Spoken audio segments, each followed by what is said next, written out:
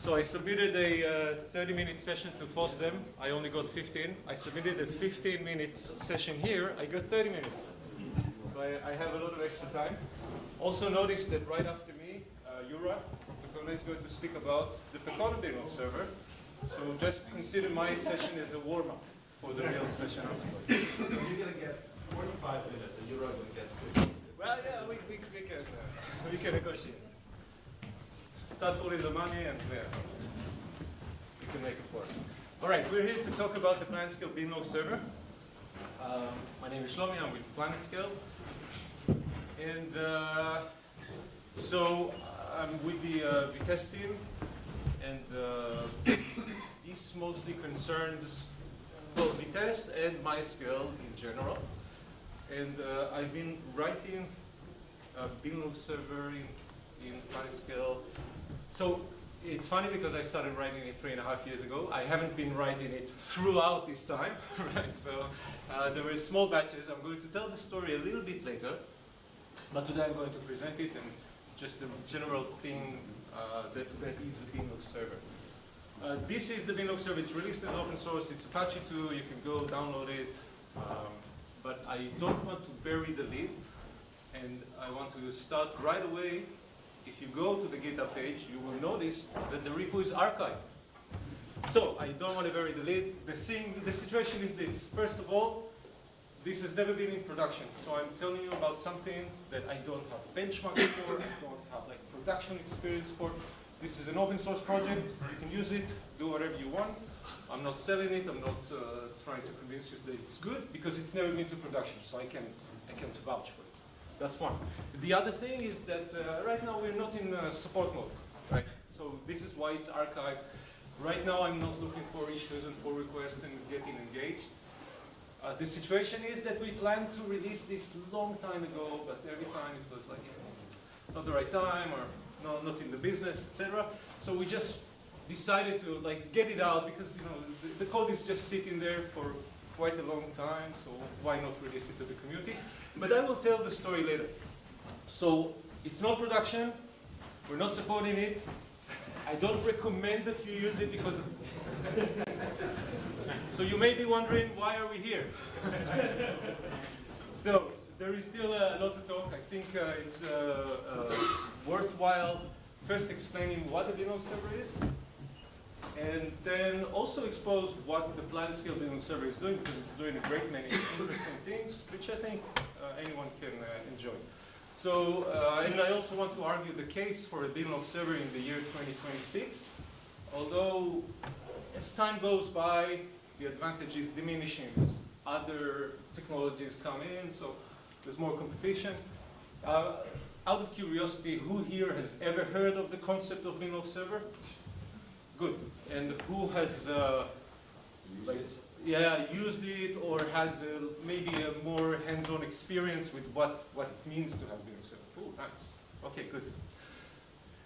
So I'm going to explain what a Beamlog server is in general. I'm going to describe it through different aspects because it's really a multi-tool. It can be used for so many different use cases. So I'm going to go slowly and describe different aspects of the Beamlog server to get maybe a broader picture. I'm going to explain how the PlanetScale Beamlog server is designed and what it's meant to do. And then maybe talk a little bit about the history and involvement and where I think things can lead to. And again, followed up by a Pecono Beamlog server, which is like an involvement of the discussion around community nodes, etc. All right, so if you've never heard of the Beamlog server before, think of it as a kind of a Wi-Fi repeater for binary logs, right? It's a way to distribute binary logs from here to there and be very smart about it. So it looks like a replica. It looks like a server. It walks like a duck, sounds like a duck, but it's not a duck, right? That's the basic premise. So let's look at some aspects of the Beamlog server. Let's take a MySQL primary. It's writing binary logs. A Beamlog server can connect as a replica through a replication protocol to the MySQL server. I forgot the main thing. Wait. Where is it? Jean-Francois, would you raise your hand? Your name is here in some slide, but I must have skipped it, so apologies. So the first thing to note is that Jean-Francois here is the father of the Binlock server. He's the designer of the idea about 12 years ago, I think, maybe, give or take. Beginning of 2014. 2014. So he was the first to design the concept. He worked at the time with MaxScale Binlock server, with MariaDB to develop MaxScale. And at the time, I was working at Booking.com, so I was a little bit more acquainted with the Binlock server as it was being developed. So first of all, the credit is Jean-Francois. Thank you. All right, so back to MySQL. So we have a primary, it's writing binary logs. The Binlock server connects to the primary as a replica using the MySQL replication protocol. It says, well, I'm a replica. Please send me binary logs from this and that position. And the MySQL server is happy to send the binary logs. And the Binlock server copies those binary logs in some format. There's a great many ways to do that, but the most interesting one is to have like an identical or near identical copy of the binary logs as they were shipped from the primary and put it locally on the Binlock server's local disk or whatever. So the Binlock server is pulling binary logs, copies them, and potentially also maybe offloading them to the cloud or to external storage, etc. So this is the first use case for a binary log, right? Just a way to persist, maybe as a historical storage, a historical archive, or just as a place to have a great many deal of binary logs. If your data set is very large, if your database is very large, and the database takes space, if you take away that space, because the binary log, the Binlock server doesn't store tables and data, it just stores binary logs, you can use that space to store more binary logs, right? In this most simplistic way of thinking, the Binlock server is a way to just store binary logs without all the excess overhead of the data. Just to complete on this, like the database usually has SSDs. The Binlock server can have just hard disks because it's sequential writes all the way, so it's less expensive. Correct. So it's a cheaper way. It's also a cheaper machine because the process of the Binlock, like the client-scale Binlock server, the binary is 24 megabytes binary. It's nothing. It's nothing on the memory, nothing on the CPU. What is the difference so far with that and compared to using rsync on the directory? Why not just rsync? Because the Binlock server really speaks the protocol, so it can acknowledge commits as a semi-sync replica. If you remember, do you remember at the time, maybe some of you remember, at the time Facebook had what they called the Binlock tailor. Yeah. And then they created their own Binlock server, which replaced the Binlock tailor. The idea was that they wanted a neutral server to send semi-sync acknowledgements to the primary that is not any specific replica. So the Binlock server, speaking the protocol, can acknowledge events. And that's really interesting in this case. And I'll talk about it a little bit more. The other thing to mention is you can stream it almost real time. Because basically, because of the low overhead, you can be like up to a message or two behind, which is like less than sub-milliseconds even, depending on the networking. And that means that basically rsync, you've got to copy a file over and it takes a while, and you've got to check when you want to copy the next one, and blah, blah, blah. And this is basically real-time streaming. Correct. Okay, so far so good? All right, so the Planet-scale Binlock server does that. You can run it as a command line, point it to a primary. It pulls, it speaks the MySQL protocol, right? So it creates a connection with the MySQL replication protocol, sends all the introductory variables, starts reading data. It uses GTID, I'll talk about it a little bit later. It mimics all the the common things like it can ask for heartbeats and the heartbeat, the retry interval, etc., etc., etc. It's very similar to a MySQL client, to a MySQL replica. You can enable or not enable semi-sync. It knows how to speak the semi-sync protocol, which is essentially just 2 extra bits on the wire. It knows when to respond or not respond to semi-sync acknowledgement. So it re-implements that same logic. So that's things. The client-stable binlog server also knows how to offload things to S3. So that was a use case that we're still thinking, we're still considering, just to push any binlog that has been completed and acknowledged by the primary. Okay, we have the rotate event. I'm done writing this binary log. Okay, the binary log is completed on the binlog server. Now is perhaps a good time to ship it, to offload it to S3 or wherever. All right. So the Planet scale binlog server does a near exact copy of the binary log. It's essentially a byte for byte. So if you know with MySQL replication, MySQL replica takes the binary log and rewrites it as a relay log, but it has different names for the relay log. It can rotate at different times. So it's the same events, but it's not byte for byte, right? It's not identical. With the binlog server, it's byte for byte, except for a few things. It does rename the binary log for reasons I'll explain shortly. And because it renames the binary log name is actually part of the rotate event in the binary log, so it needs to edit just a few more things in the binary log itself. But other than that, and there's another byte that says whether the binary log is actively written or not, skip that. Other than that, it's an identical copy. All right. It also knows how to do all the binlog protocol, replication protocol stuff, like requesting for heartbeats, like diagnosing the format event, the previous GTIDs event, the rotate event. But otherwise, currently, it is completely ignorant of the contents of the actual data, or the actual events. It doesn't understand DML, it doesn't understand statements, it doesn't care. Like, it knows that there is event, it knows the type, but it doesn't care. It doesn't try to understand, it doesn't try to interpret the content of the binlog, and that's an important observation. Yes? So filtering is not possible? Right now, no.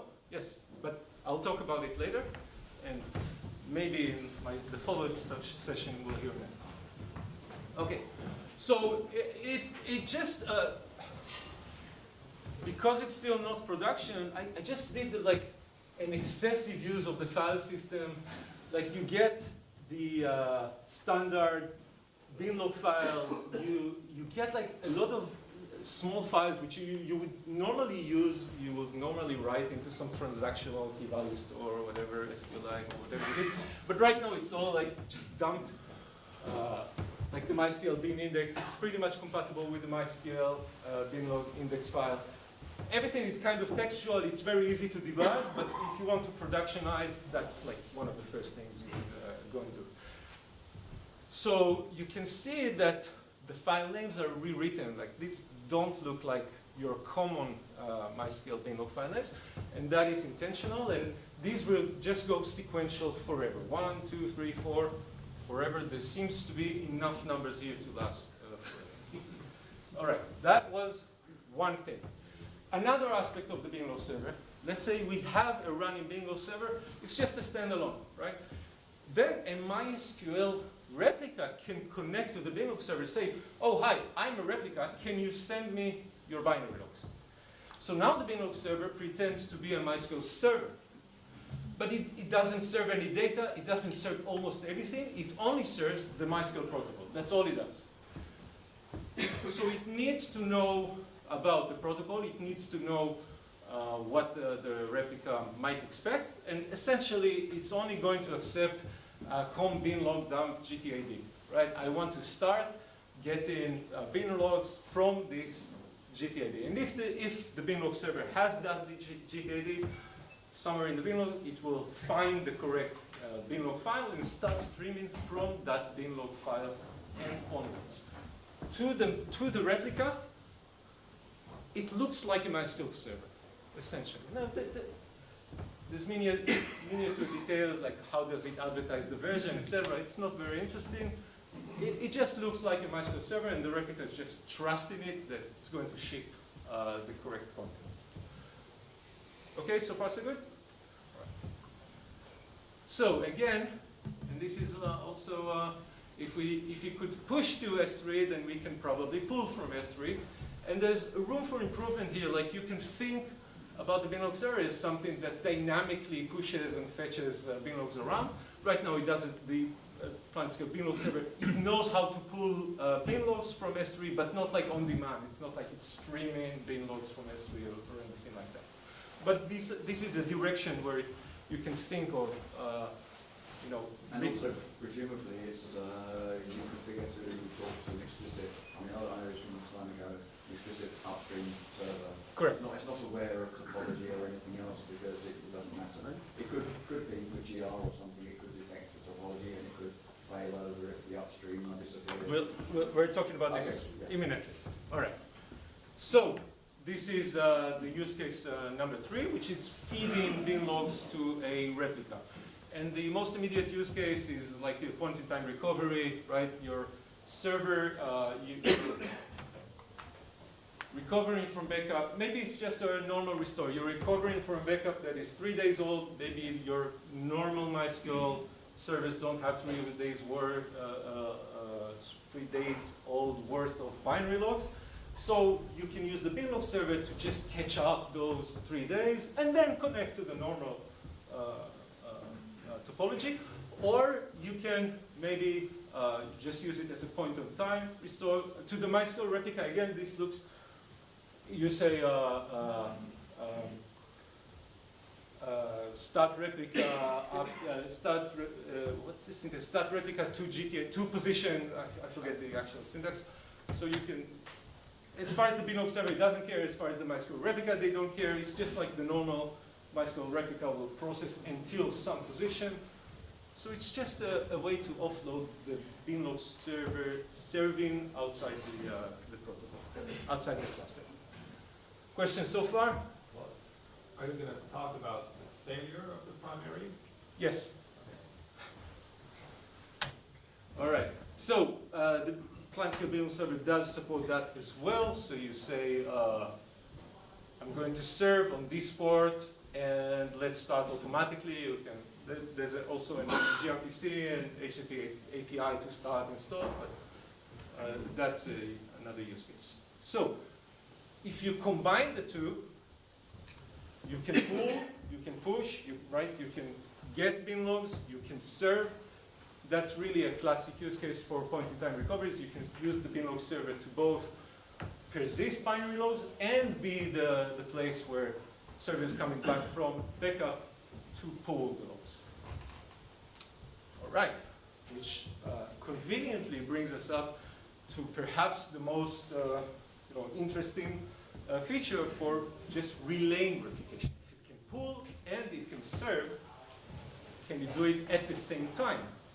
And it can. So the idea is that you can have a primary, a binlog server behind the primary, and then normal MySQL replicas replicating from the binlog server. Or you can have a primary with 2 binlog server replicas and a few replicating from this, a few replicating from that, maybe different regions, etc. And because a binlog server can serve and can replicate, it can also chain. So you can have a chain of binlog servers. This is all possible.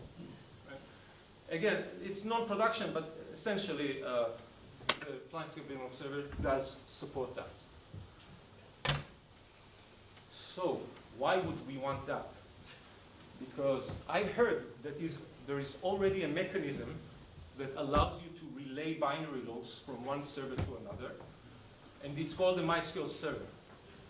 Right? You can use MySQL for relaying binary logs, an intermediate replica or a local replica or however. So this comes with the product. This is native, this works, but it comes with a lot of baggage. There's quite a few constraints and limitations to this technique.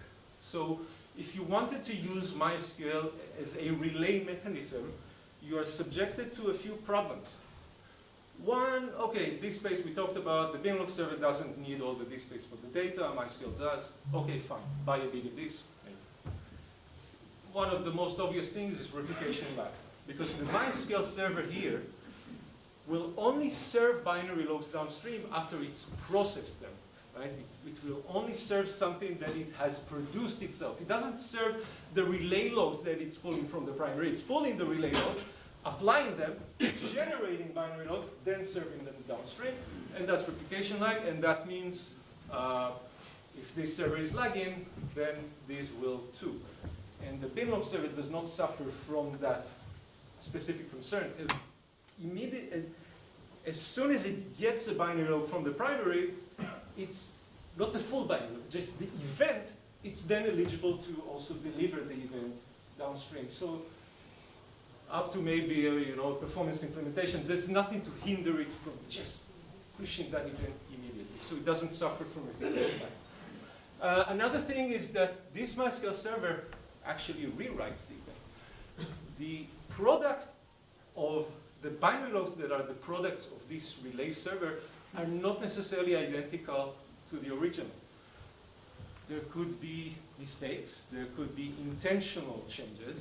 So like at the time we were upgrading from 5.6 to 5.7 or 5.7 to 8.0, there is a different mechanism going on, right? There's a little bit of different data inserted into the binary logs.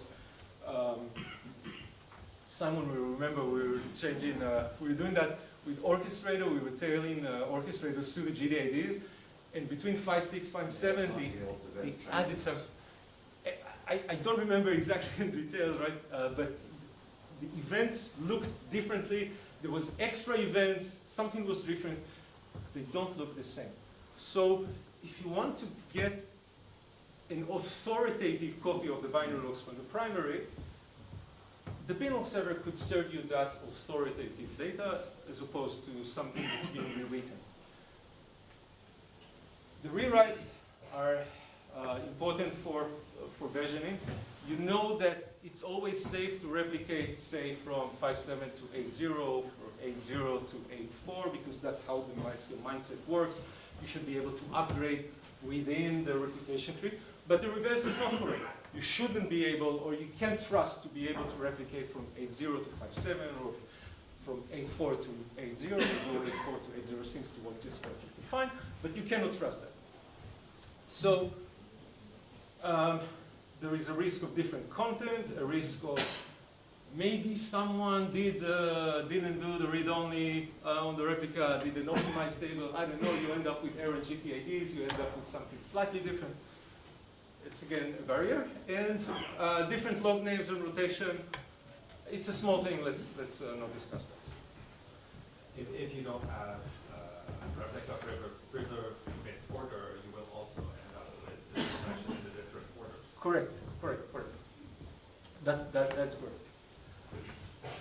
Okay, so now let's talk about MySQL failover.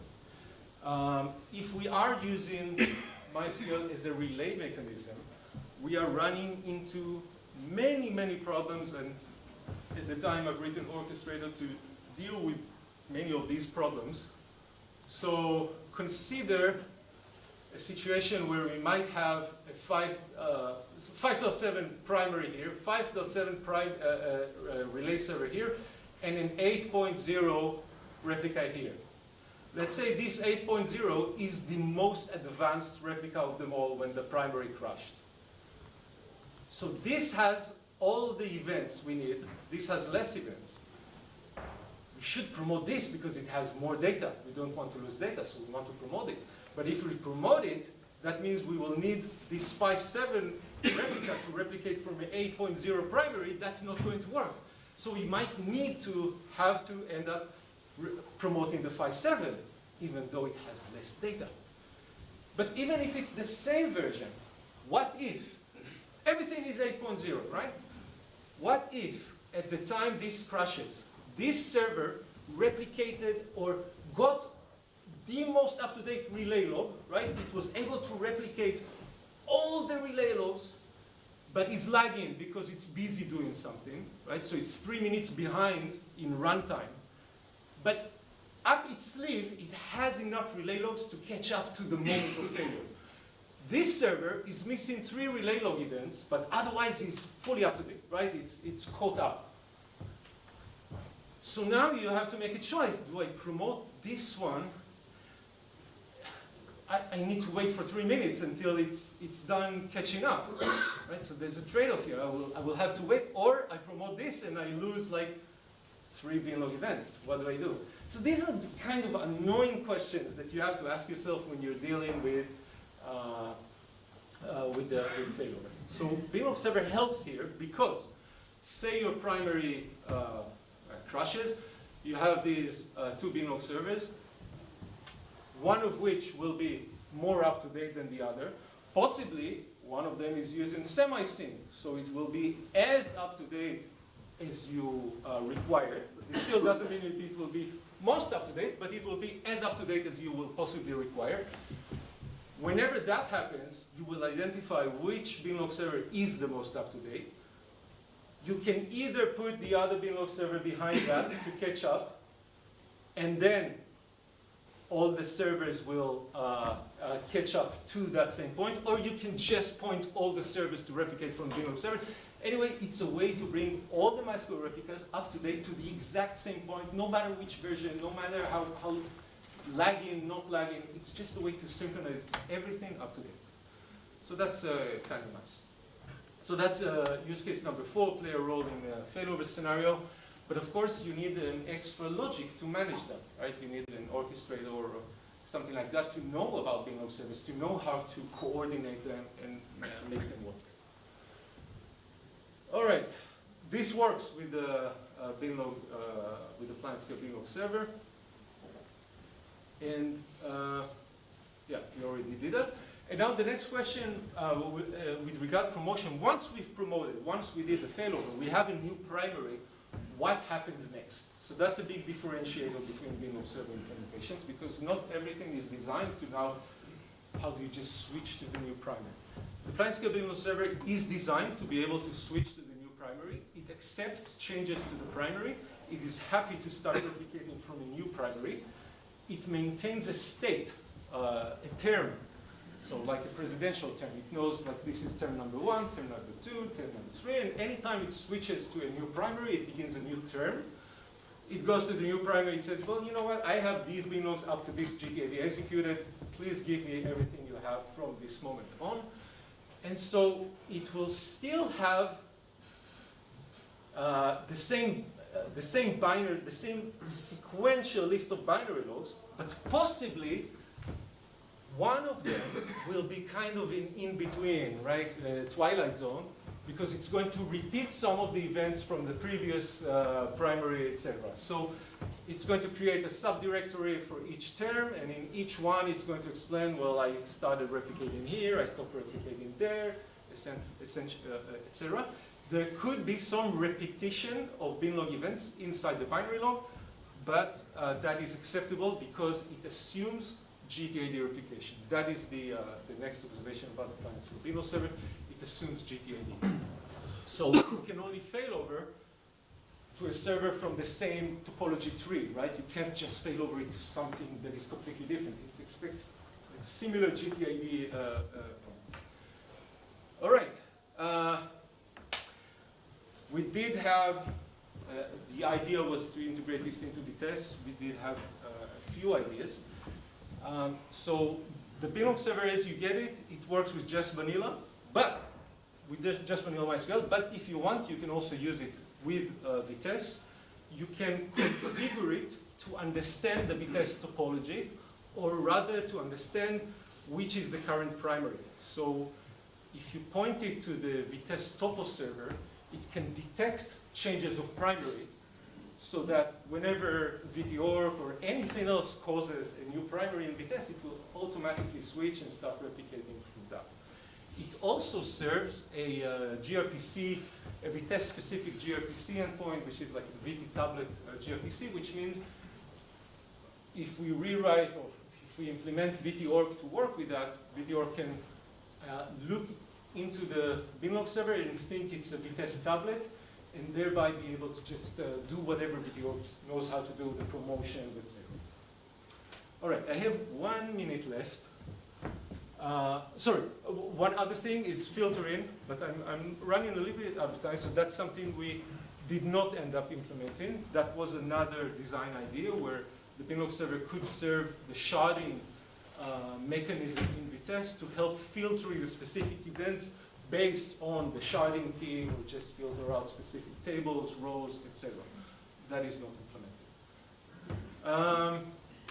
Yeah, so we're just releasing it to the community.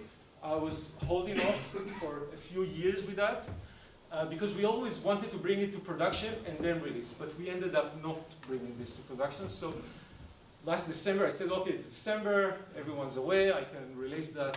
And then Pekona issued this blog post, and then Pekona issued this blog post, and so, oh shit, look, they're releasing the binlog server. And I was just about the next day to release, and I didn't want to come off like, you know, it's passive aggressive something. So we sat down with Pekona and started a discussion around, oh, you know, you're doing something, we're doing something. So there is a discussion, there's no results, but there's like kind of thinking, where should we go with binlog servers? Like, and this discussion is just initial. I'm curious to hear what Yura has to say, and that's it for me. I'm happy to answer later because I'm running out of time. Like, what are the reasons we didn't get to production, etc. Good reasons, essentially, but yeah. Can you go back to a slide where you chain binlog servers? Where you chain binlog servers. Yes. Yeah, that's good. Okay. So one thing, so let's assume on the left that it's semi-sync and there's no binlog servers, and you want 2 semi-sync actors. Okay, so the primary will not complete it, but one of the replica will have the event and might execute it. Correct. So in that respect, you can have a replica which is ahead of the primary. Correct. Okay. And this is what I call the n+2 Correct. problem.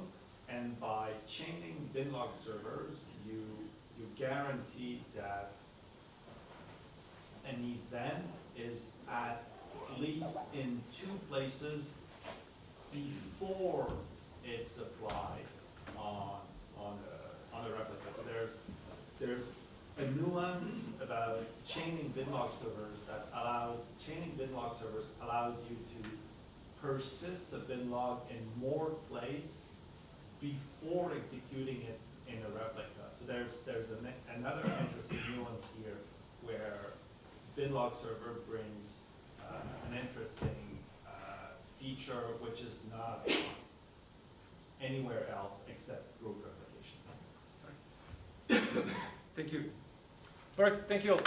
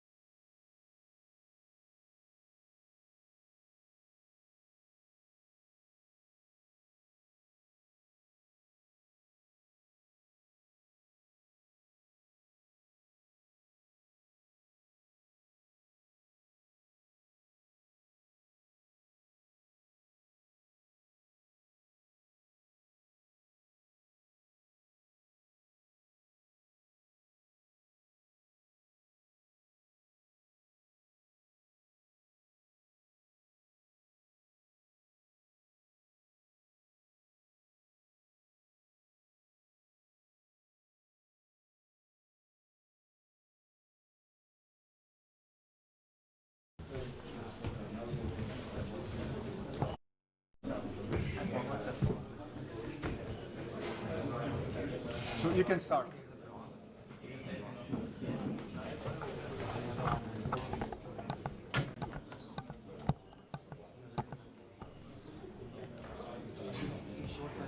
So hello everyone. Welcome to my talk, binary log servers, the missing MySQL infrastructure component. As Shlomi already mentioned, we have kind of conflict between our content, but I will not think so. It's kind of, we are trying to solve the same problem, but probably from a bit different perspective, or concentrate on other part of those problems. So I hope you will enjoy it as well. My name is Yura. I am a software engineer at Percona, and as you can see here, a big fan of MySQL and C++. This is a photo of me, of 10 years old probably. Look how happy I am, still smiling. It was before I joined Percona. Yeah. So I do not have enough time. It's a 25-minute talk. I will briefly describe a few examples. Shlomi probably mentioned some of them, but this is what we saw from our customers' operations and problems they were trying to solve. So let me just show them here. Basically, continuous binlog backup for point-in-time recovery. Very primitive scenario. Even we saw people even using not just MySQL-D as a way to collect binlog events, but just MySQL binlog utility, which they were running in a loop, having some additional scripting for interruptions. It wasn't perfect. It was working mostly on probably on file level. Sometimes it was possible to continue operations from the middle, but it was again a lot of manual work there. But in general, running the utility, not being able to reconnect, and manual upload to a cloud storage when you need more persistent storage, I would say. Another example, something similar. Jean-Francois probably was doing, and after us talking internally, we found a lot of similarities, but I wanted to emphasize on a bit different problem here. Some people were doing, using MySQL-D as just a way of propagating binlog events to other parts of the topology, and for that they use an interesting trick with creating identical schema on here level 0 replicas, but switching actual storage engine from InnoDB to black hole, so that we want any data won't be written permanently. We will just this operation will be as fast as possible as MySQL-D allows, and we will have another set of binary logs written, and they could be served to the level 1 replicas as well. A little problem here that when events pass through this level 0 replicas, which some people call binary log servers, we lost some important information required for parallel applier. So after that, level 1, after passing through level 0, level 1 replicas will all be able to apply events single-threaded. There are a few pretty old bugs connected with this. One reported to upstream, one from Percona, and it's 7.5 years old. Still no solution. Yeah. What it means for Percona? We saw an opportunity. But there are at least two scenarios primitively described by me at this point,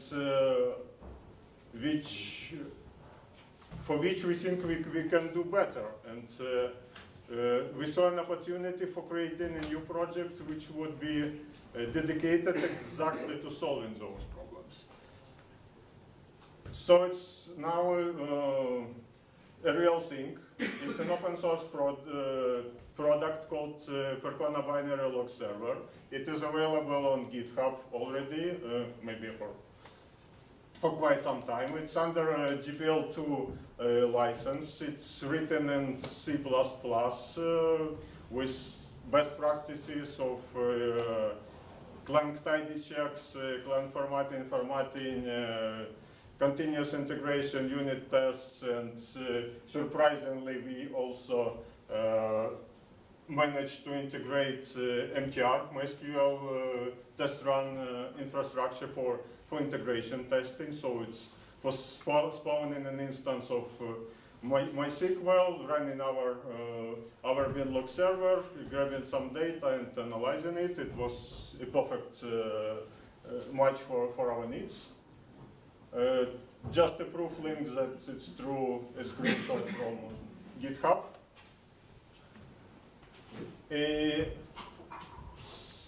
Now let me talk probably about what we currently have implemented already.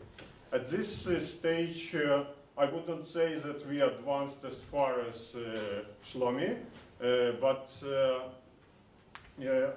at this point I would call our product MySQL binlog utility on steroids. This is just a quote from readme.md file from GitHub project. It's a command line utility that can be considered as an enhanced version of MySQL-D run in read from remote server mode, which serves as a replication client and can stream binary log events from remote Oracle MySQL or Percona server for MySQL. Blah, blah, blah. It is capable of automatically reconnecting to remote server and resume operations from the point when it was previously stopped or terminated. And let me go in details through some of the key features we have here, and I will try to compare with other approaches to solve similar problems. In comparison to just having a dedicated instance for collecting bin logs, we do a bit better job because we don't have an overhead of full-blown RDBMS. We operate on a binary log events level. We know nothing about transactions. Okay, sorry.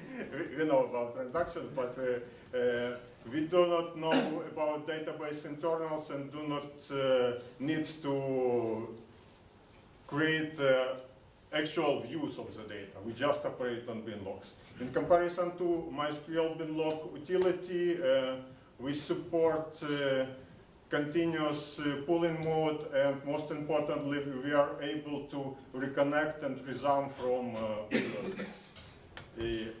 One more important thing, we natively from the very beginning support working with cloud storages like S3. We started with AWS S3 implementation, native one, but very soon we realized that a lot of people ask for S3 compatible storages like min.io, where we could specify custom endpoint basically. We added support for that, and in general it's a pretty pluggable architecture, so it's one day we want to add Google Cloud or Azure, for instance, we will be able to do this. Currently, Winlog server operates in two modes, which I call fetch and pull here. One is mostly for testing purposes, just shoot, grab everything you can and terminate, and another one is continuous, one called pull, where you can run this process in the background and it will continuously do the all operations you want. Basically, I've just described with trying to connect, continue from previous position, if error occurred, doing some pause, and trying to reconnect again. In addition to that, we had a few requests from our operators team, primary requesters currently of this project, for their point-in-time recovery needs. And in particular, what they wanted us to do was to answer two simple questions for them. They want, for instance, do a point-in-time recovery up to a certain timestamp, and what we need to provide them, a minimal set of binary log files stored in the cloud, which are necessary to restore to this certain point of time. Or similar task, provided that we have a GTAD set, we need give me the minimal set of files which would cover this GTAD. We can do this now. And let me now describe a little how this could be done from the user point perspective.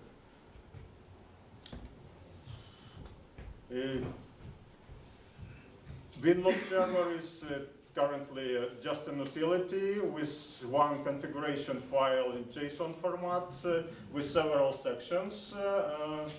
Here I will go through them and alongside describe what we can do and what can be configured. So let's start with connection section. Basically, here we describe the source of replication.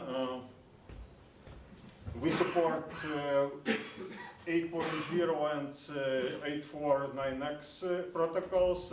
I kinda made them separate because there was little change. One new event was introduced in 8.3, I believe. It was called tagged GTADs, and it affected logic a little bit. We support full variety of SSL options, as you probably all expect. With no doubt we did this. We also support DNS SRV name connections. A kind of important thing for Kubernetes environment when the host to which we want to connect can be identified via DNS records and some configurable read connection, write timeouts. Replication section. Another section in this JSON configuration file. Here we can specify in which mode we are going to do replication. It's actually an interesting story. We started from position-based replication only here, but for the proof of concept, because for obvious reasons it was easier to do at initial stages. But after that we had a few talks with Jean-Francois, and he convinced us that even in modern world, where everything is GTAD, having, for this particular scenario, having position-based replication and producing physical identical copies of binary log files from a server can also be a pretty useful instrument. But nevertheless, we support GTAD-based replication as well, where collected files may not be physically identical, but they will include all the require all the transactions from different sources. We support checksumming and specifying server ID, just a requirement for replication protocol. As for the storage, again started as with local file system for simplicity reasons. We had only a few ideas to support clouds in future, but it turned out it may also be useful for some scenarios, and so currently we have support for storing the logs locally and storing them directly to S3 or S3 compatible storage. We do for cloud, we do a few interesting things which we called checkpointing. So we do not immediately flush data to disk, to local disk or to S3. We kind of buffer this operation and can specify two types of events on which flushing real write could happen. And this is one of them is size-based. As soon as our internal buffer reached, I don't know, 128 megabytes, do the flushing, or do the flushing every 30 seconds, or whatever comes to your mind. So how to use it? Just create a simple configuration file. Put this 3 sections I just described, plus one section for logging I omitted here for simplicity reasons, and track the utility. Binlog server pool JSON config, and very soon you will see something like this. A few files, you must be familiar with binlog index and regular binary log files, but there are certain metadata. Shlomi had something very similar on his slide, but probably put in a bit different format. We put some metadata in JSON files associated with each of the binlog files here. Now let me talk about a few problems that we it sounds simple, but it wasn't really easy to implement. So it's a few discrepancies between 8.0 and 9.4 servers with this new GTD tagged log event. Kinda not the hardest problem, but still we have to take into account this. Then initial sequence of event we receive from binary log from the MySQL server upon connection, artificial rotate event, format description event, and optional previous GTD logs event. Sometimes they're purely virtual for information purposes. Sometimes they need to be written to permanently to data files. One of the important things, as I should probably have put in features as well, is we are aware of transaction boundaries in binlog files. So we try to keep binlogs in state where the data written there is never in the middle of transaction. So we had to do some additional transaction parsing, and for that, luckily it was much harder. Luckily in 8.0 it's much easier than it was in 5.7 because GTD log events now have information about size of the upcoming transaction. It was a great helper for us. And yeah, as I already said, we try to write data only at transaction boundaries. it helps with recovery, with resuming operation, and especially in GTAD mode. Reconnection logic with simple goal to minimize open-close operations for our storage. Because even to initialize operation on S3, you need at least read the content of S3 bucket virtual path, do some analysis of files there, probably read metadata. It's not a simple operation, so if we just disconnected from MySQL server and reconnected, it may not be a good thing to start from the beginning, so we kind of reused optimize this logic to minimize open-close operations for the storage. We also, in those JSON files I just showed on previous slide, we keep track of GTAD sets associated with each binlog file. It helps a lot with those search tasks I mentioned for our operators team, for searching files for certain GTAD sets. And those files also include minimal and maximum timestamp of binary logs events in them. This helps with time-based search. For GTAD mode, similar to what Shlomi showed us, we do some renaming of binlog files just for a simple scenario when we were working with one server in the topology, then it went down and we reconnected to another one. There is no guarantee that on those servers binary log files were physically identical.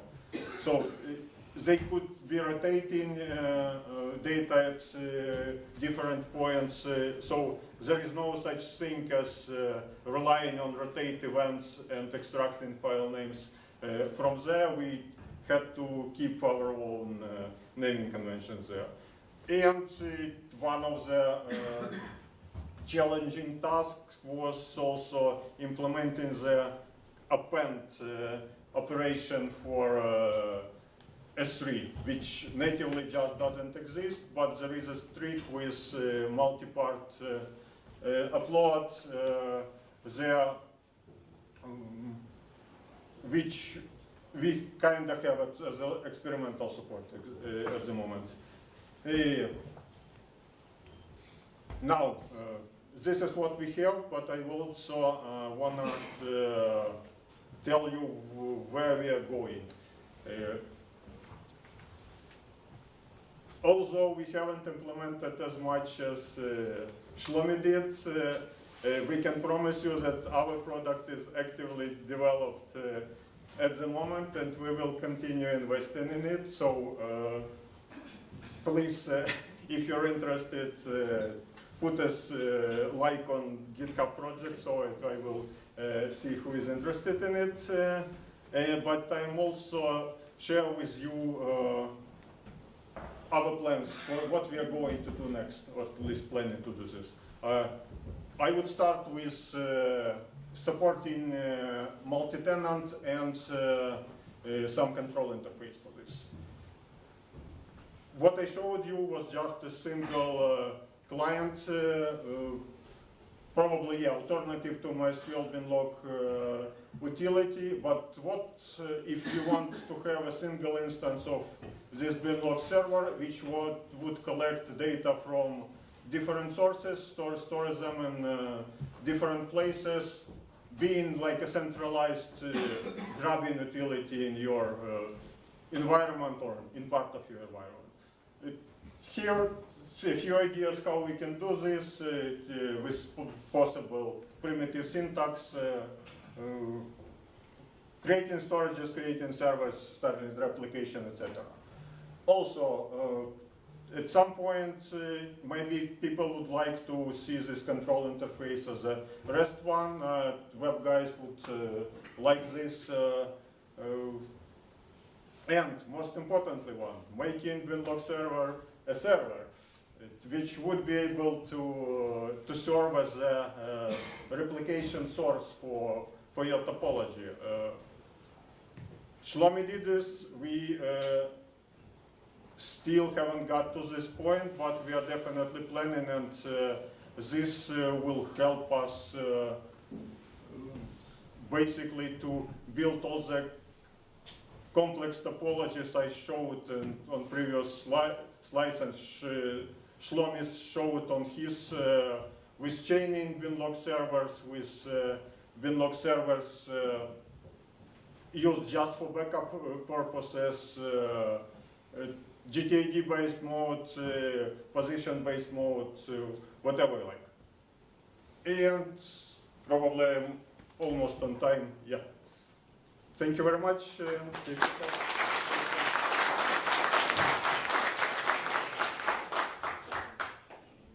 You have time for questions if you have one or two questions. Just a quick one. Do you support compression to the upstream MySQL server? And also, do you support potentially the bin logs you're saving, compressing them, to save space to them and not load them to S3 or locally or to upstream to S3?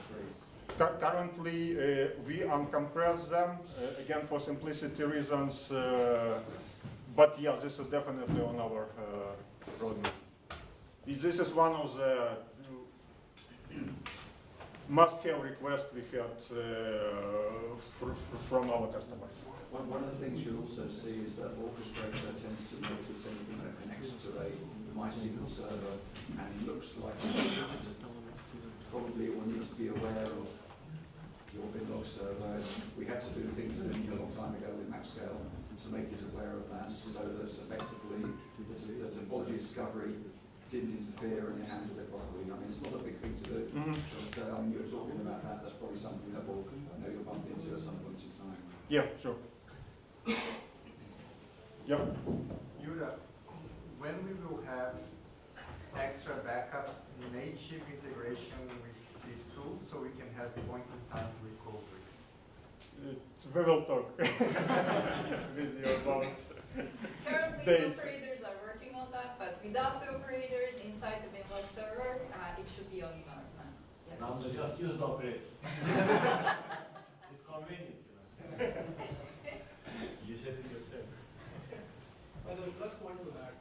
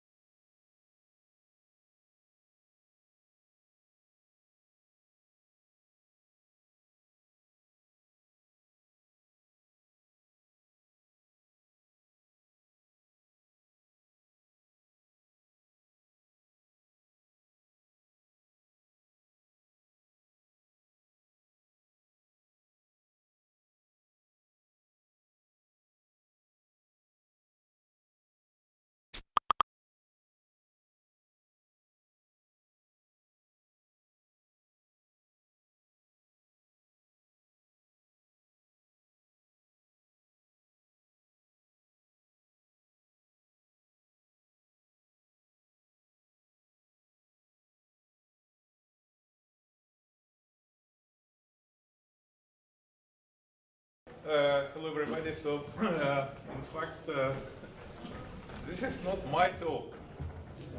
This talk is from Mayank. So he was accepted, but he could not come. So, and we agree. So, okay, we'll try to present. So, because it will be pity if we cannot cover, because it's very interesting stuff. So you will ask yourself how it's related to performance. You will see it's related. So I do some minimal changes. All slides is made by Mayank. So it's extremely good job. So very well presented inside. You will see. But just when I added his photo, I think he needs a French touch. So if you are not aware, just Google France Macron. For sure, you will see great news about France. For sure. For sure. So he wanted to speak about two topics: about regular dynamic resize and instant column added row. So in fact, it's pretty major. This story started many years ago. So in fact, when we were designing Redulog design, and so I asked Sunny and Pavel, so okay, we have new design. Why we cannot just add possibility? So you have number of files, you have a size of files. Why we cannot change number of files dynamically? So for performance, it's critical. You know, sometimes what may happen. You will have so many dirty pages. So your storage just unable to follow whatever you do. So the only solution for you will be just throttle, slow down, or kill your application, whatever. But if you can increase your Redulog dynamically just to absorb your load, and then we can decrease it again, it will be a huge win. So you even can have a watchdog timer, like you can watch yourself, so you can make a script. If you cannot follow the charge, increase Redulog, so you see your flashing is going down, then once it's finished, okay, you can decrease, you don't need it anymore. But I could not imagine complexity it will need. So you see, for me, it was like, well, task for 2 weeks, and it's all right. Just you allow to change the number, in fact, and it's fine. But when it came, so because we are able to stream now from the new design, you can stream Redulog and so on, and it came to complex everything. So it will be integrated in performance schema, it will be integrated with backup and so on. So, well, I suppose you know, I don't know, probably did not know which auditor it will be. So you know how it's so bigger Redulog, small Redulog, you need to flash faster or slower. So, and the design is going, I don't know why, so pretty often we say that it's like a snake eating the tail, but well, you can imagine, so you constantly write a bin log, but what is a bin log? So Redulog, you are writing inside, and some data already written, okay, in the Redulog, some not, it's still in the buffer, it will be flashed in a few milliseconds. And you have a checkpoint age, which is called, so you have a tail, up to which we already flashed all dirty pages. So like if you crash, you will still recover properly. So there is all the dirty data you still keep in memory, already logged. And we need to flash pages, so to reduce this checkpoint age. So in fact, it's called fuzzy checkpoint in InnoDB. And I think it's pretty smart solution. So comparing, especially when it was, can you imagine, it was designed at 25 years, 30 years ago? So, and it was just 1 month, for InnoDB. And it was already designed really great in this way. So, the story is that it was pushed much more far. So in fact, number of files now auto designed, size, you just say what size you want to have, and it will do everything for you. So it looks like you will always have 32 files. Why 32? Don't ask me. So this was, I don't know, Pavel decided it will be 32, so it's 32. So it could be 16, it could be 8, but it's 32. So, well, the advantage with 32 anyway is that if you depend on your size, you will have small redo-log files or bigger one. But it will be always splitted by 32, and you have the space allocated. So when it's named as TMP, so it's a redo log file which is not used. If it's not TMP, so it's in use. And the file will be dynamically renamed as soon as started to be used. So originally, the idea was to recreate the file each time. So because, in fact, whatever, even if you do to Linux kernel, to say, okay, my file is written totally because we initially write redo log in the file system cache, and then it will be flashed, okay? The problem is when you flash and you say, okay, I don't need it anymore, you can remove it from file system cache, and it will not remove it, it will still stay and use your memory. So, but if you drop the file, okay, then kernel no file is not more here, you cannot keep any cached data inside. So, but if we drop the file, then to recreate a new file, it's a big deal. Because again, on file system, it will not just say one operation, I just need a file of 1 gig. So it will need, so to write first, you will have always 2 IO. You increase the size, you write some method. You increase on size. You can do F allocate, so it will looks fun, so like you have the file. But in fact, the file system is lying. So it's like you have 1 gigabyte, but it will be not here. It's once you started to touch it, then it will start a little bit, and for every single IO, you have 2 IO. You increase the file, right, increase the file, and so on. Shit, so nobody happy. So in fact, we keep all the files, and on demand it will be here or not here, so it will be renamed just to TMP, but it will be always here. And then we have numbers which incremented like it bin log forever. So this is explanation about how we can see checkpoint age. So we have the level at which we already flashed to disk redo log, current LSN, which is not yet flashed. So LSN is kind of internal number inside a number of, in fact, it's number of records or file position, but it's not LSN, logical position inside. And you have checkpoint age, so all the tail which is already flashed from the buffer pool. So all these dirty pages already, well, data all in the story. It was my uncle. Hope I everything said it's not for him. Ah, there's animation. I told you my uncle spent a good time here. So in fact, I should click for everyone. So solution continued. Every time when InnoDB will suspect and you don't have enough space in redo log, you will have this kind of warning. So well, in fact, you have way to monitor redo log space inventory. But you will also have a warning message, so in case nobody monitor anything, so you will discover it anyway. Dimitri, are there counters for that? Because the problem with warning message, you have to start to look at them in the block file and everything else. Are there any counters that you can check to see if you hit that, so that you know there's something trouble?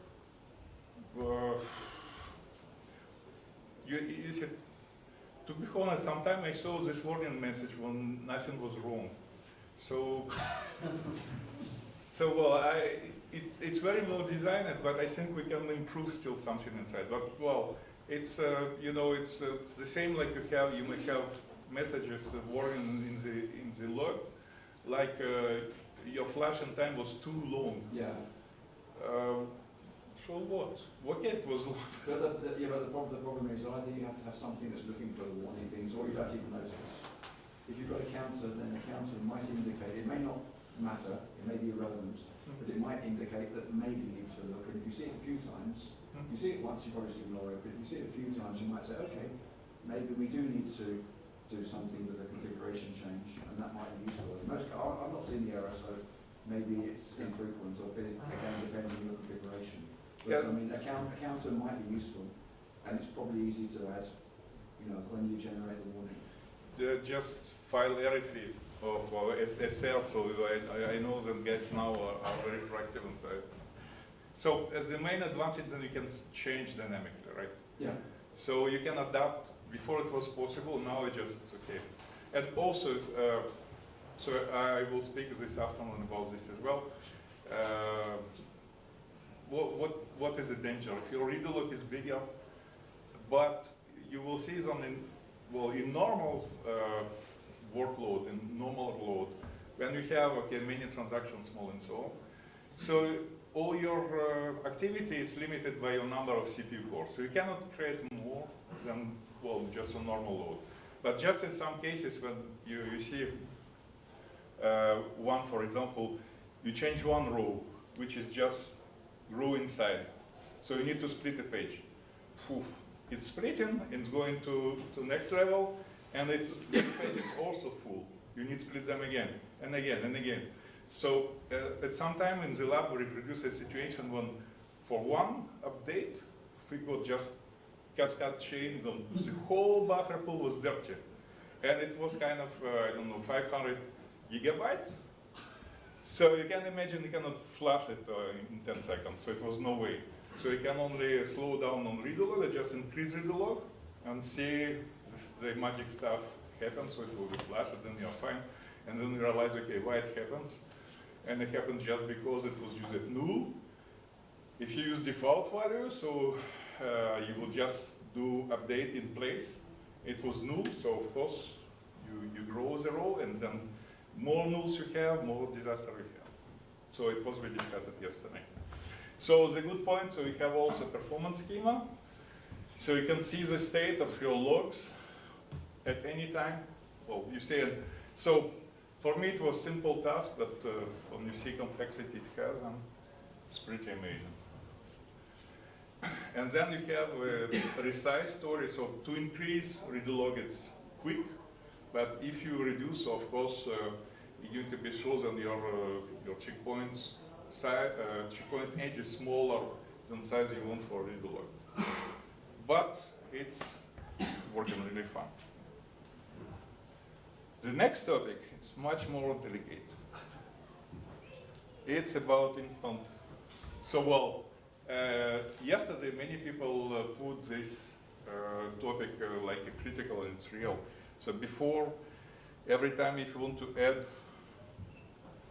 something, if you want to change, if I recall from the past background, many people from MySQL team moved to Mongo just because it was, we can change columns very quickly. So in fact, okay, it's not more structured data, but you can do whatever you want and so on. I even don't recall if on Oracle database they got it from the day one. So it's pretty complex story inside, but it became possible because in NATO we have data dictionary, and in fact people become more and more smart as well, right? So this is all structure how it's organized inside of the InnoDB, and in fact when you see all this complexity inside, you can imagine sometimes when you want to downgrade and you see how it's designed inside, so probably you should not.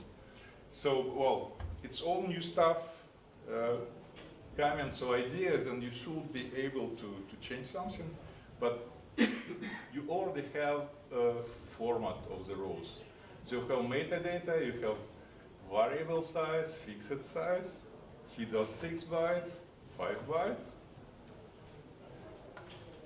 and you have null bitmap, and this, so variable range, if you have variable null bitmap, you say if value is null or not. Okay.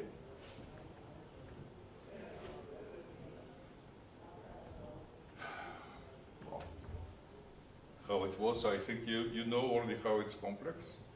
So the idea is about to change metadata, so change information in data dictionary and so on, and in somewhat dynamically make a simulation like you added the column, because well, you add columns, there is nothing, right? So you will say it will be null or default value. So just will say like you have this column and will show you default value if you want. So it's kind of well, in your query select will simulate, okay, you have additional column or not. Or if you want to drop one, so we'll say, okay, we should not show this one. So you drop it, it's still here, but you will not see it anymore. But well, you also want to save your space, right? I drop it column with text, for example, I don't want to see it anymore. So I suppose that space will be recovered at some point. And it will happen. In fact, so you have it's implemented with versions inside. So in 8.0.12, we were able only to add column, and a new design after, so you can add a drop in whatever order. And order, in fact, also it's logical, right? So it's not because you say it will be first and second, it's according to your metadata, you can show it in first position, on last position, whatever you want. What? Can I add one thing, Dimitri? Yeah. The first implementation was a contribution from Tencent. So we worked, so you should say. You say it and Sunny did not say anything. So. Oh, is it correct? Yeah, it's correct. Sunny confirmed, you're right. No, Sonny worked with them too. Yeah, I recall. It's nice to tell, this is a contribution we got from the Tencent team. I will add it, say to Mayank, so don't forget about it. Well, it's, the next was implemented by Mayank or not, so. Yeah, the second one was done by, designed by their implementation by Mayank. Well, it's not something new, so just, well, see this complexity, it's pretty amazing, in fact, to realize what happens inside, because when I look at initially, you know, I thought, oh, but it could be just 3 slides, right? You have read log in the sides, you have add column, you can add delete, so what else? But when I look inside how it's implemented, because it's implemented in way when you still can downgrade if you did not use new feature, if you did not use algorithm instant, and you did not touch your data and you see, okay, something not good for me, you still can go back. Well, once you touch it, you cannot anymore because you will have versions on. But it's amazing. So I discussed it with Mayank, it was really fun. So, well, it's about raw versions. And then you will see how it's fun. So he has a lot of nice simulations. So we have next row of set, half of byte of set, columns, heap numbers, and in fact, all around here, then we have info bits, and by chance, seems to be, it was a free bit. So just help to this, then it was still free, so it's possible to make everything compatible. So in this 6-byte header, you can say, so it will be this, just 1 bit. You will say, okay, just before your header, you will have a version number. And you have 8 bits for this. So 8 bits means you can go up to 256 versions. So for 5-byte header, it's the same story. You also have a free bit, which you will use it to say, then you will have the versions in the rows. Okay.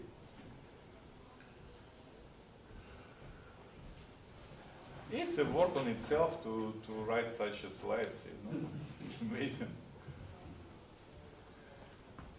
So, and thanks to this, we will have different rows format. So you will have version presented or not, just according to 1 bit. So this bit is every time verified. So I discussed it also with Yankis, if anybody tried to see if we have any overhead with this, because well, it can be, you know, it's not just you change in row format, but you change in instructions, and you need to check all this time and so on. And at the end, my conclusion it's so useful. So it's like I don't know. If I run a production, I don't care. Even if I lose 10% in performance, 20 I accept, because otherwise I need to reformat a table and it can be days, right? So it's the same discussion when we got with people when we introduced the performance schema, it's limitation about memory. So, and we asked guys, okay, if it will be 20% inflation, what is it? And I recall it was Bromford who came. He said, if it will be 50, it will solve my production. I can enable and understand where is memory going. I don't care. So it's, sometimes it's helping your life. So here it's feature which you cannot ignore. So you will have record version inside, and what's amazing, so we have in the metadata, it's kept, so one part is kept in data dictionary, some part is kept in table metadata. And you will have version for edit and version for drop it. So it's where the fun is starting. So here it's very nice explanation by animation to understand how it works. So you create a table and you have 4 columns, C1, C2, C3, C4. You don't have C5, it just, so in fact it just created and it will be version 0, no changes. Then, okay, so on the disk, it will have row 1 with no changes, just with 4 values. Then you do alter table drop C3. So C3 will be marked as deleted, and it will be deleted version 1. Then you do alter table, you add C5, it will be add, and version number is going to 2. Okay. So for C5, we will always set the default value until there is no value. For C3, we have version dropped, which is 1. And now how it's going, what we need to retrieve. So initially, nothing changed on the disk, so it's version 0. And for column 1, you take column 1. Column 3, you take column 3. For V3, you just check and then your version of delete is smaller than current version, so you just ignore it 1. So if it was, it cannot be bigger. So in fact, we always ignore if column is deleted. Column 4 is still here, and column 5 is taken default. So it's crossing all this data, and at the end you have beautiful design. Yeah. You have no control on when C3 will be physically removed, right? Who cares? No, Space. in fact, Space, yeah. I care. No, sorry, I answered before you finished it. So in fact, for showing, for select, you don't care, right? It will be your order. When you will update, okay, if you will update and you will change, so on update, you will always create a new row, and the old one will go to, so it will be recycled. But on update, it's probably when you cannot do in place update. But in any case, for C5, you don't have place, right? Except if you put on default value, which is big enough, but it's not here in the row. So on update, you will always create C5 with something. So because even if you say default 20, there is no space inside reserved for the moment, right? So next update, it will have new row and you will get space. My problem is, let's say that I have a large text column that I want, well, not text column especially, but a bar chart that I want to Yeah. do. And I count on that to recover space, right? Yeah. And I have If you don't touch it, it will stay until you do optimize table. Okay, Yeah. So is if the optimized table that triggers or the Arthur reverse? table, engine, DB, but if you never touch it, if you never update it, it will stay forever. There is not like a garbage collector Okay, that's going, what I'm asking. no. Okay. So at the end of the day, is an operation that will lock the table in house. Yeah, and it's very rare, but we have seen a situation in test where you go above these 256 changes for the same table without doing alter, and then you can say, oh, you cannot do an instant anymore. You need to do an unreplace. Yeah. No, in fact, you can do so number of versions 255, right?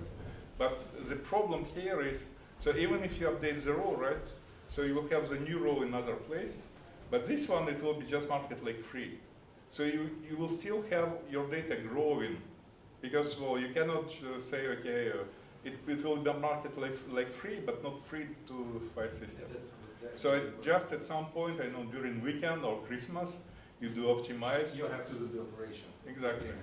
But it's like any kind of reformattation, right? So I am asking because the problem that I have doing tests with large data set was exactly that. I was not recovering space and released them, and at the end I was obliged to do in any case an operation that was locking in there. So that alternative, okay, you can always say do it right now, right? Not instant. So then you for 10 terabytes. This is what I was doing, right? Forcing to do the operation on this. Well, like the advantage of this is that if you have developers that need that new product, it's their right way. Of course. I agree. Or if you want to, I'm just talking about the space that you take that is not. you then need to rebuild a table in the background later. So, if you delete a lot of data, the need to rebuild the table to get that space freely allocated and everything else has always been there. I don't think the problem goes away, I'm afraid. But this optimizes very, very many other cases. I agree. Exactly. So, Jill, one more. Any questions? But maybe you do have to be careful because developers need to think, they can't think, oh, I've got instant, I can just keep doing instant changes until they hit the limits. And then they go, oh, I'll just do that other quick change. And if the table's really big, then they've got to go through the slow process, which might be a long time. So that's not a ticking bomb, but something you've got to be really careful with because. But you have the information. So as a DBA, you can monitor that and warn your developers. Oh, watch out! You can still have 2 free changes, and then it's up to you. But there are environments like when using Kubernetes, something that they can go bad, literally, because you give the freedom to them to do things completely independent, and then. That's why you need to have a license to drive a car. I know. You let on change all the time. Very rarely the problem when we ran out of versions. Changes. But you can check. So it was amazing. So in slides you also have information from performance schemas. You can check how many versions you already used. It's like in the game. You have 3 lives, and then you die. So it's another example. Once again, very nice animation. So just to exactly about how it happens. So we have initial row without any version, then we have row 2. So if I go back, it will not replay. Then you do update on the row 2, so it will be new row, still without version. Then you do insert, still no version, so it's still okay. And then you do alter table. So whatever you drop or add a column, so what? After this, you update data dictionary, so metadata in table as well, and no changes in the rows, only metadata change. And then when you add new row in insert, it will already automatically have version 1. Okay, so it will have new column, add it or drop it, whatever. So it's already version 1. And now if you update R3, so it will automatically move to the version 1 and it will be reformatted. So you see the place of R3 will be marked as free. Well, when it will be proceeded, but it will go to the new place. So well, because your row is not column which you drop it or you add it, so you will need to move to another place. And when you want to read, so it will just recross all this data. For row 1, you will read row 1. For row 2, you will read row version of row 2, R3, and then 4. R4 will be like version 1. So Mayank is online, he following the stream, and he wanted to also say, when you do the optimize to gain this space, all the metadata changes is also gone. So you go back. Reset that. Yes. Yeah. I have a, sorry, I'm really big, I take time to understand things. When you change R3, and then you say that you have other changes after the version, and that you have to put R3 in a different place, means that you are actually using additional space on the page to do that. It So can be another page. it can be another, so you can have speed of blah, blah, blah. And this means that all F3 is still kept, plus the space on the... Exactly. So you are doubling the space that you're utilizing for the It same... will be not doubling because the next row can take place of the old R3, right? So it can be reused. Oh. Well, in a world It's where recycled. we were only updating data without variable length, field, like in that world, when we start to do add and drop columns, we will end up with page splits. Like there's easily a trade-off of this design, which like there were never page splits before, and with this It's not true. So in fact, Frost, as discussed yesterday, if you define the right defaults for your values, it's one thing, so you have much more chances to do update in place. And second, you can reserve free space for pages. So from the start, you will have reserved space. And then your movement inside, so you can give more, you can give less, but it will be used for your new records. So you will still reduce the space. The only thing I'm saying is this design as a new trade-off that people should be aware of. Yeah, well, unfortunately, it's always trade-offs. So, you know, it's kind of repetitive work that's coming, I don't know, from the computer creation, I think. One extra comment from Mayank, that the older space is, when it's marked as delete, right, it will be used by new row. I asked Mayank, do you want to do your talk online? It will be so much fun. I didn't know it was. So I think he has a slide exactly. So when you see when you have optimized, so you will go to version 0. So he was ahead of his slides. Okay, so ask Mayank if he recall, because there will be question. I asked him in some at the end of the slides that I don't recall this topic. What happened? Say that if you don't recall, I cannot help you. So maximum version is 255. So you will have error if you outpass number of versions. So and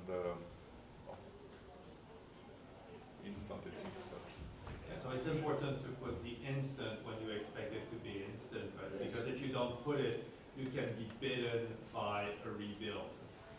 So by default, I don't know if it's all dimensions. Yeah, It was in the previous slide. Exactly. If you go back, it's here. So by default, it will be also do instant now. Okay. Yeah. Yeah, but the problem is it by default, but otherwise it will fall back, which you don't want because then you've got. No, exactly.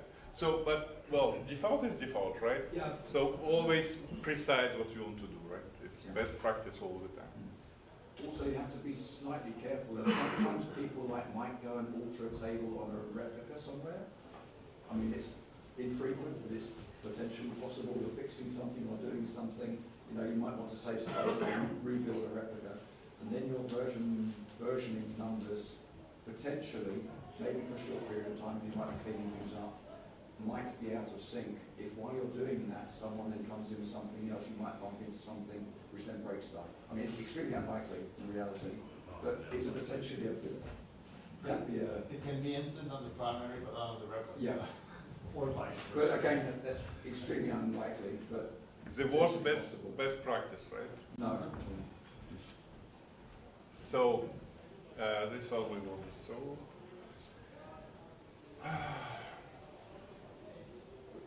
so it's kind of summary conclusion. And then we have Eastern topics. Interesting. So about this one, so if, as you recall, you can export, import tables as you want. So my question to Mayank was, so why, if we have already a table which we can import, and it did not support versions to table which has versions, there is no way.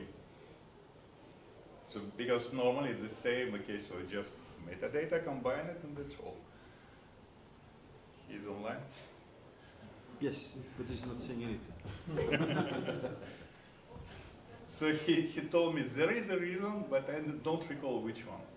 So well, if you don't have versions on both tables you want to import, okay, so once they are combined, so you can use versions. So why, if you already have versions on this source you don't have, okay, it's possible, but in opposite it's not possible. Question. So I think it should be possible to do in all cases. So probably something to improve. Or if he has answer before the end. And other stuff also interesting. So it was kind of also my curiosity because there is columns in information schema which were created so before. So when we could only add columns, and then this column ignore it now, since we can do in any place. So in fact it's here, but you should not look inside. So it's just to say that it will be 1 if it was on the old version in 8.0.12, but then okay, it will be 0, so just don't look inside and so on. And so number of columns is confusing because you create only 1 column, but it will count internal columns when you have in dictionary. So, well, it's useful information, but you need to know how to use it. So if it's always 3 internal columns, fine, okay, so you know how many columns you have, but it's not, if it will be changed, so I don't know how to play with these numbers. So to be honest, I did not look on this, but the point about row versions, this is correct. So at least you can monitor and see, okay, how on which level of versions you are. So once you do alter table, you add on remove columns, so you will have your row versions to be incremented. So number of columns is growing, row versions is changing as default. It's amazing. So at some point, MySQL client started to show you values in this strange way. So there is an option on the command line to change, to see the real values and not just, you know. These two columns are 0. Yeah, it should be 1. It's not wrong. Because you need to ignore this column since last release. So this was the point. So it's only makes sense in the old release, in the 8.8.12. Since every next release, when you can add whatever and remove in any place, it will be just ignored. But column is here for backward compatibility or whatever. So it will be 1 if you use old release, and it will be always 0 if you use a new release. That's fun, right? It calls backward compatibility. So if you use it, the column here. Yeah. And then there's the other one. I understand why. So, and then we I come in. think it doesn't matter how many columns you have added instantly. You can have 10, 20, whatever. What matters is how many versions you have. Yeah, so, and I think this is why this number was no sense, but we had to keep it. But we could remove it because it's in the data dictionary view, so we could change that.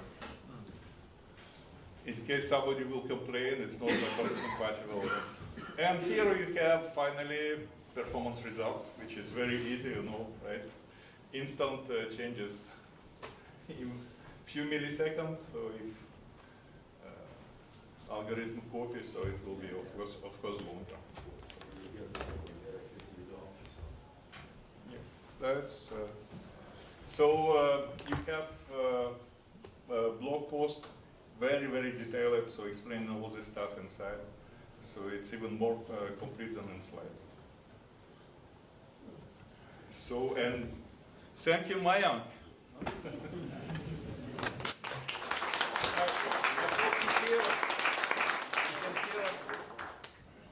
Yeah, question. So I don't know if it's a question for Lion. If you do an instant add or an instant drop on the partition table, from that moment you cannot do an exchange partition anymore. Is this a restriction that will go? So it's in the manual. So once you do an instant alter or an instant drop, exchange partition will not work. So is this a limitation that will be removed eventually, or is this something that if you want to do an exchange after doing an instant add, like you basically need to rebuild the table? Question to Maya. So he already mentioned that you see compress at full tick, blah, blah, blah. So there's a listed limitation. Yeah. I don't know why partition topic is not, because it's very powerful in fact. Yeah. So this afternoon I will show you, it's pretty impressive the difference it can make in performance. And well, it's simplify your life, really. So I recall many database vendors, once they started to have partitions, so kind of fresh air for everybody, for every user. So the same for images. Another question, yes. Yeah, thank you for the presentation. Thank you, Maya. I have a question regarding, let's say, the default. So my understanding is that on the read, we might actually read the metadata, like return the default value. But it's not clear for me why actually we are not doing the same as well in the right scenario. Why we actually, when you write the next time, we'll actually like change the data on this to reflect the default value. Why we don't just like keep it as it is and always fetch from the metadata also? That's why a difference with null and default value, right? Because if you don't want to use any place, you say null for your default value. So then it will be always null and so on. The problem then you cannot say create indexes on null, right? And once you will update your row, so give a real value, you will have page split for sure. So at least you will need here more space. So this is a trade-off once again. So if you want to avoid page split in future, use default, give a real value and use the space. So it will be reserved and then you update it in your file. If you don't want, I don't know, for example, you will have just few real values, but most it will be only null, so you're fine. I mean, I understood the current behavior. My question was different.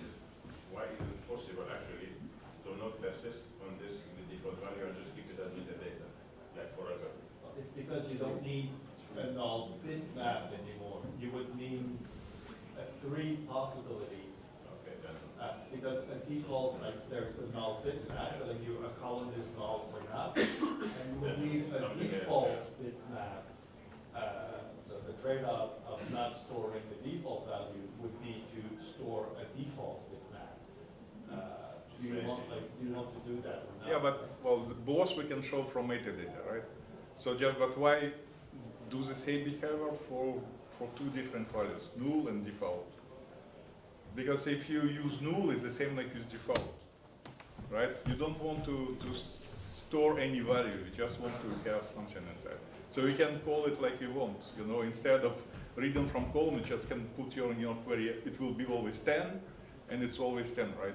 So the default give you a freedom, so then you can, you don't know what is default.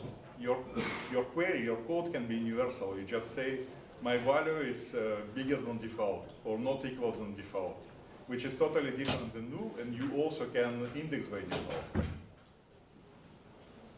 Okay, I will just add some answers to, from Mayang to Jean-François' question, right?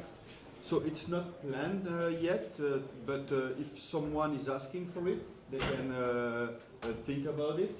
For example, and he said, for example, they try to listen as much as possible to the community, because, for example, the max version was 64 first, and then we had people, customer, and people say, oh, it's not enough 64, and this is why we extended it to. So it's because nobody asked for that stuff, or it's not important right now. So if you have, if you think it is. Well, it's like for the exchange partition, like I know like where our work, exchange partition is something that we do often, but we haven't yet leveraged the instant add. Like we're systematically doing full copy, but the day we will want to leverage the instant add will be bitten of not being able to do exchange partitions. Yeah, before optimized now. Yeah.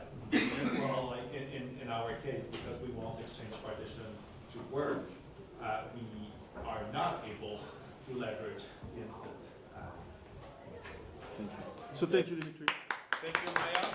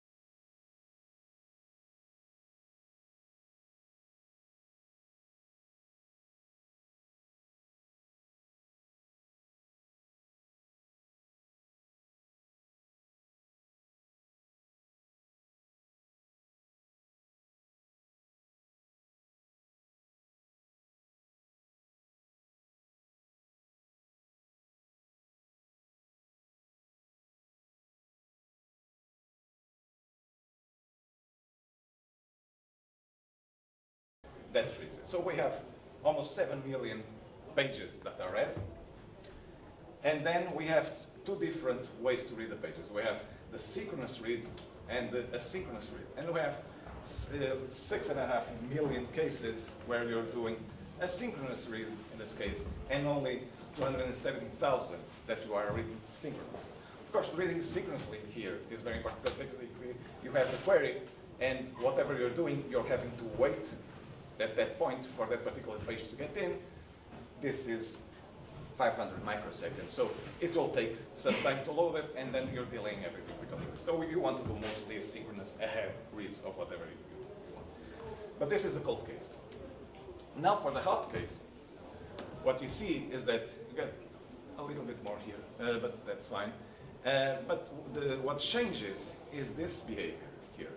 So instead of those 6 million and something, you only have 3.5 million pages that you read. Okay, because you have pages in memory, that makes sense, supposedly. But the problem is that almost 2 million of those are read synchronously. You're waiting for each one of them. And 1.5 million are done asynchronously. Okay. But the thing is, the total time almost tripled just because of this. Okay? So whatever is happening here,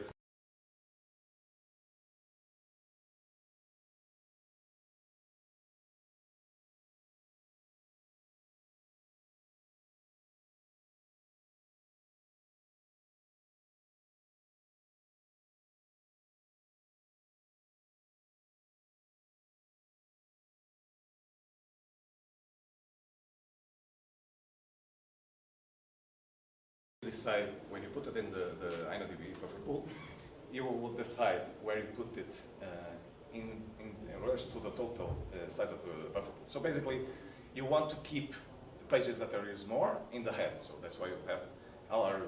But then you don't want to have a scan that will basically drop all of it just to read new data. So you insert it in the lower end of the buffer pool so that if it's used again, it will go to the head. But until then, it will just be near getting put out if it's not used anymore. And this is controlled by this InnoDB old blocks %. Basically, if you say 37, it goes to 1/3 from the end. If you say 5%, then it goes almost to the end. It will very quickly be thrown away. Okay, but now things get really real. So now, instead of those behaviors, now we know that the minimum was not 500 that was seen before. It was actually 300. Because we're just controlling now the data that we keep, that we preserve for the next time. So this is, and then if you say, no, I won't put it at the start of the LRU, then performance gets really disastrous here, okay? But not if we're doing it code. So all of this is weird. Okay. So what's happening here? Okay. Let's start on the left. These are some metrics that were taken on InnoDB and MySQL, trying to understand how much of this data is reused and what are we doing, basically what are we doing when we're doing it this way. So basically here, on the cold pool, we're reading a page and we're using it 4 times. On average, for every page that we read, we access 4 pages. So fine, most of them are read from this. There was nothing there initially. And during the execution, you actually load the buffer pool more than once, because you repeatedly read it. Not only will you read it for 100%, you read it once and all of it is in memory. No, you are going back to it, reading more information. So 127, which is fine. Not very different from between cold and not very different between the insertion point. But where it is different is that if the insertion point is on 3rd, you're reloading on the hot case, you're reloading pages equivalent to 2/3 of the buffer. So clearly, you've thrown away data and you're getting it back in, but it's 2/3 of it. And if you do this with OBP5, you're only doing this for 34% of the buffer. So you're clearly being more efficient and not throwing away data that you need to do this. And as I said before, clearly the synchronous and asynchronous case is here also. So before, with the buffer pool and with the OBP5, we read only 6% synchronously and 27% asynchronously of the buffer pool. This is equivalent to the percentage of the size of the buffer pool. But on the case of the OBP37, we read a lot more than synchronously. So clearly, the prefetcher is also not doing the same work that it was doing before. Okay, now on the right side. The right side tries to represent some sort of an X-ray of the buffer pool.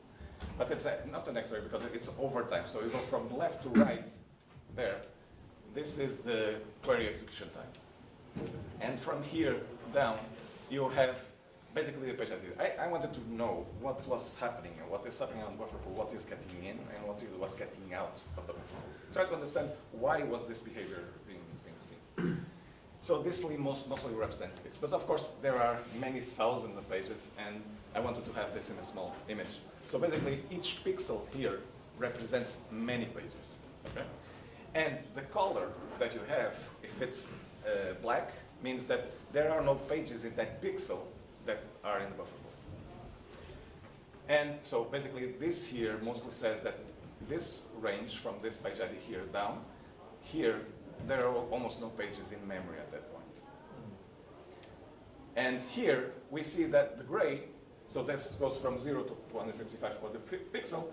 This basically means some of the pages, but rather homogeneously, actually, which is a bit strange, rather homogeneously, we have pages all over from the buffer pool. So basically, some pages in the page IDs, mostly random distributed here. And now, here, over time, what we do is, as the query runs, we see this red here, which is basically the reading the buffer pool, reading from storage to the buffer pool and filling in. So we have pages that we have read, and then after that we read, and then we see this getting white. So basically, all of this here means that almost all of the pages from that region are in memory. Okay. And the green is the pages that are actually used. So we see that we're loading pages here, almost all of them to memory, but the use, the green, is actually not fully distributed. There are some groups here and all of that. On OBP5, on the other hand, we see that the number of the white region is much smaller. So we don't keep lots of pages. We quickly take them out. But that's fine, because the thing is, it basically means that we saved some other pages that were probably more important and quickly thrown away pages that, although are in that region, they're really not interesting. So that's why it is so effective. Yeah. So this, let's go then to understand a little bit more what linear readerhead is actually doing. Okay. One important thing about linear readerhead is that it only works when you actually are reading pages from this.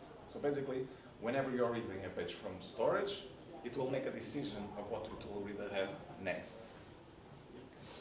And it does that by just following, you have those extents, you go to the last page of the extent, and at that point, if that page is read, it checks the previous pages, try to find a sequence. Of those extents, of the previous extent, how many pages were in a sequence? And then at that point, it decides what, or if it will prefetch the next extent. That's the basic mechanism. Okay. At that point, it also reads all of the pages that can have, all those 64 pages of the next extent. What is the problem with this?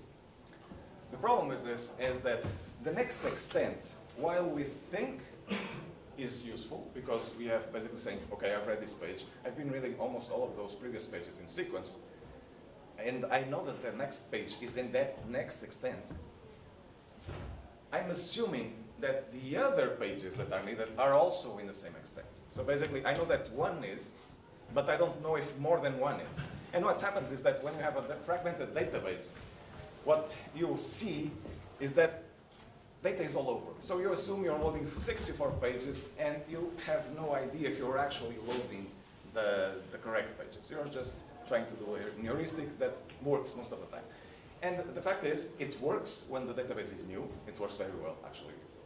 And it loads data very, very efficiently to memory. It's a good mechanism. But the thing is, once you run the database for some time, well, things become a little bit worse, right? So it's not that organized, and then you have rows mixed and all of that, and then pages mixed, and it's not that easy that you can keep something that you can use. But the problem is, mainly, that what we're seeing here is that if the page that decides what to read next is already in memory, so if the boundary page, the last one of the extent, is already in memory, it will not do anything. It will not try to fetch anything, even if the next extent is out of memory, and if all of the previous pages until that one were actually read sequentially from storage. It's only a decision that is on at that one. Which means, suppose that half of the data is in memory and it's random distribution, you have a 50% probability that you will actually try to execute the prefetch. Okay. And then we have another issue, which is, how do you know that there is a sequence? Basically, what MySQL does is, when it loads a page from memory, it gives the access time at that point. And it loads it, and you have it. When you go to the last page and you check back, you know the sequence that they were loaded. But if half of them were already read and half of them were thrown away, the new ones that you read will have new access times. That will not be a sequence with the previous ones, even if you actually went through all of them. Okay? So you also, even in the 50% chance that you did it, then you have a very high probability that this will not be considered a sequence. And that's why it disables very easily. And that's why we're seeing this behavior before. So basically what the thing is, it's very brittle, and it's very easy to disable it if you have data previously in memory. Okay. And another thing is, we're also seeing this because of the storage we were using. 64 blocks, pages at once, request is fine, but it piles up with other things that are going on storage. And the thing is, you still have to wait, since you're doing it in the last page, you have to wait for that page to come in. And if that page, it's almost like a synchronous read at that page, and you still have to read the other ones, and you have many requests, so that page read will be slowed down also. So you're actually also not doing a very good read. So, with this in mind, we tried here one thing, which is an enhanced mechanism. So basically, it tries to look at this and see if we can do something about it. Some way that we can first prefetch, even if you have a mix. You already have something in the buffer pool and something that's out. Maybe we can do something that considers the sequence, even if you already have this. And ideally, we don't want this to stop working when you have a database with some time. So we want this to work in all cases. Okay? And for that, it's better to use the logical sequence, which you can get from the indexes. But the problem is that you have to fetch it from the index to build information necessary for you to use it, which takes time. So this is, from 2013, there was already a patch from Facebook that was actually doing this logical prefetching for, in this case, was for backup and large scans, something like that. But in addition to this, we also wanted not only the primary indexes, that was fine, but we wanted to experiment with maybe secondary indexes are also with it. Because lots of cases in PCH, you use the secondary index and all that. And for this, everything fails because of the secondary, we are following secondary index. It's very hard to find the next page. So we want to see, maybe we can also use secondary indexes. Let's try it. Okay. And we also did something which is, well, if we know that the pages are going out and we're getting them in, well, we can just keep a cache of the sequence of pages, even if without the index, just in-memory cache, of the sequence of the things that we've thrown out, at least to have this sequence of what is next, what is the next page. Okay. So this is the basic idea. We track not all the pages that are loaded from disk, but we track all the access to pages per thread. Okay? And why is this interesting? Because you have multiple threads going around. And if you try to understand the behavior of the system as a whole, when you have a mix of different clients that are doing different things on the same database, it will be very hard for you to actually understand the pattern. MySQL heuristic is okay. The pattern that I care is the order that they are loaded from this. But again, once they're loaded, if there is a switch, then everything doesn't work. So we wanted to have the sequence specified per thread. And we wanted to, and basically what we do is that, okay, if we understand in that sequence of that thread that we have a few predecessors that are filling in a sequence, then okay, then we take this and assume that we follow that sequence 1,000 pages ahead, that's it. And we try to make sure that we are always prefetching 1,000 or 100, whatever, pages ahead. We always keep those pages that we'll need next for that particular thread. Of course, if this is a single query that is running, it's also the system. But anyway, it's a way for us to control what is actually being accessed. Okay, but then we have the problem of how do we fetch this sequence information. And this is done by basically having independent threads that are scanning this information as we need it. So if we did any of this in the query thread, all of this the promise would drop. Of course, it is not feasible. So what we did is basically the user thread sends a message to a control thread saying, I'm accessing this page. And fine, and it moves on. There's nothing else that the query thread. It will just fetch whatever it needs, but then, if the page is in memory, fine. So if somehow it was prefetched or not, it's fine, nothing to do with query thread. But then we have these control threads, which are the ones that are looking at history, and the ones that are looking to see if we have enough information ahead to get the information from, prefetch that information. If we do, we just send the other reader threads, fetch this information from the system. So they'll just get, okay, prefetch this, and this page. And again, always trying to keep ahead. So whenever we have an additional page that we want, we ask an additional user and we want an additional page ahead. We don't want a block of pages. We want this thing to be stable in storage. If we don't have enough information ahead, we ask a scanner thread to go through the indexes and keep enough information on from the indexes to let us know what is happening next. Okay, and this is the basic mechanism. So hopefully the control thread will understand that there's a sequence, and the prefetcher threads will have prefetched the threads, and we have a perfect sequence on the execution. The thing is, of course, all of this takes time, and maybe when the thread needs the data, we didn't get there in time. The information was not prefetched in time, but it's fine. The thing is, we can always go back to what we were using. So we have a default mechanism, which is, I feel that I have an information. I'll just assume it's the next page, it's the next extent. So it was working before, so it should continue to work. Okay. So now, to test this experiment, we did the same TCP, but now using without read ahead. And the orange side is the case logical, the linear read ahead from MySQL as is. So it's the orange case. And you see that there are some cases here where, for instance, query 21, which the linear read ahead is much faster than the baseline. Sure. So it's working fine. In the case where linear read ahead works, it works very, very good. So it saves a lot of time. In some cases, it doesn't help much, like this and here. And now, looking at this enhanced read ahead, which uses all of this mechanism, what we see is that in some cases it doesn't bring much benefit compared to logical read ahead because it works well. In this case, it's worse actually because it was not helping, and we're doing more things. Of course, we're delaying the system more. We're reading indexes that they may not even need. But in some cases, like here, the improvements are rather significant. Okay?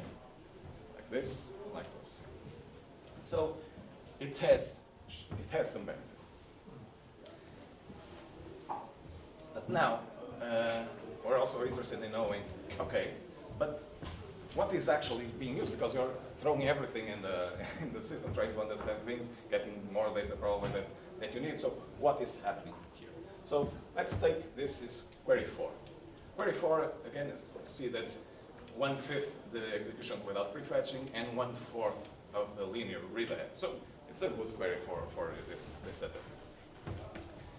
And here is a schematic that shows, so basically we have the areas here which represent how many times the information from this kind of source of sequence is used.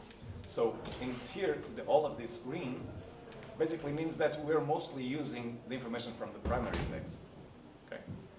But as I was saying before, yeah, sometimes we don't get there in time, we just use the information that we need, and we have this one here, which is the estimate, which is basically the physical data that we have from MySQL right now. So some cases we're still using this, but a lot of the cases we're actually using the primary index to get information, and we get the information.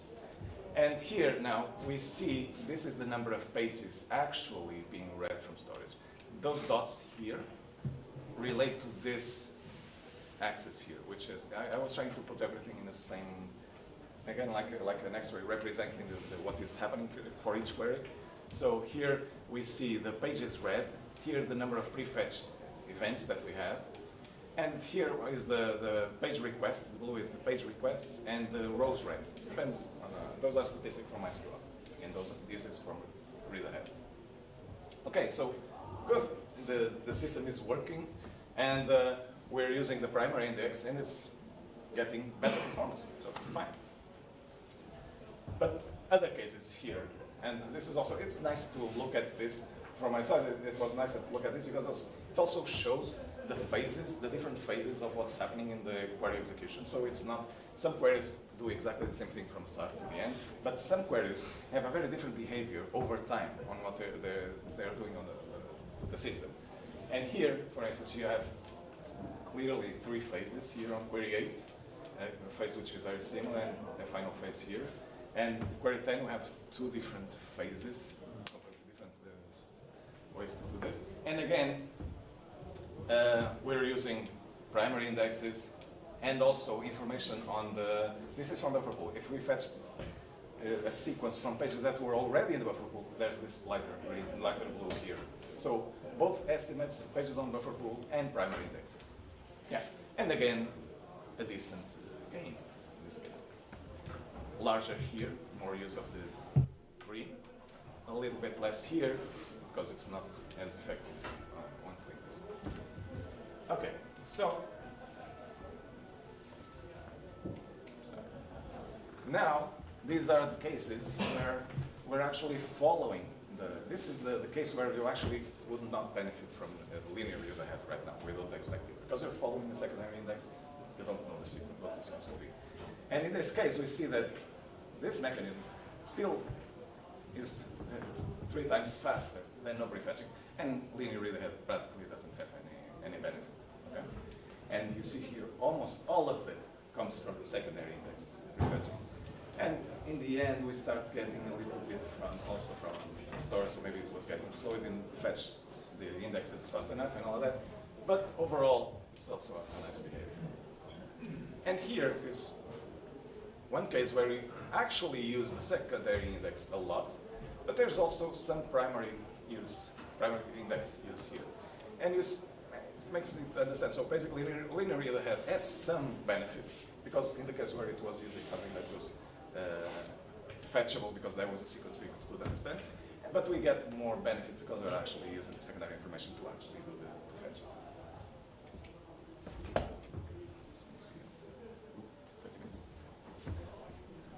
Okay. It's fine, I'm almost finished.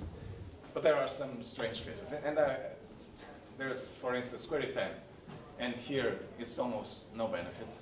And if you look here, we see that there is some secondary index here, but it's a big mess, and mostly what you're doing is fetching a lot of pages using the estimate, so basically using the physical sequence. So it's a bit like guessing. It does a bit of work, but it's not very interesting. And here, we see on query 21, we see that, well, linear reader had a good number, and those are two phases. In the first phase, you are actually benefiting from the primary index, but the second phase is almost all physical and guessing work, trying to see. And, yeah, and in fact, the linear reader does better here, so probably I'm just doing more things that I don't need. It's basically wasting time and wasting resources. Okay. Is it because of the lots of estimates on the right Yeah, side? yeah. So it's not effective. Yeah. Even if you have this with the primary index, it's not effective. So, okay. So, okay, so prefetching, let me wrap this up. So prefetching is of course important. There are cases where you can do prefetching, but a lot of the cases it depends on the workload that you have. But the fact is that for the prefetching in MySQL, it really seems that there is that it can be improved. It doesn't make sense that you do a prefetching that is so easily disabled. So this kind of mechanism helps, it's more robust, but it also comes at the cost, of course. All of this machinery, this is a proof of concept, so it was basically trying to get all the machinery in so that you have a single query using the resources that you have in the system to make it faster. If you had something like parallel query, where many individual threads that are going in, this is less, it still gives some benefit actually, but it's less important because we are doing the fetching with many threads and it doesn't count so much. But if you do something like DPCH with a single thread trying to execute something, then you want to use the resources that you have in the system to actually fetch the information. Okay, so this is it for me. Okay.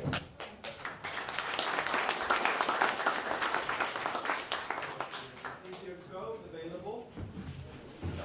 No. But I would like to have it, but yes. Yeah.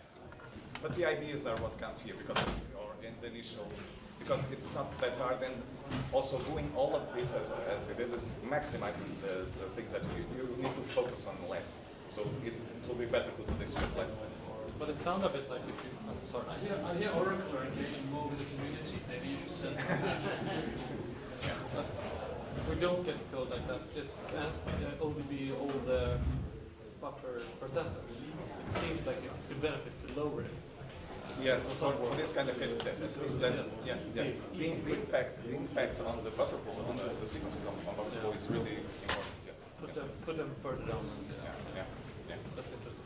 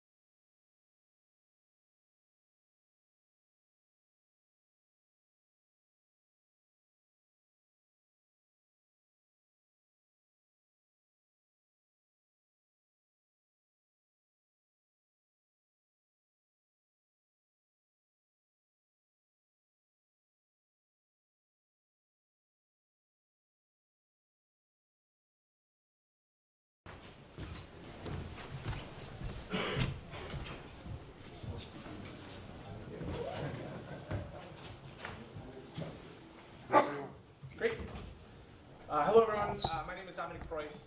We're Village SQL and also extensions for MySQL. So Village SQL was a company that was started by myself and Steve Sharippa, who is the one of the tech leads for Bigtable and Colossus at Google. And so we've been working for the last couple of months on building this company. The company is focused on MySQL and things we do. So people that we brought, so I'm here, obviously Tomas is here, many of you know him from his time at MySQL, and then Dan Bentley is also from the team. So we're 7 people, the 3 of us are here to answer any questions you might have. So we've talked about this a lot. The adoption and the perception of MySQL is something that has been stagnating over time. Everyone's seen this graph. This is DB engines. But the real question is why? And so when we started the company, we asked ourselves this question. So I spent many years at Google. I spent a couple of years at Amazon. And what we were seeing was that all of the hype and the conversation was happening about Postgres. All the companies were being created in Postgres. But the majority of the usage and the really large deployments was all in MySQL. And so the question was why? Why was this happening? And so we came up with the thesis that there's 2 big reasons why this is happening. So the first one is the governance model. Peter, you spent a ton of time talking about governance and the perception of how Oracle is interacting with the community versus how Postgres is a big issue. The second one, Peter, I completely stole from you, which is the permissionless innovation. This came from the summit, and we talked about it in terms of the ability to innovate without talking to the community, and permissionless innovation is the best way. So I'm happy to credit Peter with that. So what? So Village SQL's mission is to drive innovation in the MySQL community. How do we address these issues from a governance point of view, from a extensibility point or permissionless innovation point of view? And so we've been working on this, and this is the first time we're really talking about it amongst the MySQL group. So we're excited.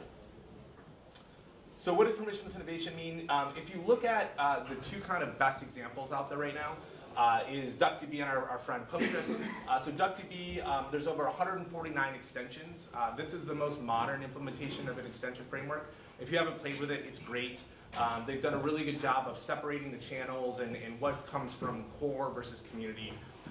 Examples are Parquet, file support, spatial, and they have Postgres plugins.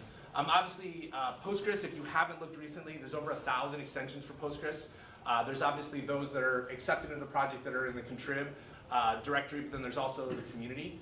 And obviously examples are PGVector, PostGIS, PGCron, there's a bunch. The majority of the usage falls into probably 20 or 30 extensions, but there's over 1,000. So whatever you need, you can get. And so the first question is, why did we build extensions? Why didn't we use plugins or components? So when we looked at plugins and components, basically there just wasn't enough, there weren't enough hooks for us to do what we needed to do. So extensions are designed very much similar to what you see in DuckDB and Postgres. So custom types, custom functions, custom indexes. In the future, the ability to overwrite the query plan, the query execution, and it all sits outside of the MySQL core code base. So the big issue here is maintainability. So if we were working inside of plugins and components, then obviously that's a moving train. As Oracle launches new things, we need to keep up with it. By putting everything into an external extension framework, it allows us to keep that code base separate. So right now this is built against 8.4. We'll backport it to 8.0. We'll move it forward to 9.0 and whatever the LTS is, the 9.7. But the idea is that it's very surgically inserted into the MySQL code path so that it's easy to maintain and to port forward and backwards. So what does that actually look like? So I pulled the stats from last night. So what this looks like is within actual MySQL code base, there's only 2,400 lines of code. So we've tried to be as surgical as we can for changes that actually go into the MySQL code base. The framework itself is about 14,000 lines of code that sits in the Village SQL directory outside of the code base. We've deleted a few things that we've replaced, but for the most part, it's a very surgical entry point into MySQL. Now, this is independent of all of the extensions. We've also built about half a dozen extensions, and so all of those sit in separate GitHub repos. They don't sit in the main source tree. So this is independent of what's been built from the extension frame, from actual extensions. All right, so we were hoping to get everything launched by this week. It didn't quite happen, so this is going to be a preview of the alpha release. So either next week or the week after, we'll be launching an alpha version of the framework. So GitHub repo, totally public, GLP v2 license, just like everything else. We'll also launch separate repos for a handful of extensions that we'll talk a little bit about today. The alpha has custom types and custom functions. Custom indexes is a harder lift, and so that'll go in the beta version, which we'll talk a little bit later. But we'll kind of talk through what we've built today and kind of what it looks like for a developer. And I'll hand it over to you. Okay. Thank you. So just a small digression. I've been sort of on the inside of MySQL for many years, and I've struggled, or my team then has struggled very hard with like how do we take in contributions from the community. It is very hard. It's not that we didn't want to when I was there. I sit with like day-long meetings with Facebook. They have like 200,000 lines of code that we want to take in. It's just very hard to take in code from the outside into MySQL. And always it is the discussion that, okay, we'll take it in, we'll take this piece in, but we will change it a little bit because it doesn't quite fit the way we want to do it in the future. But it's going to be in the next version, 9.7, or some future version. And that, of course, doesn't work for the customer or user because they want it now in the version that they're actually working on. So that's one of the reasons why I think an extension framework like this is really valuable. You can get your extension now with the version that you're working on. So I think this is going to be a huge benefit to the MySQL community, something like this. So we want to make it really simple for the user. So install extension, and in this case you're showing Mr. SQL vSQL UID, but the example later is going to be complex.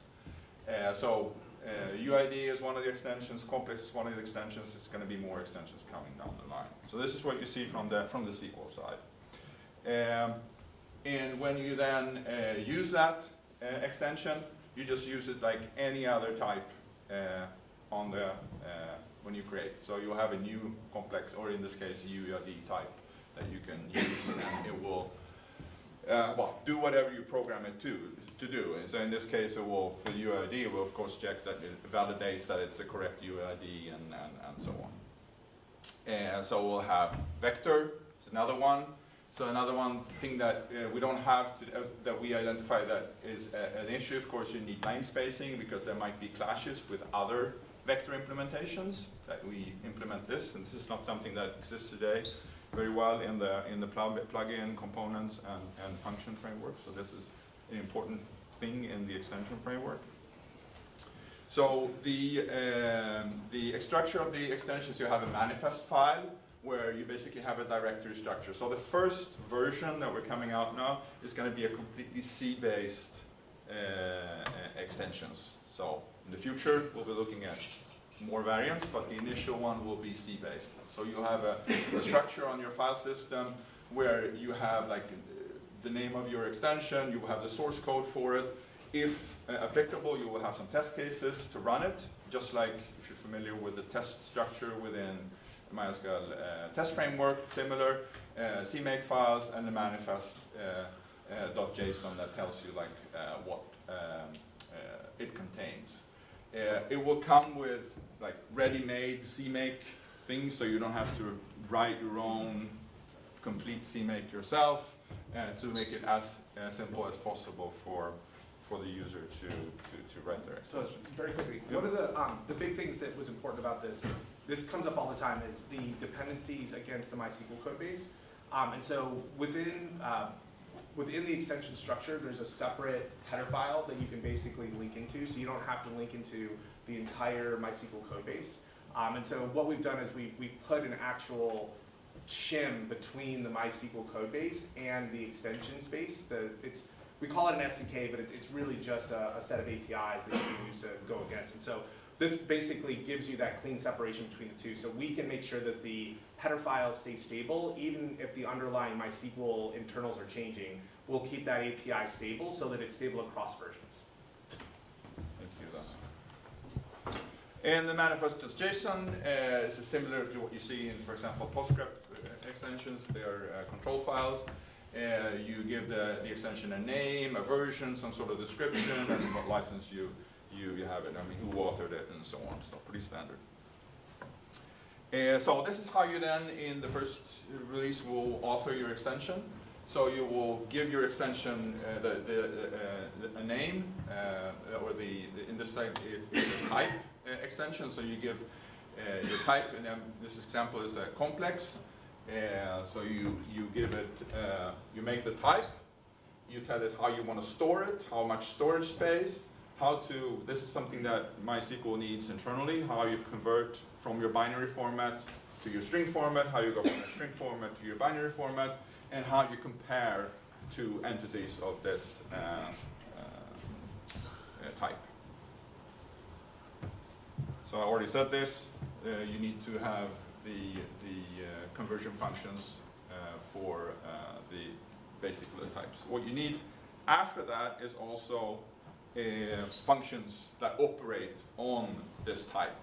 So typically you want to add complex, you want to subtract complex, you want to do multiply, and here, for purpose of example here, this is divide, and you want to be able to specify the type of the parameters.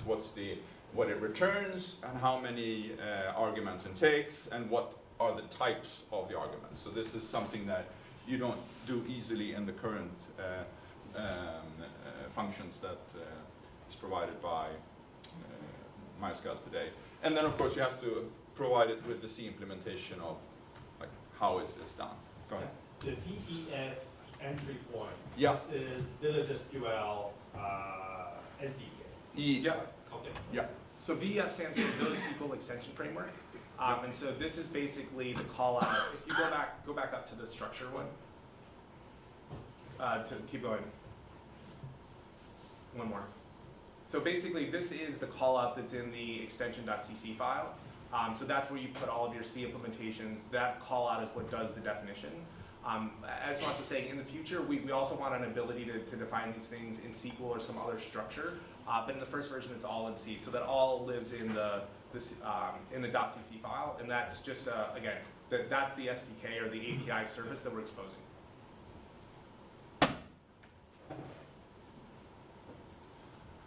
So if you think about implementing a function like divide, one of the things that you run into handling errors or warnings, like a divide by 0, for example.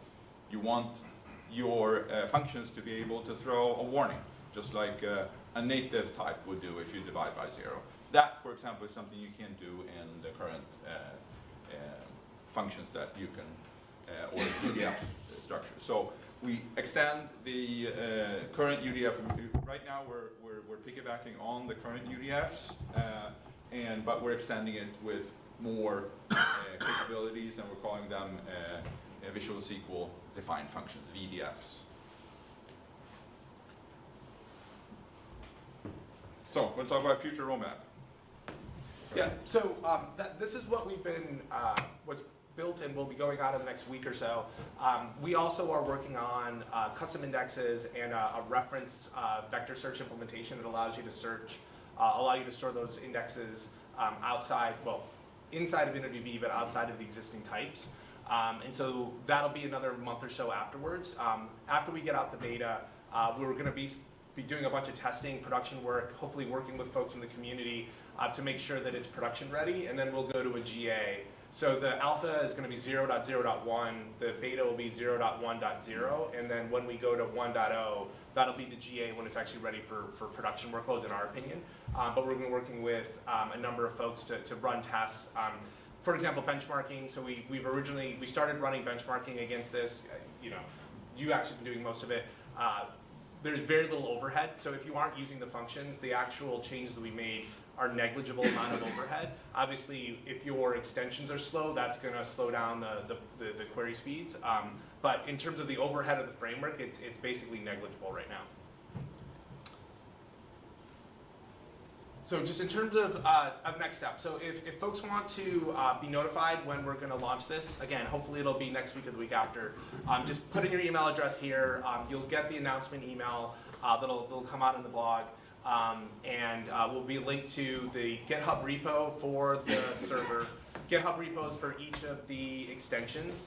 There will also be an extension framework template repo that you can clone and start to build your own extensions.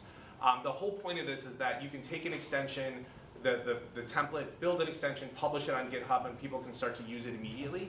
Obviously, you have to build it and distribute the bundle. We call it the VEB file, the Village SQL extension bundle. That file needs to go into the extension directory in MySQL, and then you need to install it. But once you publish it on GitHub, basically, folks can start to use that extension immediately, which we think is kind of the key thing that needs to happen to allow a lot of hacking and innovation and working that people want to do in the MySQL space.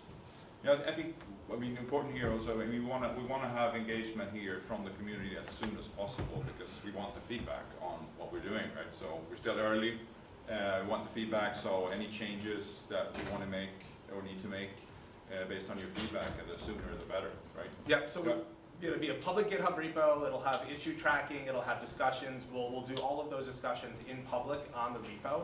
And so we do want this to be a place for the community to talk about things that they want to do and things that they need. We're working with a couple of design partners right now that have large deployments, but we would love to get a lot more feedback and a lot more people playing with it.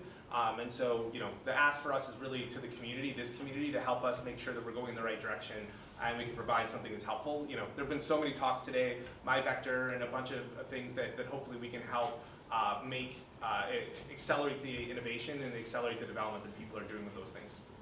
And the commitment around the tracking fork, we are going to be fully compatible.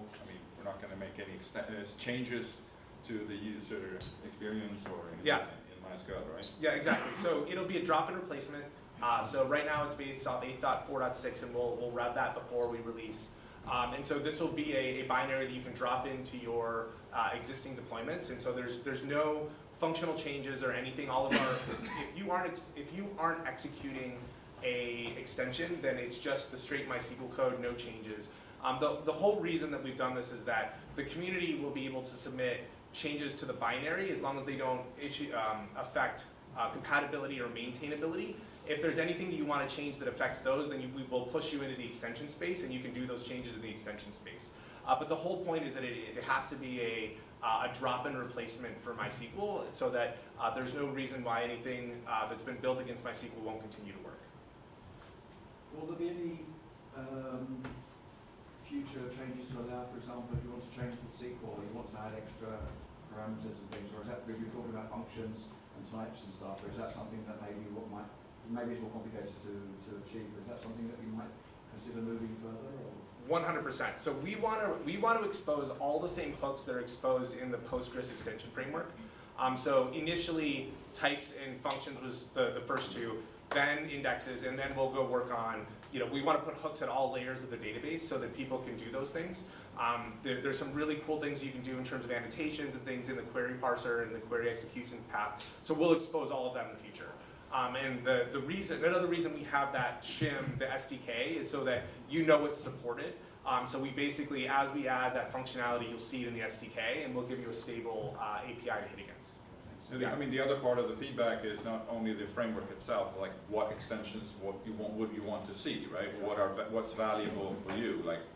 Then we need to add the hooks so that you can actually build that extension. But the main thing is the hooks, if you don't use them, in theory, the impact is practically zero. Yeah. So people don't care about using that. If they want to, then they can use it to impact. Because the other thing that I think is also very valuable with the extension framework, which is also a challenge on the inside, right, is that some users, they want this functionality, other users want this functionality, and another set of users, they want this functionality. And if you satisfy them all, you end up with a very bloated piece of code, everything in there, every variant and everything. This is how we work, more targeted extensions for different use cases without bloating the core of MySQL. So I think that's also something that's very, very valuable.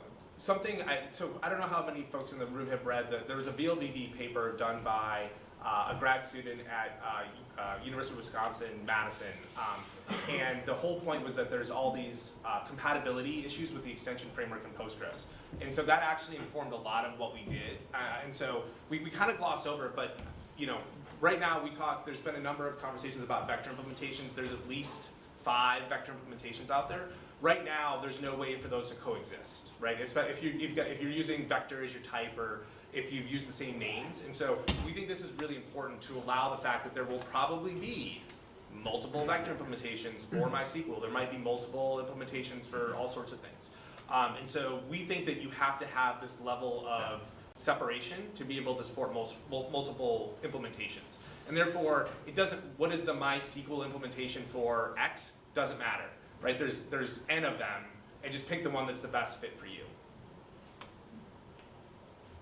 So as you said, you are a drop-in replacement for MySQL, and you show in the first slide about what you have changed. It was very few lines of code. Yep. And stuff. Do you have? Would it be a possibility for you to say, oh, let's cooperate with MySQL, just make the hooks or what we are needing in MySQL to make it happen, right? And push that code or collaborate on that code with the MySQL guys to integrate that in the native MySQL, I would say, and then your framework will work with it directly. Do you have that in mind, or this is something? Oh no, this is not what we want to do. No, we're very concerned with helping the community. If that's the direction that the community wants to go and that the Oracle and the MySQL development team wants to go, absolutely. If you are at all familiar with the MySQL code, we talked about this yesterday, it's not set up for extensibility. And so working with the MySQL folks to make it more extensible, more modular, would help everybody, including helping us. One of the things that we're very excited about is we expect there to be a Rust runtime engine as well. And so my guess is that that's not going to happen at the server level. So there's going to need to be some level of indirection between the two. But anything we could do to make the MySQL code more maintainable would be really, really helpful in all of this. So we would love to work with everyone on it. Because my opinion would be for the community, like, let's say, we do 10.1 at a certain point. You might be, for us to go in 10.1, we need this has changed.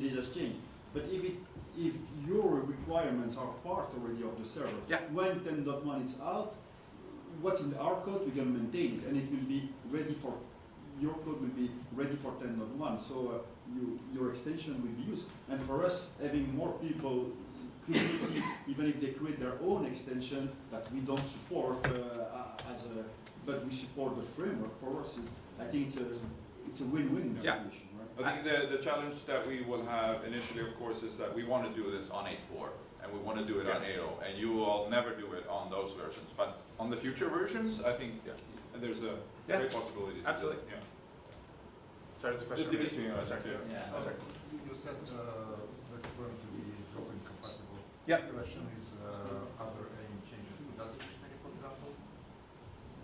Because otherwise, how would we introduce the type? Sorry, what was the question? Yeah, the question is, are there any changes to the data dictionary? Otherwise, how do you introduce the type? Yeah, so as you know, changing that is a very bad thing in MySQL.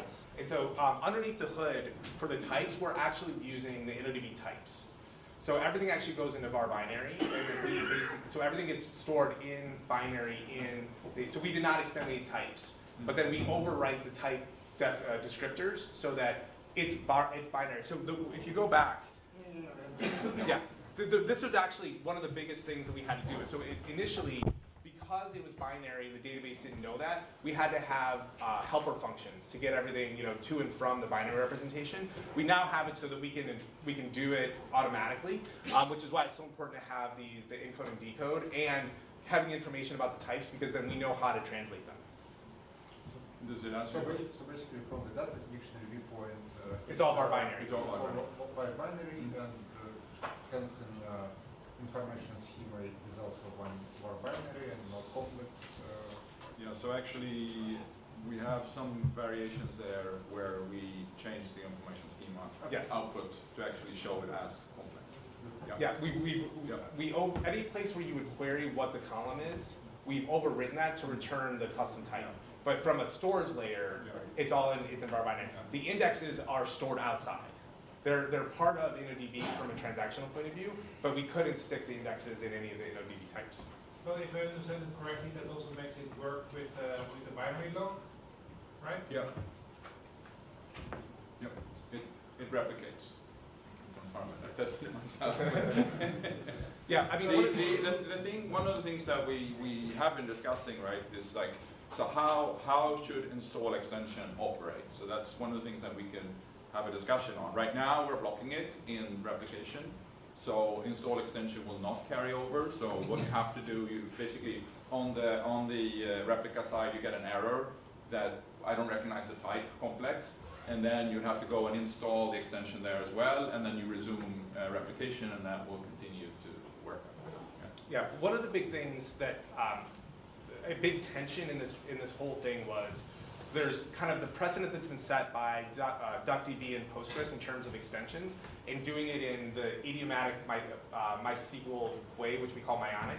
So what is the Maionic way of doing that? And so one of the big questions was, when you install an extension, should that show up in the bin logs? It doesn't show up for plugins and components, so therefore let's not do it because that's what the expectation is. There are lots of ergonomic things that we might do differently, but we're trying to make sure that we're consistent to how MySQL users are expecting it to work. Also, presumably you put it behind policy configuration. Yeah. The policy does this. Yep. Does something else. Yep. But you could also imagine like upgrade scenarios when you want to do rolling upgrades. So maybe you want to install a newer version on the replica and you want to manage that yourself. Yeah. Is there or will be a way to install extensions on server startup, or do we have to issue the command? Yes. Basically? Yeah, server startup flag as well as the SQL. Yep. Yep. What is the license source code is going to be released with? GPL v2. Yep. Second question, is it crazy enough imagination I can see a necessary mappers and custom definitions to run Postgres extensions natively on MySQL? Yep. Yeah. Is that the best? Yeah. So when we originally wanted to do this, we tried to figure out if there was a Postgres emulation mode that you could run Postgres extensions in. The types are too different, and so right now there isn't. It's possible in the future that there's an extension which is a Postgres runtime that maps everything to MySQL, so that's entirely possible. We tried to do it initially. Right now, you can actually use Claude or your favorite LLM and actually translate Postgres extensions to MySQL, and it's very straightforward. The models are very, very good at this, and so we're hoping that'll be the path in the short term. Maybe we're really excited about a Rust runtime. A Postgres runtime would be really interesting as well, but you know, performance and blah blah blah and types and blah blah blah. Yeah. So you showed examples for types. Yeah. So this is basically developer oriented. Sure. Do you see this extension framework also being extensible for DBA? So like DBA would write an extension to monitor something in the database. 100%. Or like Vitor was talking about a prefetcher in InnoDB. Do you see an extension like modifying the prefetcher in InnoDB? And now I just see how this would maps to type. I would be really interested to see how this would map to a DBA task or somebody trying to optimize InnoDB. Yep. That these would be great example of like in the future release or future slides to see an example like adding a counter or modifying InnoDB in a certain way. Yeah, one of the things I'm really happy to hear from Heather's talk is that they're going to open source the OTel integrations. That was a thing that a lot of people had asked us about, was putting in hooks to add Datadog or your favorite OTel provider hooks into various execution points. So absolutely. The goal is to expose everything. And so we want to make it possible to do whatever you want in MySQL in terms of overriding. So yes, we had to scope it at something, so it's types and functions and then indexes, but over time we want it to be everything. Yeah, so for indexes, I guess you're not quite there yet, but how do you envision that indexes will work? Because right now they're kind of inside the storage engine. Yep. So do you envision having storage engine agnostic indexes? Yeah. So. Sorry, this is Dan in the front. Right, it's Dan. Hey, no, not storage engine agnostic. It seems like most people are pretty happy with InnoDB, but I think like you can look at how Postgres has the term that I'm blocking on for things that aren't just B trees, but more general, like index things. And so, like vectors, which have become really important with the rise of AI and RAG, are a good example of a vector that's not just a B tree index.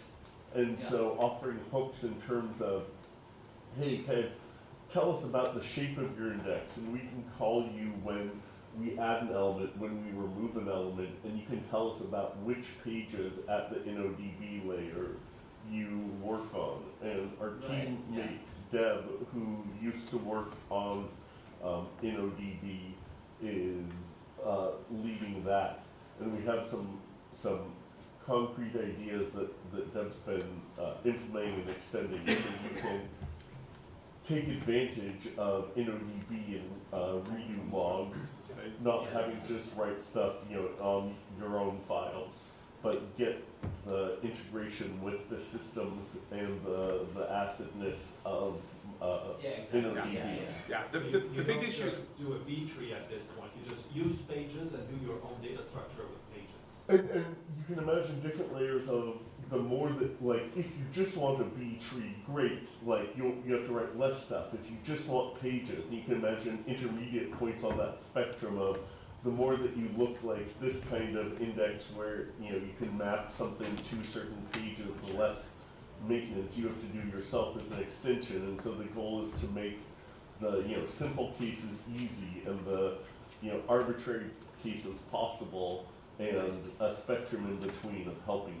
But to very directly answer the question, initially it's InnoDB specific because we needed transactions to work. We didn't want to rebuild a transactional system to do that. And then to your question, yes, we're just dumping them into pages, and you could do different structures in the pages, whatever you want to do. But like MyRocks is not pages, so you will need 100%. You will need an abstraction which is not. We will either need to re-implement for MyRocks or have an abstraction that works for both engines. That is correct. But right now, we're just focused on it. Yeah, we're scoping the problem. We need to crawl, and then we can Yes. walk, and then we can run one day. Oh, Peter. Yeah, I guess maybe like a technical question. So we have extensions with pluggable data types, right? Like that's cool now. But what happens if I have a data which requires an extension, right? But there is no extension installed. Yeah. So you guys. Yeah, so it'll show up as var binary in the information schema. So as far as you're concerned, it's just a var binary column, and so it'll still be there. From a replication point of view, it will fail on replication if you have it on one side and not on the other.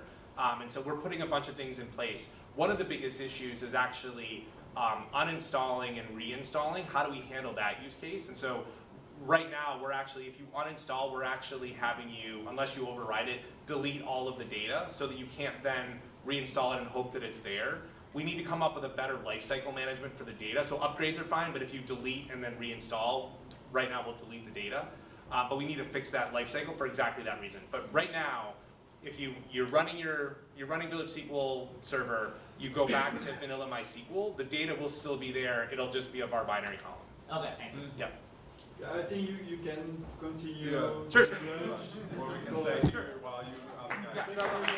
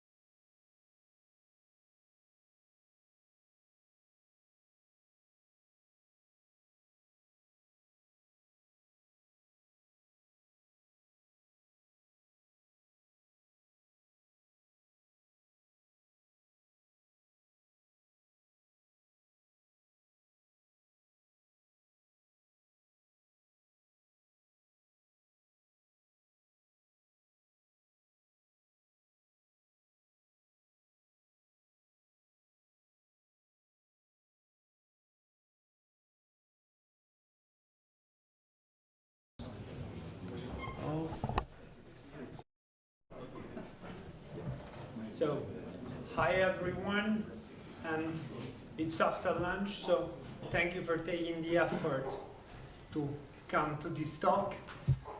And hello as well to all the people connected via live stream. It's a pleasure that you are listening. And for those who still don't know me, I think all of you by now know me. I am Vittorio, I'm MySQL pre-sales. And as someone before the presentation here commended, my job is normally to talk to people about other people's work. So here we are today. We are talking about MySQL REST service, and this is the first of 3 talks for this afternoon, because there will be other 2 talks which will be a bit more technically deep than mine. In case you will have questions anyway, I'll rewrite the questions to Miguel and Mike in the room, so we're all covered. So the topic of today, it is something I wanted to present for a very long time, since it is, you see, how MySQL REST service ends the middleware tags. So the objective of the presentation is to give all of you a very good reason to start looking seriously at MySQL REST service as a whole, because in case you're asking yourself, what for do I need REST APIs on a database? Well, I hope to give you a convincing answer in the next 30 minutes. So we will, before understanding how MySQL REST service ends the middleware tags, we will understand what is the middleware tags, or better to say, middleware dependency. And we'll see then MySQL REST service joining the party, and how, if we want to eliminate that so-called tags, what are the key functionalities which help us do this and what they help us accomplish. And getting started. So everything in life starts with a story, and this presentation starts with a story which originates much before MySQL REST service. It's a story that starts about 30 years ago, and it is the digital transformation story. So once upon a time, in a time covered by the fogs of our memories, but I think we all remember this, there was a world which was ruled by an entity called the monolith. So the monolith was ruling the world in kind of an absolutistic way, because me at university, as I think the majority of us, we were taught to worship the monolith, that the monolith is the end of our problems. And in reality, the monolith was controlled by a guy called the Silo Man. So the world was living in this kind of structure where all the data were flowing to a single monolithic application body, which was kind of terrifying, but back then none of us saw that. When we started seeing that, a hero arose, the API man, which broke the monolith and set the data it contained in the monolith finally free, right? So what happens then? After a revolution, it comes the peace. So the digital transformation brought peace in the world, and the APIs were happily floating around, and the world was happy, everything is green. So that's perfect, no? No, because in every story there is a turning point, because the Silo Man was actually conspiring to take his revenge. And the revenge took the form of the middleware. So the middleware chain all the APIs to itself and originated something known as the middleware tags. So what's next? All right, the story is beautiful. I like to see it this way, but let's see what happened in reality, right? And the reality is less colorful, less comicsy. So the reality is that at a certain point the world changed and monolithic applications were good until a certain time when the data were contained in a perimeter which was mainly identifiable as the perimeter of a given company, but mobile revolution, technological evolution, new development trends, applications mostly changed the world, so we need to open up, and the best way to open up was leveraging the API. So application architecture changed from this to this, where we do have a front, as we all know, a front end, a middleware where REST APIs are processed, and MySQL. So why the middleware, which was supposed to be a solution, with the time started to be a problem on its own? Because of several reasons. So there are a set of dependencies tied to the middleware, not only as a technology overall, but as specific middlewares, because then everyone started to sell its own middlewares and so on. So today we find out that very often we are writing the same CRUD for every new database table that gets created, because at the end of the day the data are still on the database, and the task of APIs was to leverage this. And we are writing the same CRUD operations for nearly every data. Latency, again, because every call has to traverse a load balancer, auth service, API logic, the ORM, so the object relation mapping, and the database driver. Then we have also synchronization problems, because we need to keep our backend models, front-end and database, everything in sync. And last but not least, maintenance. So where does MySQL REST service fits into this?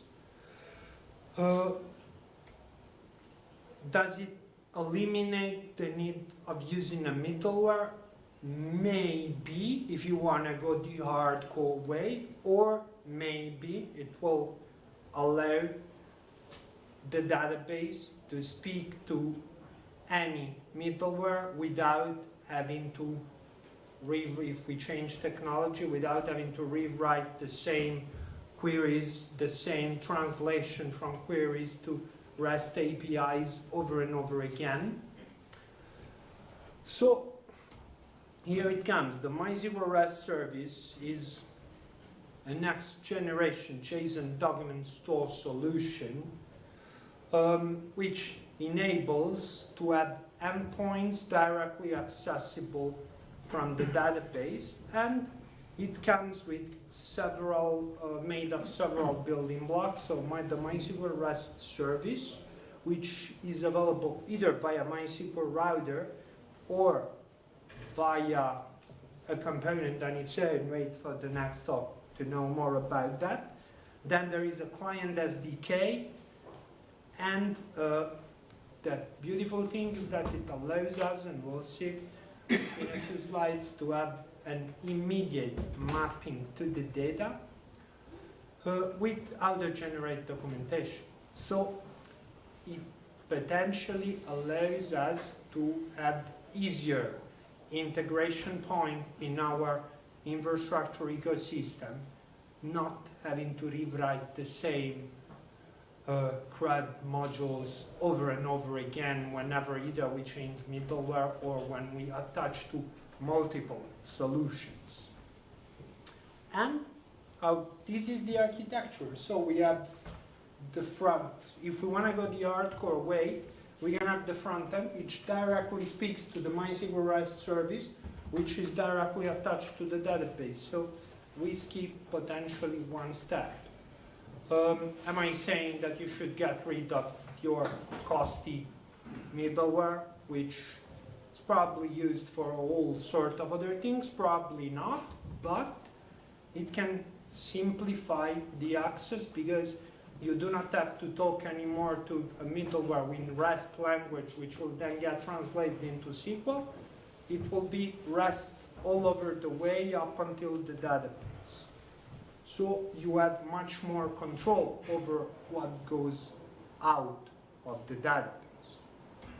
And this is an example of the architecture. We can use the MySQL router. Very soon we will be able to talk directly to the database without the intermediation of MySQL router. Wait for Miguel's presentation to know about that. And let's see what are the functionalities which help us to mild or potentially eliminate the middleware dependency. Direct data mapping. This is my favorite functionality at all. Via the MySQL shell for Visual Studio Code, you can, with the graphical interface, choose which tables and columns you want to expose. You can choose the authentication, and so you can expose tables and store procedures, which is also key in case we want to have some execution logic, not anymore on the middleware, because with store procedures we can call triggers and so on. So we can have the execution logic of our APIs directly tied to the database, which will be quicker, because I know by myself when in our API gateway, for example, the API logic starts to be bulky, it can have slowdowns, while SQL codes runs still much quicker. And then we can have one-click open API documentation. We'll literally right-click on our REST service. We click and we select Create Documentation. We got a web page in OpenAPI format powered via Swagger. And we can give out to our developers to test APIs straight away and immediately. So if some of you are familiar with API management solution, this is the equivalent of an API portal, auto-generated. So honestly, before joining Oracle, I was selling API management solutions. I have no words to describe how beautiful this is and how helpful this can be. And then there is built-in security. We have actually integrated authentication. We have auth, so Google, Facebook, OCI auth. We have local MySQL REST service accounts, so we can create a set of accounts for our MySQL REST service, and we have even native MySQL account. Now, to keep security standards higher, I would not personally recommend to use native MySQL accounts out of a development environment. So you do want to play with MRS authentication, which provides salted authentication. So if it can be worked via the application to get the author to generate an authentication token. And we get row-level security, so we can combine all of this with the MySQL privilege scheme and with the possibility of exposing what we want to show this column rather than that column. So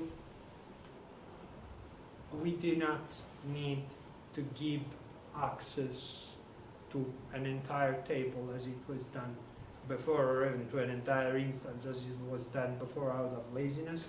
We can granularly configure what we're going to show. And absolutely last but not least, performance and Scaling features. So there is integrated in-memory caching for the responses, which are kept in memory for frequent requests, native JSON. So when I presented this at one of the Oracle user groups, I got the question, are you thinking about a documental model as well? So apart from the fact that the person who asked the question entirely skipped the MySQL document store, which happened several years ago, well, this is it. REST APIs allow to retrieve JSON natively given out from the database. The responses can be even paged, so we can have pagination options. And this is it. It's a documental solution, so in case we want to do documental development, or NoSQL development, here we go. We retrieve the JSON and then we do whatever operation we need to do. Again, for more complex operation, I would suggest exposing store procedures, not really embedding heavy logic in the application, but this is my personal taste. Then, built-in horizontal scalability, more routers, more REST, more capability for digestion of more traffic, more REST calls available, easy. The router is a stateless component which you can deploy in multiples, you can cluster it, you can do nearly whatever you want with it. Optimized data retrieval, as I said, native support for server-side filtering, sorting, automatic paging to minimize the network overhead, so not to have too big chunks of data to go through the network. And resource protection, so integrated throttling and rate limiting to maintain the stability of our traffic during the execution. So is that done in the router or is that done in the server? Sorry? Is that done in the router or the server? In the router. The router. Yeah. So if you like this, then you might want to combine the REST APIs with a bonus functionality, which is currently enterprise only, but as it was discussed in the previous days, who knows? JavaScript store programs. Because you can expose store programs, so if you can do that, why not build JavaScript logic in store procedures and leverage JavaScript libraries and so on.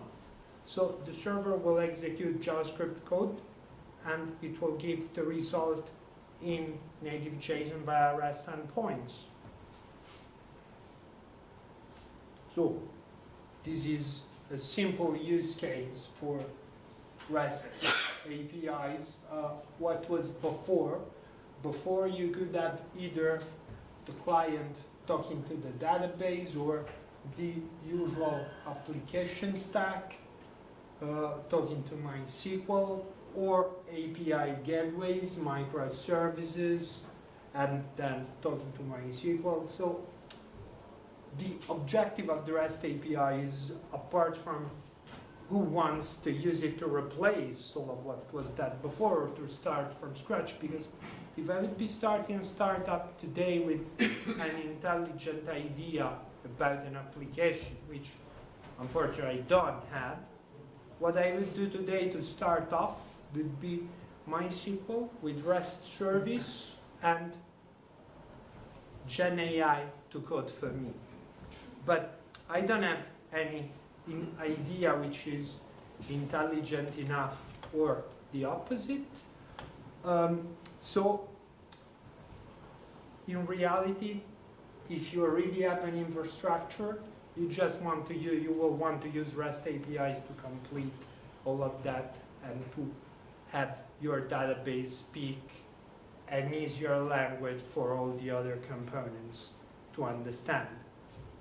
So I actually went really quick, so summing up, Yeah, we do have a lot of time for questions and discussion, but summing up,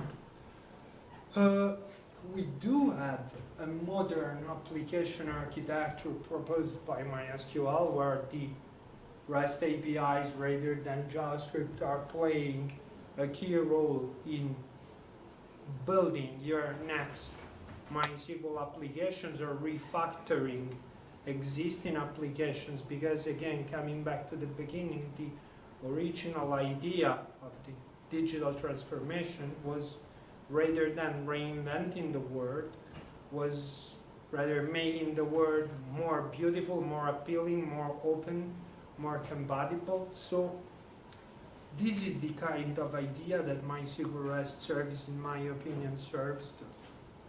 Like to make MySQL a better and smoother part of the whole. And summing up, you can make the REST APIs will allow you to make MySQL independent from a specific middleware and will allow you to not having to reinvent the wheel every time you change technology. It will be quicker to develop because you'll be speaking native REST language to the database. It takes good care of security, as usually MySQL is doing. And when with fewer moving parts, at some point you'll realize you'll end up saving on time, cost. So you will end up reducing the dependency from the specific technology, so this will bring some savings when you look at the general picture. So I hope I have given you enough of a reason to start looking into MySQL REST service for the next coding task you'll have to do. And if there are questions, I'm here. Yes. Could this only be set up with router? VB code? Sorry? No, not only so. The question is if this can only be set up with Visual Studio Code. The answer is no. Sorry, I overlooked to say this. It can be set up as well with MySQL shell. With Visual Studio Code, with the shell for Visual Studio Code, it's more graphical. You don't have to type syntax for what you want to expose, for example. So you can just tick boxes, so that's why I refer to that. Yeah, but in Shell there is an SQL extension to the classic SQL that exposes those REST APIs, so you can do everything that has to be in Shell at the moment. How do you go about handling schema changes? Like if I add a column or change a column type, whatever, what happens? Or what do I need to do to ensure that the REST service is still performing as it should? So if you add a column, if I remember correctly, you'll have to choose if you want to expose that or not. Correct? So a good way is to version your REST API, and once you change the schema, you will create a view that represents the old format basically, and then you export that, or you replace it with a function. And in the old version, in the version 1 of the REST service, you expose the transformation, right? But in the version 2, you have then again the access to the change later. Okay. So I guess it depends a little bit on the type of schema change that I'm doing, but my concern is if I need to create a view, first I need to perform the schema change, right? Will it work, the original version, will it work with the new table before I create the view and switch the original version to use the view instead of the actual table? Yeah, so what you can do is you can have a development version of your REST schema and do all the changes you need, both on the new version, both on the old one, and then in one step you can make the change and publish the schema. There's a way to basically have a development mode for the REST interface, and then once you're ready and it's developed, you can publish it, right? And only then it's externally visible. So you can do that in one step. the changes in the server, I mean, this may sound like stupid, but can they or can they be replicated? Because you're making changes in server configuration, which may or may not want to be, but potentially it might be nice to configure it on the primary. You don't have to configure it once and don't have to configure the same metadata configuration changes. It is replicated. The whole metadata is stored on the server cluster, yes. so it's everything's replicated. Yeah, So the schema, so it's replicated. Okay. Yeah, the thing I forgot to say is that the REST configuration leaves on a MySQL schema. Yeah. Similarly, So to the it's- Unity cluster one. It's But handled. answers yes, and therefore basically It's handled consequently. So, any more questions? Question. So, in looking at the stored program in JavaScript, what are the performance impacts to that? Have you benchmarked, like executing stored procedures at scale in JavaScript? So, it runs, so the JavaScript runs based on RPM. I'm not aware, honestly, of a specific benchmark which might have been done, but yeah, you can happily test it. Yeah. There are parameters to tune the JavaScript execution, the amount of memory which is assigned, and if I remember correctly, if my memory does not fool me, every query which will be executed under the root will be treated as a separate thread. And then, have you done, what kind of security testing has been done against this? Like, is there a way to, has anyone tried to escape the boundaries of the functions that were your intent to run? Okay, so that is not possible to escape boundaries of this function because there is no network access, no file system access, and the Graal VM executes every function in a kind of sandbox environment. Okay.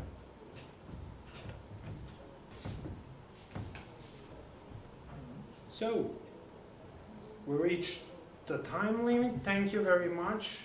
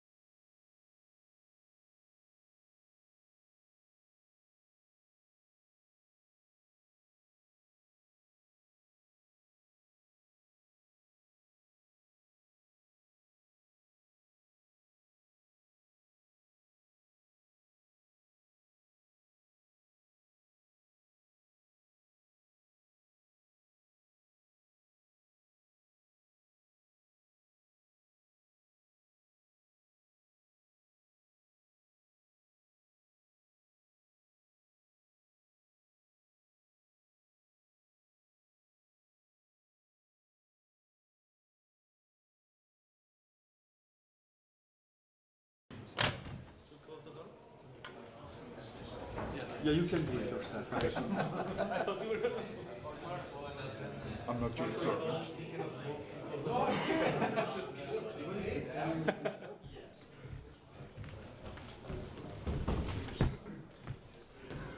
But also, I guess, yeah, we need to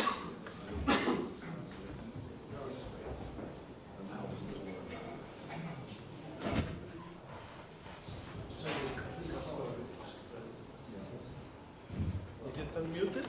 Of course. Is it recording? Of course not. It was not. You are. Okay. Hi everyone, thanks for joining my talk. I'm not sure if you were before in Vittorio's talk, but this is somewhat a continuation of it. I will show you a new component in MySQL Server that is a component for the MySQL REST service. I'm Miguel, I come from Portugal. Some of you might know me for MySQL Shell, Router, the whole InnoDB cluster and those topologies. But I'm at MySQL for 14 years now. And more recently, I've been working in parallel in this new MySQL REST service component. So I will show you that today. All right, so setting the stage. I hope this is not repetitive because Vittorio already gave a very nice presentation, but just quickly, I would like to say why REST access matters today, or rather still matters today. And you know, tons of web applications, continuous integration, tooling, monitoring tooling, and so on. They speak HTTP, they exchange JSON between themselves. So REST didn't win because it's perfect, it's not, but it won because it's everywhere. It still is nowadays. So applications expect this seamless integration. So there's this stateless access with using HTTP and exchanging JSON. And like Vittorio was saying, then there is this, how did you call it, middleware tax? Middleware monster. So applications have to, and teams have to build layers between the database and the applications to translate and handle REST. So there's a lot of custom serialization, validation, extra services to deploy and operate. So this whole layering and this whole monoliths and this middleware tax. So the question is, why should REST always live outside the database? So the database is the database. SQL is used to talk to the database. But then REST became this common language to talk between, like I was saying before. So why should REST be outside of the database? And that is exactly the main goal of this MySQL REST service, also known as MRS, that is much shorter. And there's this very nice sentence, I don't know who wrote it, maybe it was you, Mike, or I don't know. It's very nice, and it says that REST service is a next generation JSON document store solution that enables fast and secure HTTP REST access to MySQL data. So, in general, this REST service exposes data from MySQL, from tables, views, store procedures, functions to MySQL data through REST. So it's designed for HTTP and JSON access to the data in MySQL. So ultimately, it provides SQL-free access to the clients. So it follows, for those who are familiar with, the Oracle REST data services follow similar design principles. It was initially developed and it is available at the moment through middleware, that is MySQL Router, that is a very known middleware, and I think everyone is familiar with it. So no new middleware, it's MySQL Router, and it's also available as part of the cloud service MySQL Gateway. So, what was the goal of this project that I've been working on lately? Is to bring this solution into the server directly, so not through middleware. Don't take me wrong, there's nothing wrong with middleware, there's nothing wrong with Router. It delivered very well many things. So as a start, there's a clear separation of concerns. So you have MySQL server, you have the router, you have your clients. And this was built on a proven HTTP and REST stack of MySQL Router. I don't know if you're familiar with it, but Router exposes also a REST API. there's this HTTP and REST stack. Like it was said before, you can horizontally scale by adding as many routers as you wish in your topology. And the most important thing is that router is one of the key components of the solutions of MySQL database architectures. So InnoDB cluster, replica set, cluster set. Router is there if you deploy those topologies. So now you can have both your entry point from the clients to route your queries to the database architectures, but also have REST in router. You just have to enable it. So this allowed enabling this REST access without modifying MySQL server directly. So fast experimentation, much faster development, and iteration. So this was all great. There's nothing wrong with it. It will remain there. But what will become if we move this into the server directly? We will have REST available without MySQL router. That's the obvious reason, right? So reduced operational setup. One less thing to operate, configure, monitor, and whatnot. And then we have access to multiple things, such as the native authentication and authorization of MySQL itself, unify the management of certificates for TLS, and direct access to multiple servers, services such as keyring, because, for example, router has its own keyring, that is yet another binary, but the server has a keyring service. There's a keyring API, so we can have direct access to that. sysvars, status vars, UDF-based control, and so on. I will go into detail about all of those. And it's a single life cycle model for startup and shutdown. All right, just to be clear, we wanted REST for standalone MySQL and not just only in the InnoDB cluster. So this, it's a summary. It's no cluster or router required for those who just deploy a standalone MySQL and want to try this solution. They don't require a router or any topology.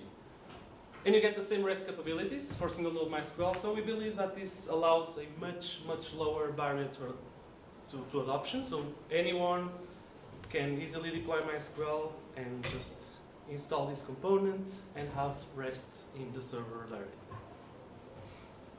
Now, again, the hot topic, that is extensibility in MySQL. How did we do this? We obviously didn't change MySQL code directly, the core, we just extended it. So the extension nowadays is using the components infrastructure.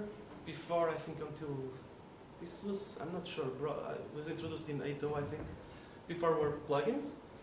But plugins are different than components. Plugins are essentially hooks in the MySQL server code. There's a strong dependency on the headers libraries. It's harder to track. It's easier to break things. So the components were built to overcome many of those problems. So components are a service-oriented architecture. Producers, there's a registry, and consumers. How does that work? There's a, I don't know if that is, you can see it.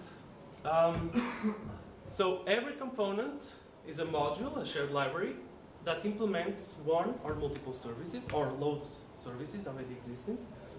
And then there is a registry that will register the services in use. So there's reference counting. So if you have multiple components loaded, and they are using the same services, the registry makes sure that you're not going to unload a service that is being used by other components.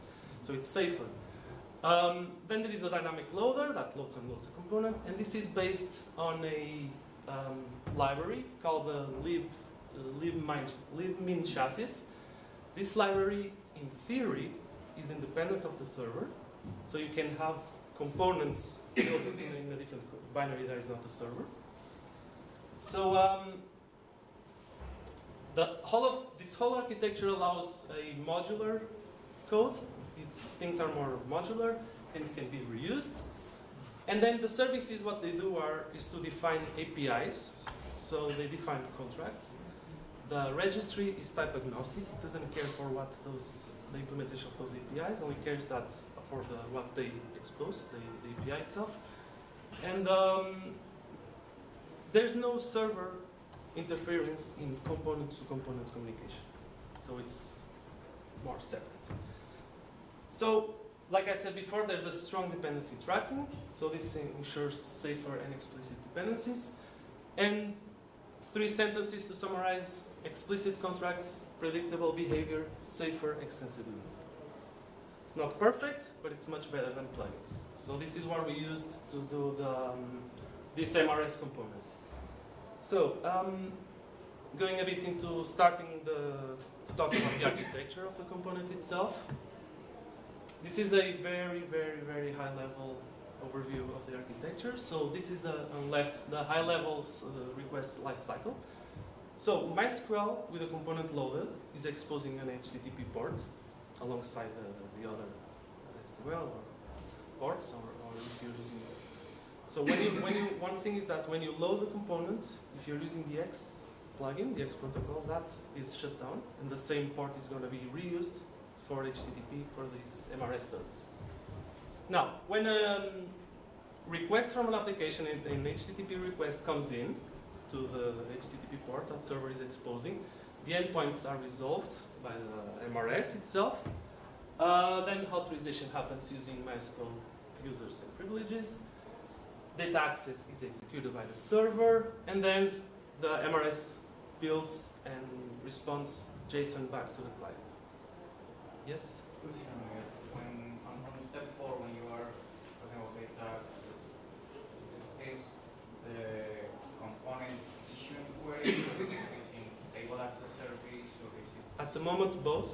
Okay. In the future, the plan is to access directly without queries for performance reasons.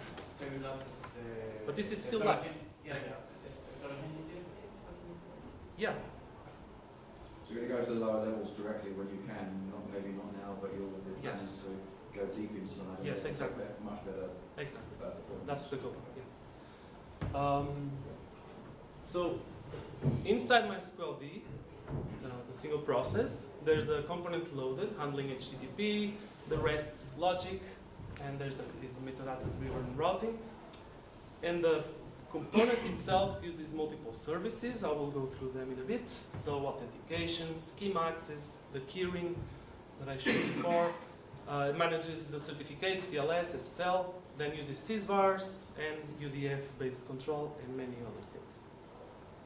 Okay, so how we built this thing? What was the engineering journey to build this component? Just very high level, we started with prototyping, hitting my head against the keyboard with plugins, then moving to components. Creating the boilerplate for a new component, reusing router code, because we don't want to reinvent the wheel, nor keep 2 branches of the same thing.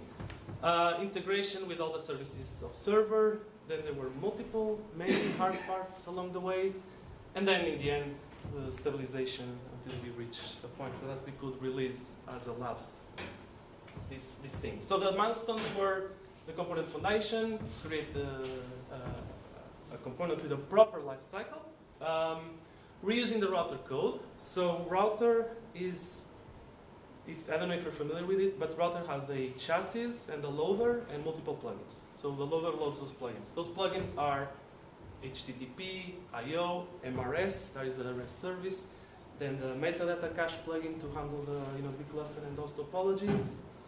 And we wanted to reuse some of those plugins that implement the MRS logic, and that was a challenge. Then the third milestone was logging integration. So as you know, router is a different binary. It has its own logging system. Things are different files and whatnot, but since we now live in the server, we had to use the server's logging framework. Configuration model. This was another challenge because router operates using its own configuration files. And in the server, for obvious reasons, we didn't want to add things to the configuration file. We wanted to configure it using sysvars and then status vars as well to shake things. Security and accounts use all the proven stack of MySQL of users, privileges, certificates, keyring, automatically create and manage the internal MRS accounts, so users have it easy, because usability, as usual in our group, is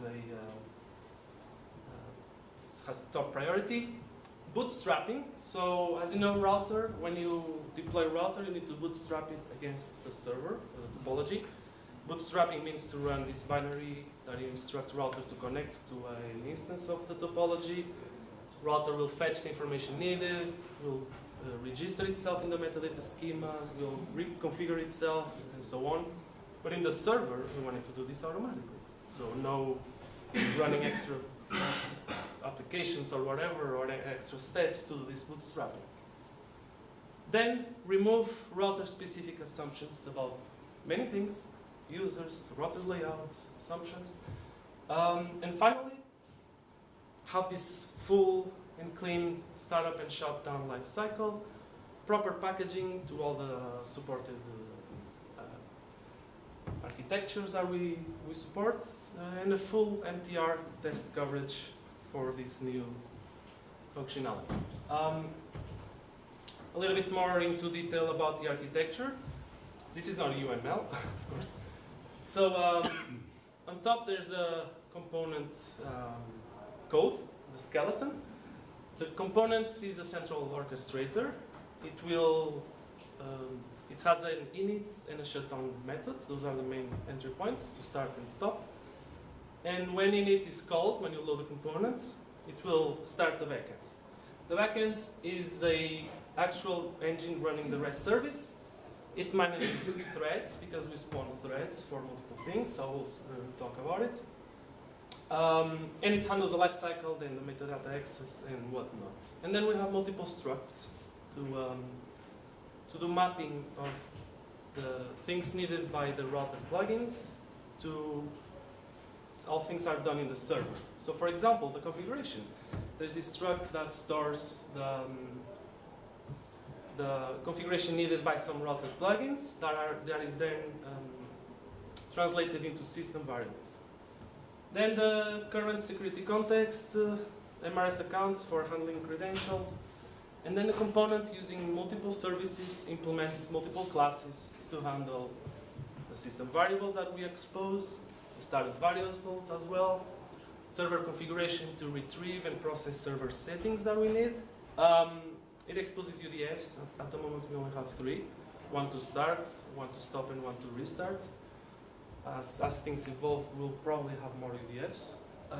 That's the way to control the component. The keyring handler. This was is the class to use the keyring service for components to handle the keyring in the component in our component. The logger, and then multiple things. For example, the table accessor, where you were asking before, we already have some things using this table accessor, so we go directly to the server. For example, to query performance schema. So instead of doing a query, we just access it directly. So this is an entry point for the future improvements. Then the command executor to execute queries and prepared statements. That is both THD aware or you can use explicit context. So in MySQL, when a session comes in, there's this structure called THD. There's a new thread created. This THD holds information about the session, credentials, and whatnot. So we can execute commands using that. So for example, when you do install component, you still have access to that. But as soon as a thread is spawned, we lose context. So do you have, are you using the thread pool plugin on No. or you're not? No. So one is one HTTP connection to one thread of the server at the moment? Yes. Okay. Miguel, one question, sorry. If you need to get multiple objects, one request, can you do like a transaction across the place? So for now it's just one request of a commitment. Yes. For now, yes. For now. And can different users see different views? Because you might go, I'm an admin, I want to see more information, and someone else is a user, they see less information on the same theory, the same data set or table or something. Or is that not really something that's... No, this is not, yeah, I will discuss that later if you want on the... In your talk? But not completely like that, but it's, what you can see, it's about the user that use the REST so different service. users can see different views of things, basically? Yes. Okay, that's fine. Sorry, I wasn't understanding your question. Do I only have 5 minutes? Really? Mine is in 5 minutes. That I Okay. should, but you, I think I have more you have time. more time because you started late. But I mean, Okay. Don't scare me. I want to show you. Okay. Okay. Hurry up. Okay. Anyway. Yeah. So in this table, I'm just showing a list of services used by the component. In case you're interested, the code is we released in labs, so the code is open source, it's available. Eventually, we'll go into the server tree. And this is the internal area that I was talking before. Maps to those classes, and those classes use those services. We use many services. I hit many bugs that I had to fix because I believe that nobody used those things in such an extensive way like I did. And we had to extend other services, so that's just a general list of things used. Okay, so hard parts. I've already spoken about some of the hard parts along the way. Just some challenges we hit. First one, component boundaries differ from plugins. This is not really a problem, it's just we had to adapt to a different mindset, that's all. Like I was saying, threads inside components lose the THD context. We spawn some threads, so we lose the context, and we cannot get, for example, the security context to execute things inside threads. The logging needed the bridging to the logging of router assumptions don't hold inside MySQL, of course. For example, router uses the libMySQL client for queries, that don't have direct access to tables and so on. We had to change the way TLS is handled, so we ensure that we use the certificate handling of the server. And this was an interesting one because if you're familiar with MRS, you need to configure and create a schema, MRS schema, like you were asking for, Simon. And that might not exist at startup.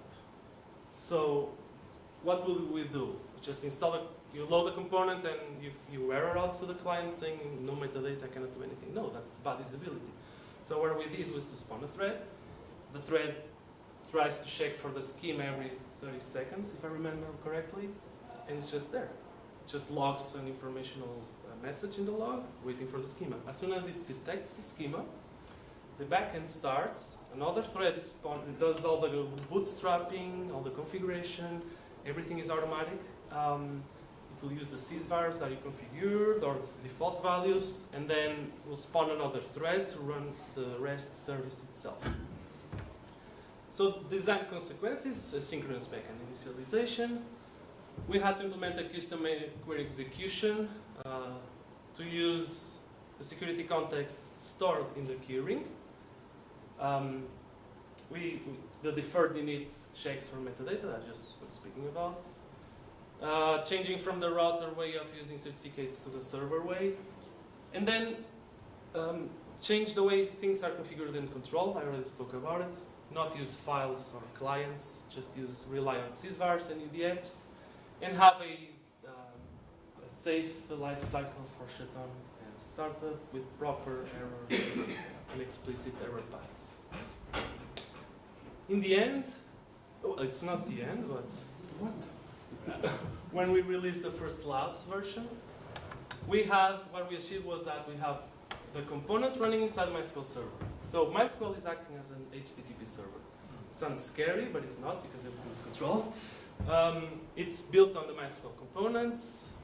It's secure by default. It's using the well-proven MySQL server security things. And like I was saying, it's operational ready. You can configure and control it with sysvars, UDFs, automatic bootstrap and metadata registration.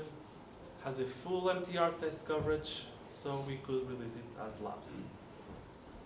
We believe that this is a foundation, just not a new feature, so a foundation for future, hopefully, server capabilities. To close, and some things on the roadmap, we need to, before we can actually release this as GA, we need to add instrumentation. So everything in performance schema, that's a challenge, it will take some time.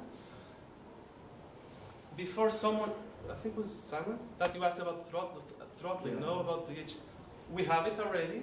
but we need to improve it to add more configuration over it. But that would also be useful in the server, because right now... It is, because you have an HTTP port, you need to... No, for SQL queries, because there isn't a good throttling mechanism for users overusing the resources. Yeah. So maybe if what you have there, maybe you can extend it so it could be used back in the Right. server. Right. Essentially. Right. So if there's a way to control to limit the connections. Yes. HTTP connections. That's where We have some stuff like that already in the new thread pool in enterprise.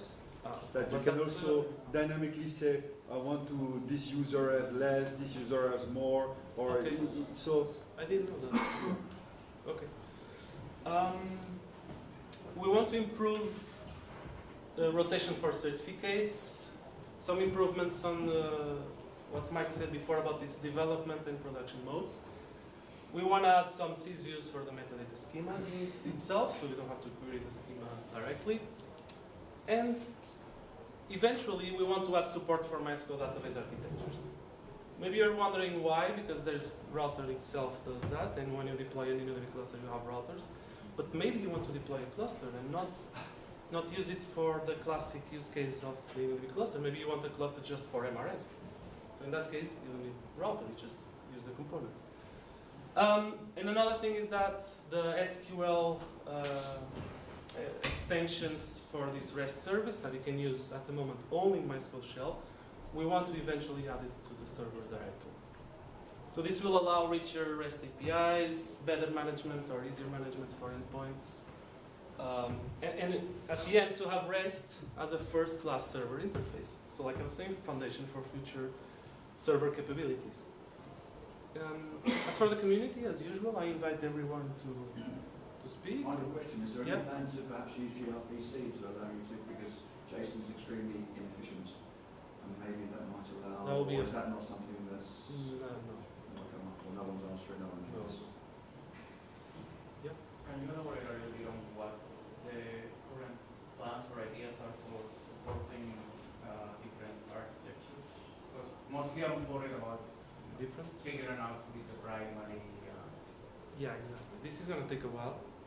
There's many challenges to tackle. So Can you share what the plans are, the ideas are, or is it still in discussion? no, it's still under discussion. It's not a priority. The priority right now is this. This, the three first ones. That's a priority. We need that to be able to release in as GA. What I was saying. Oh, of course, I invite feedback from everyone. You know that I'm always in Slack and available and open to discuss. We want to validate real use cases, and let's shape together what comes next. So try it. It's on labs. We released on Wednesday, right? The 9.6 version. So the component is now rebased on 9.6 and has already the keyring that I spoke before. It's using the keyring from the server. And the code is there, so you can also look at the code if you'd like. And that's it. Does that mean you need to install a keyring component? Yes. So it's installed together when you produce? No, it's separate. You need to install first the keyring and then it will load this one. So if you really enjoyed his talk, and I will show you how to use it now. Because he can write the code, but he's not able to use it. Is the rest going to disappear from the router, the REST service? Sorry, what? The REST service going to disappear from the router? No. What's going to happen? No. Like I said, we use code, so we Is it your continue in phone? parallel. Yeah. There's no need to Is it your phone there? It's my phone, yes. We can take it back.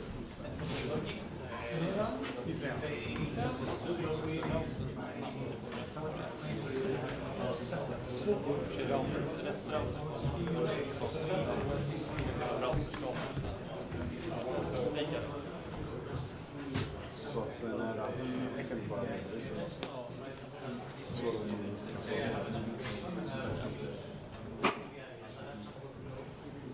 So this is the last session before the break. Yoo-hoo. And it will be 2 hours. And then we can talk.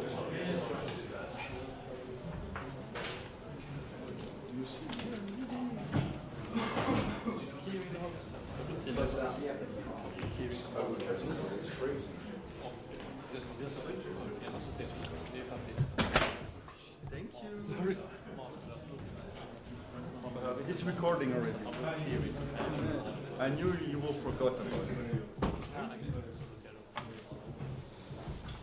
Okay. So now you have seen a lot of stuff about and all the component was built or created by Miguel, and so we're going to see how we can use it to create an application. I am the same guy as usual. You sure? You can find me everywhere almost. So, what are we going to talk about? MRS just a bit, but not too much. And then I want to make it like really use it, how to install it, how to load, and that kind of stuff. So you will see it's more not practical because I won't ask you to do it, but you could. You could take the slide, just cut and paste, or listen and do it again. You will be able to do it, and we will see how we can build finally this RESTful API with the MRS, and even we can and use an SDK. So what is it? We talked and Miguel talked about it. So it is built on the concept of Oracle REST Data Services, or RDS for the Oracle database guy. And we have three different options to use it. The first one, as Miguel also said, is with the middleware using MySQL Router, or in MySQL HeatWave. So when you deploy a MySQL instance in OCI, you can say, oh, I want the REST service. And you will be able to use it for creating the application the same way. It's just installing the component and stuff that you don't need to do because you have it there. And or finally using it inside the server. So this is what Miguel explained, and this is what we're going to do here now. So the last part. But when we will be in creating your application phase, it's exactly the same for the tree. But I will spend time here at the start to see how it uses. So this I can bypass because it has been already explained, and I think Vittorio did also. And it has also this nice SDK API that we will play with it. So you will see something very cool. I don't know if you have tried. So who has tried MRS? Any of the options? Nobody? Ah, you? Good. I'm surprised. I'm joking. So you will see it's a very nice and intuitive way to create mapping. And Simon is gone, but how to also say, oh, who one can see and stuff like that. You can also, so you create everything with clicks, but if you want, you will have also the SQL of creating that if you want to deploy on multiple server or anything. So we started publishing it in 9.4.0 as a lab, MRS 14, when it has the HTTP port, better error log, race condition fix, build plenty of stuff, and then we did it 9.5.0. So with this time support of database architecture, then new system variable, new status variable, and some improvement. And finally, the one we released very recently, so the 27th, it's based on 9.6, and it has the integration with the keyring. So how we're going to use, so we will use this lab because I want to show you how to use the component and not the router, right? Or not the one in OCI. So to do that, I will use Docker. I'm not a big Docker fan, but I think it was so easy to show to people. So you just download the MySQL Community 9.6.0 Labs MRS Docker, and you load it, and you can see it's there. You have it, right? Then when you have it, this is this new server keyring that has been added in 9.6. And of course, what I did, because I was as you have seen, I did it for 9.4, then 9.5, then I said, okay, let's do the same with 9.6, and it failed. It failed, why? Because it needed the keyring stuff, which I never used for previously for my other demo using the component, so it failed. So if you don't do this step with the next, so the 9.6 labs, it will fail. You really need to have it. It So fails with a decent error message. What? It fails with a nice Yeah, error yeah, message. it fails with an error message, but it fails. So it tells you what you're missing. my idea is to That's show important how to not say to that. fail, right? and who reads error message? Okay, that's a different discussion. Most of the time when I have people telling me, oh, I have an issue. Oh, what's the issue? It's, yeah, I don't remember. He says something about message or error. Okay, it helps. So here, so you need to create a mysqld.mi file where you just put the component, the keyring component that you're gonna load. So we will use manifest to do that. So we will create also a component keyring file CNF where we put this path where the keyring will be. So I use the file to put my secret, right? And I need to create a directory. Ooh, bad! Yes, it is.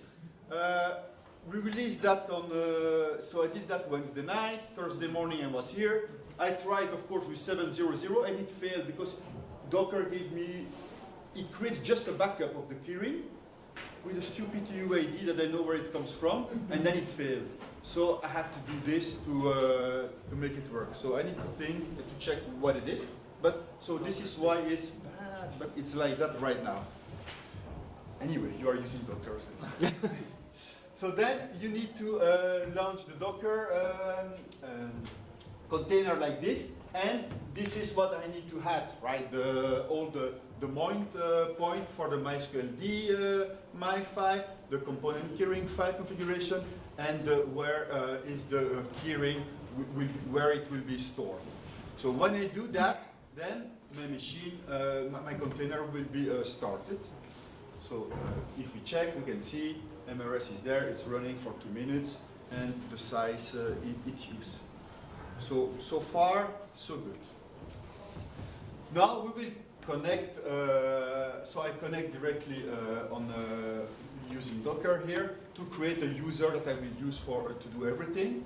So I will create my user FOSDEM with the password, and I give all the privilege with grant option, so I will be able to connect from my shell to my Docker server.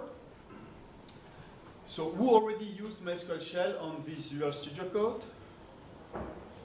Only a few of them. You should try it. It's fun, and it has plenty of new features. It's good that you are not using it too much, because you will see that my slides are not updated with the exactly last release, because what the migration assistant, you won't see it in the line of it, but it's just the one before here. So what we do, we take a new connection and we connect to using FOSDEM, and we will store the password, and we do it. So we are it. We have MySQL there. We can connect to it, and this is what we have. So we are connected. It's easy to understand. So now, if you want to prefer to use the shell from command line, you can also use MySQL shell to connect to the container, and this is what you will have, right? Before going, so now the server is running. Before, let's say, starting loading the component and everything, what we're going to do, we're going to use some data, because it doesn't make any sense without data. So I will use the Sakila database that everybody knows, and I will load it and unzip it. And I can, so I download, unzip it, and you can already load it from disk if you want. And you have all the SQL, you run it, and so the schema are created. Then I will load the data, and you can see when it's done, I have all my circular schema here with all the tables, and if we check, we have records in it. So now we will be able to use this information, this relational data, inside the MRS to do JSON and REST, call the REST API. So now we need to prepare the server. So the first thing to do is not that we have created everything, it's to load the component. One thing I recommend, because even if it's every 30 seconds, but you change this 30 seconds or? Yes. Because then it was like, well, metadata down there, metadata. It was really annoying me, so instead of being annoyed, the thing I would recommend to do is first create the metadata. Before you load the component, you can create the metadata and then it will work.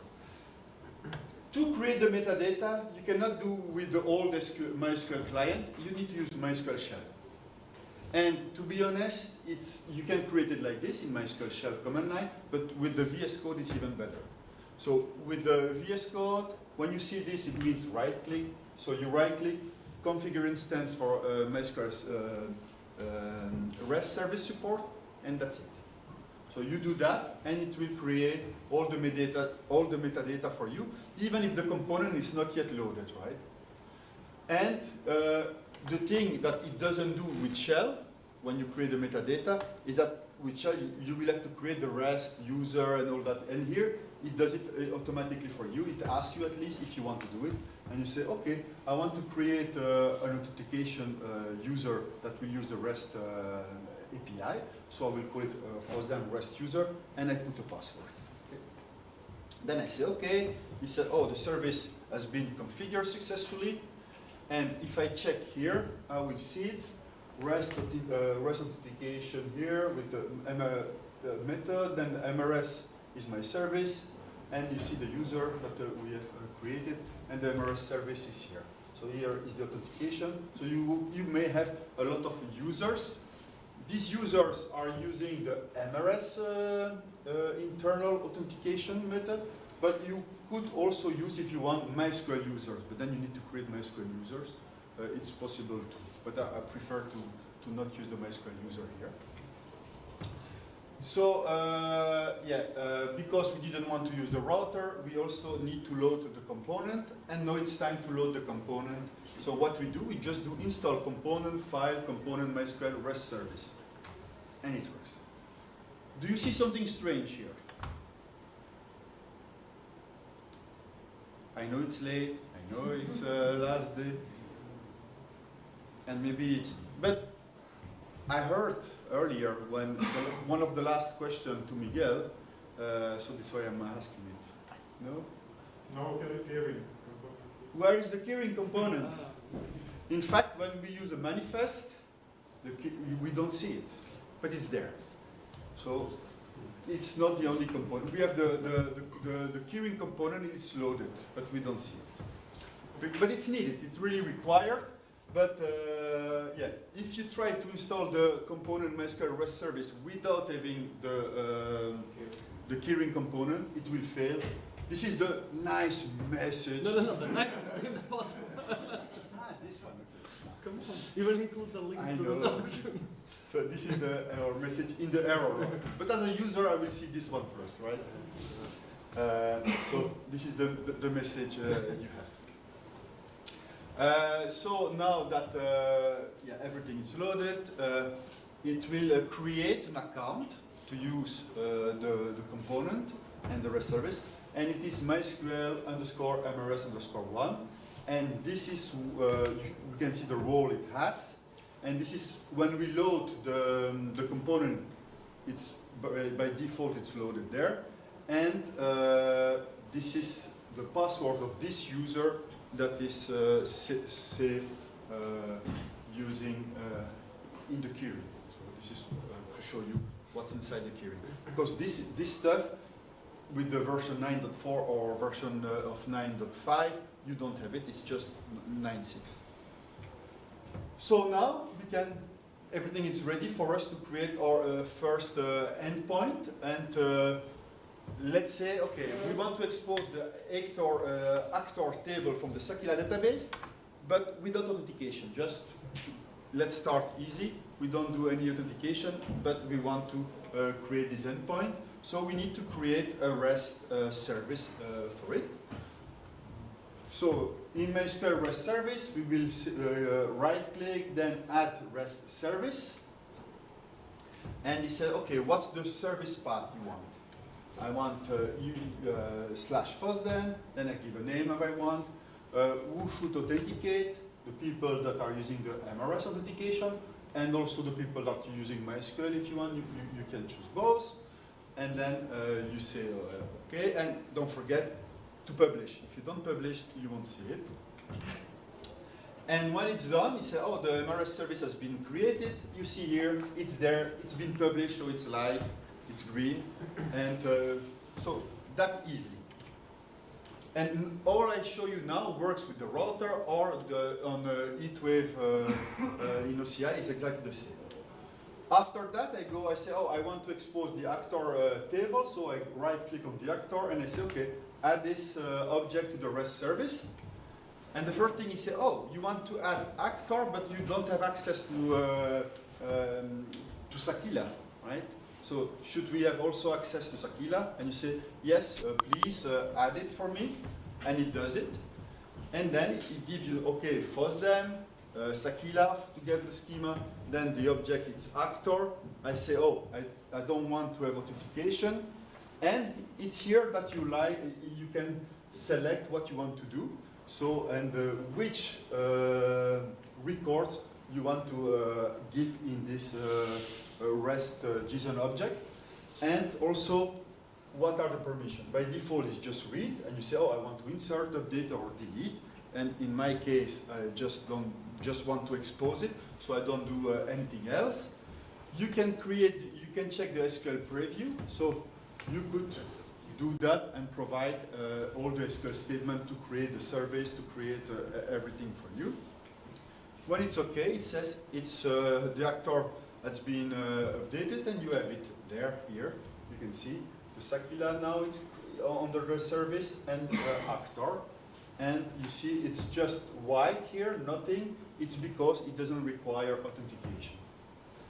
And then you just can connect from your browser or using curl and see what it is, and you will have the actors. So everything in the database, we will see in that table, we will see it here, plus the ETAC that we discussed yesterday when we were talking about JSON. We have access here. So we can also do queries if you want, so by primary key. So I say, oh, I want the actor with the primary key 44, and you will give me, okay, the actor with ID 44 is Stallone Nick, right? So far easy. And you can also filter out and say, oh, I want that all the actor with the first name being Nick, and I just want that this is GQ after. I put all the JSON, and from the JSON I will just extract the actor, the first name and the last name. But we see that we got all the Nicks. And if we check in the database, in the table by itself, we can see that there are only 3 Nicks. Right? So we think that's cool and easy. Yeah. Is there any way on the browser to just say, yeah, give me the actor table, but just the names of the actors? Like a filtering? No. Yeah, you can just specify which columns you want. Yeah, you can specify the columns you want, but then that you can have, but then you get a JSON all the time, right? Here it's just because here it depends on your browser and what. Sometimes you don't see it like nicely displayed, but this is what you get, right? So now let's go further in this, right? And see how we can. Yeah, I wanted to say all this SQL. So when you have it, you can say, oh, I want to dump everything I've created. So let's say you deploy with the shell in your development machine, and then say, no, we need to deploy all that in production, for example. You will have all the SQL or all the information to create all this for you. So you can dump that. Now let's use again the same stuff, but with the SDK. First, you can edit. So when you have a table and an actor, you can say, oh, I want to edit this object, and this time you need to authenticate, and I will allow people to insert and update data in my JSON. And when I do OK and it updates it, you can see here we have the orange to say, oh, now it requires authentication. So this is all to dump to this. You can say, oh, I want to dump this object to disk or whatever. And what we're going to do now is to dump the SDK. So to use with our programming language we have access. And it won't give you this. This you need to type it by yourself. By default, you will have the old router URL and port, but you need to, here because we are using the component, we connect directly to the server, so you need to type the URL of the REST service we created. And then you can choose the API you want. I am very bad in TypeScript and stuff, so I use Python. And let's go, you say OK. And it asks you where you want to download to save the file. You give a path, and it saves it for you. So it creates this FOSDEM MRS SDK, so small. And if we check what we have in it, so we have the FOSDEM PI and the MRS class, MRS config, JSON files, everything is here. And you can do that from the shell, also using MRS dump SDK if you want, in the command line. No need to go on the GUI. It depends what you want to do. So now I will create our own program, right? And I will call it FOSDEM. You will see I'm very good in writing such code. This is my application. So we connect with the user we created, the password, which application we want to, authentication application we use. So it's MRS, it's not MySQL. And we connect, we find, and we take the 10 first records, and we're going to print them, right? So we run it, and this is what we have. So we use the SDK, we just say, oh, let's use it, loop on the actor service I want, and you have it here. So, like I said, we can also update. So this time, we say, oh, I want to find an actor where the ID it's 4. And this time, I will print it, but I will change the first name to Andra. Then I will update, and that's it. So we run it, and it says, oh, it's Jennifer Davis, because we print it first. The second time, we're going to run the first script we created first, and we can see that number 4, it's not Jennifer Davis, but no, it's Andra, because we did the update. So easy to do this. So usually when I show that to developers that doesn't know anything about database, they love it. It's much easier than all SQL stuff they do. So the SDK, it's all documented here, and it's, I don't know, how many time do I have? Because you didn't show me anything. I don't blame you. Huh? Thank you. 8 minutes. 8 minutes? Yeah. Okay.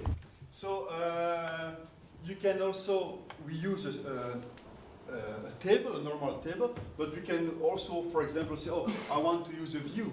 So you can give access to a view. Here are the views that are available in the Sakila database by default. So you pick one and say, oh, please add the view to the object, and you can have access to a view. So not only table, but also view. Something very important if you want to use this view in your Python program, it's that every time you create new service or you update your service in the MRS service, you need to export the SDK because the SDK has changed. The first time I did, I said, wow, I create the view and nothing really works with the SDK. And if I don't export it, of course, it's not there. So you can use the view, and now you have access to the data from the view, right? Is it possible to add all tables and objects from one schema when you create the rest of this? Or do you have to do Right, take on. You want to say I want to all the tables? Like star dot star. I don't think you can. You cannot allow all of them at the same time because you need to create the map. So then you want to map everything all the time. Then it will be easier to create a bash script or something like that that will do it for you. But So when if you do a database change and new tables, you need to actively add it to them. Yeah. Is it possible to monkey patch that to actually changes in the runtime? Could you say again? I didn't get it. Is it possible to monkey patch this thing and change any object in the runtime in the SDK? So you mean modifying the data itself or modifying the view you want? The view I want. Yeah. No, you need to update the SDK. Oh. So yeah, here, for example, I showed you table, I showed you views, but function is the same. So let's take a look what function we have in the Sakila database. Oh, there is inventory in stock, for example.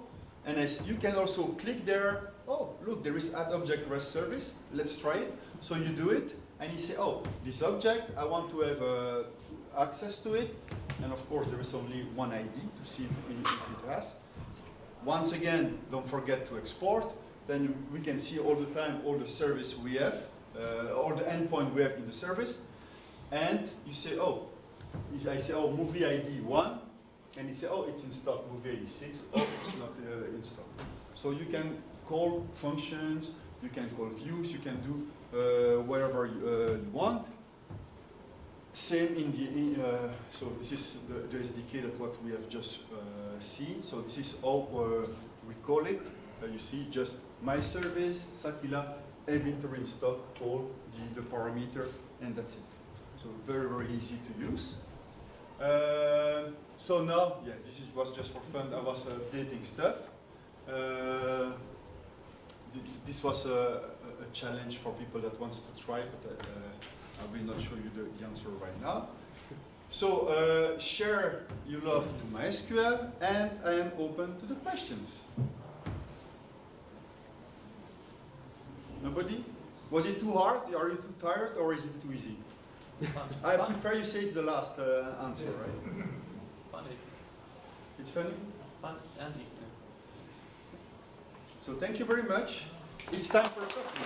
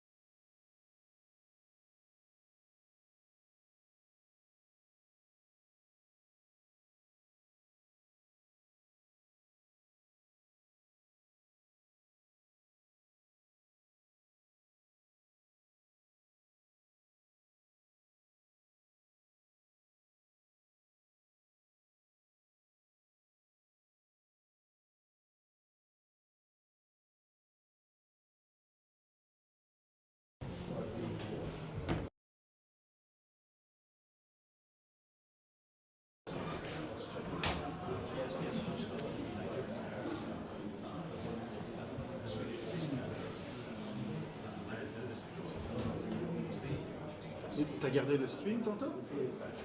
Qu'est-ce que j'ai? T'as regardé le stream ou tu l'as envoyé à ton fils ou... Non, c'est comme ça. Je l'ai envoyé à moi sinon.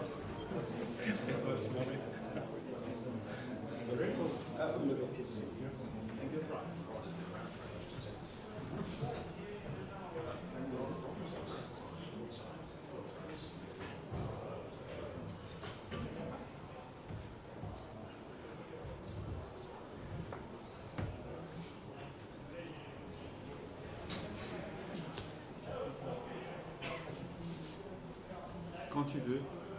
Ok. Oui, ou tu fermes la porte et tu commences. Comme ça, ils ont peur. Je ferme? Oui, tu peux ainsi. Il faut avoir trop de bruit.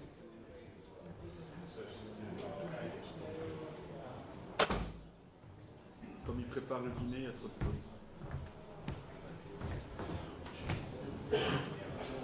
Okay, hello everybody, so we are back. So today is the second part about IO, well, this time it's IO bound, workloads and tuning, and well, the main change. So in this case you will have now, so all problems which we saw for CPU bound in memory, so it's still again valid. And now you have IO reads. So means you will use storage a lot. So, and that's why your storages will be a masterpiece of everything, because, well, it's slow, everything is slow. You cannot speed up your storage. And since you will need to read, you cannot speed up reads, especially if it's OLTP, so it's totally random. You totally rely on your storage. But not only this. So your fsync will be always critical for redo-log, because except you keep data and it will just scan it, so it's one story, but generally do some changes. So it's always relied on redo-log latency. And also, if you read, so, generally you will not have enough of one drive, so you'll have many. So if you do read 5, read 0 plus 1, or 1 plus 0, so think about stripe size, because this will impact directly your double write. So double write is a small file. So if you'll write, if your chunk is stripe chunk is big, you will only write to one device, not to all others, and you will go with speed of one device even you have 10. Okay. The other points are also critical for you. So. Linux kernel, pay attention, there was many regression, so you may be just not aware, and all your problems because of this. File system the same, so we saw many in the past. So XFS in X64, it's most popular. XFS is most advanced, so you can have a bigger storage on this one. So some people trying to use ZFS because you have nice security, compression, and so on. But you need to really be expert inside. You need to configure it right and so on. The only problem then at the end, people what they're saying, then you need to recreate your file system from scratch because too much fragmentation. And well, BTRFS, some people want to use on your own risk. So it's by definition slow. It's not for database, that's why. One question? Yeah. So the slowdown on the BTR is the problem? No, not only this, because it's not done for parallel activity of database. So as soon you start something serious, just, nothing slower like this. Okay. So for kernel, it's fine. For RPM, you can do snapshot, come back, and so on. So let's start from nice news from. So it's about regression in the kernel. Yes. Question. I have a question regarding the previous slide. Okay. I'm assuming grade 10 actually, on top of storage. Yeah. And the stripe size of 128K, can you, or 256, can you explain why? Yeah, because your double write will be not bigger than, so in fact, your targets and your double write also dispatch it between all your drives, okay? Otherwise, all your writes and double write go to first device in your read and not on others. So since it's always you write twice, so you will always go in with the first device, not others. So they will not help you. Your read will be, okay? So this regression in the kernel. So we are working with Oracle Linux team to fix it, and they have potential fix it. Amazing, but it looks like it's related to scheduler. So it's hard to imagine, and not only we observed this. So I'm surprised that only MySQL complained, because it's valid for all kernels since 5.15. Any new kernel has this problem. And well, you see for us, the most critical, so it's this peak performance. But for many will be probably also critical when you have regression on the high level.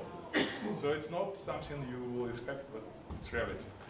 It will be fixed, so again, people pushing these changes to upstream, I hope it will be done. Another topic, so I don't know what to do even here. So right now there is no way to limit file system cache on Linux. And whatever you do, so for some reasons, I observed this several times. So Linux guys don't believe me, it's not possible.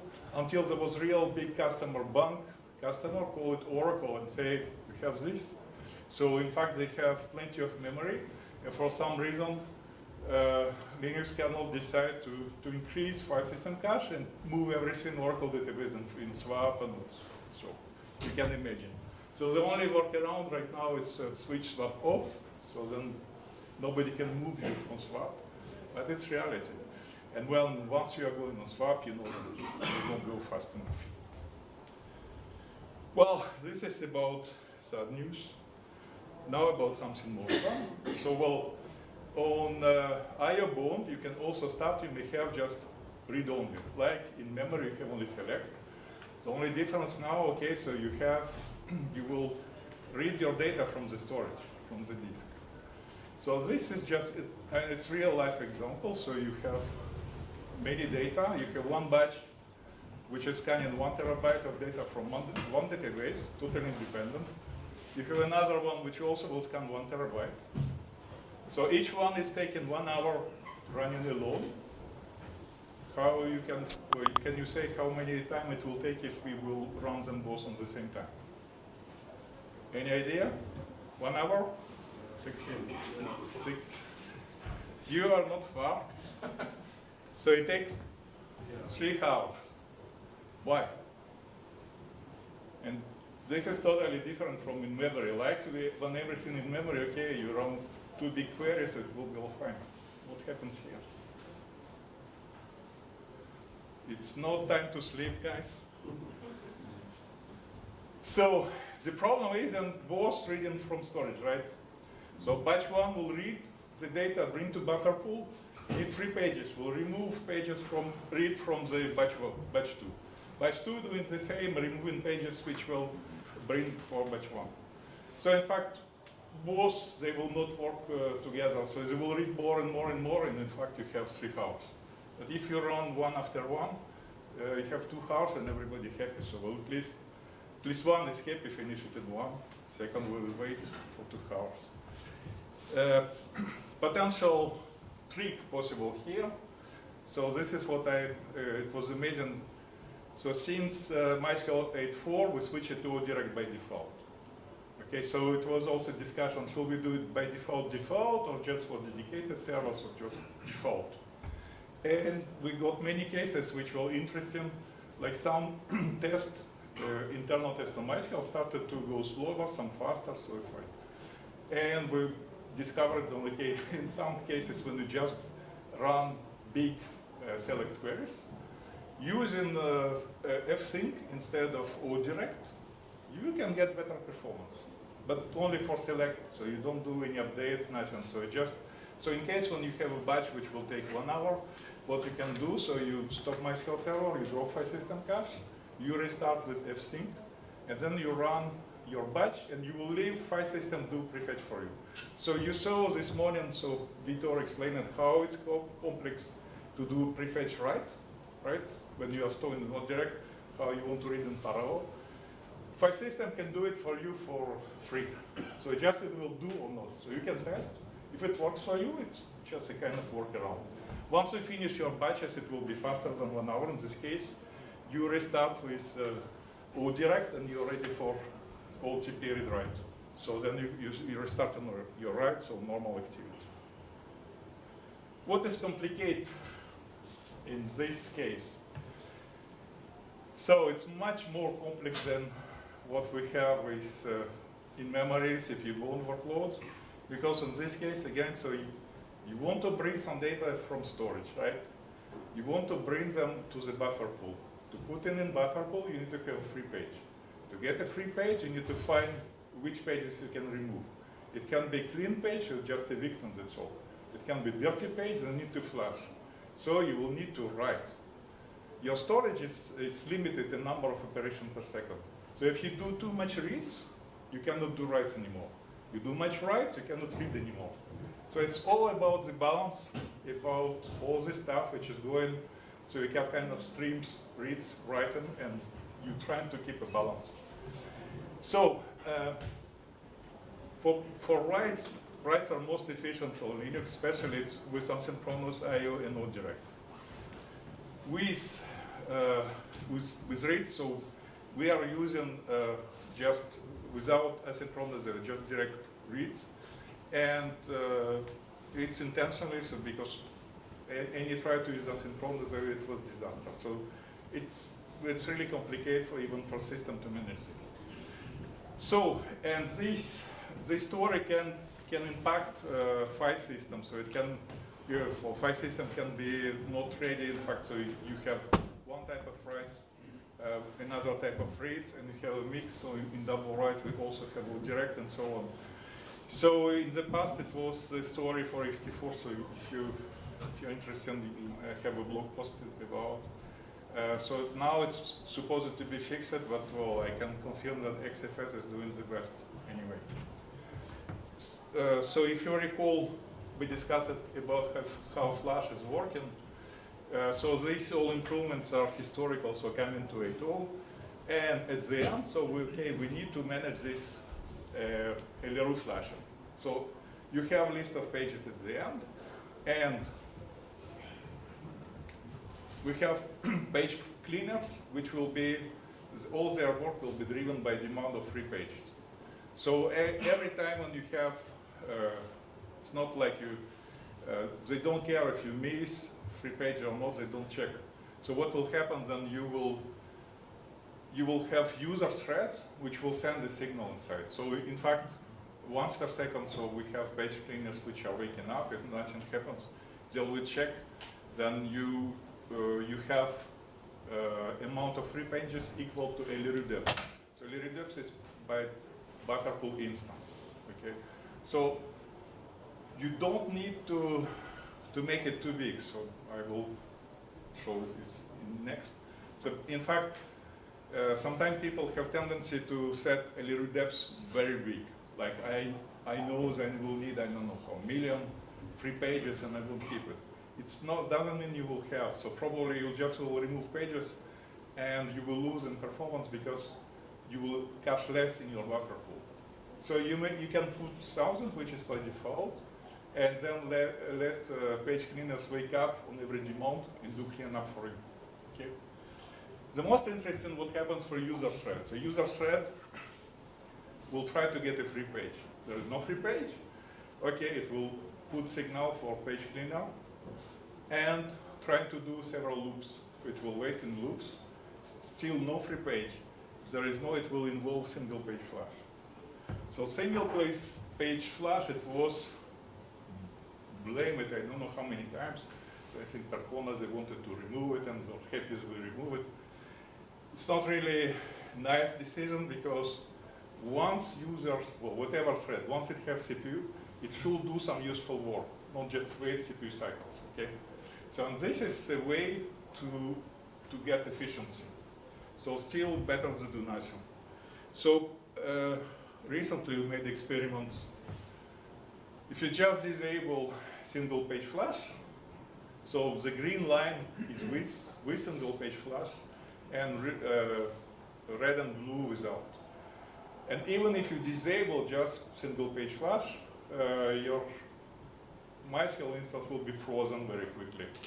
So because page cleaners are doing first, they flash in dirty pages, then they do LRU.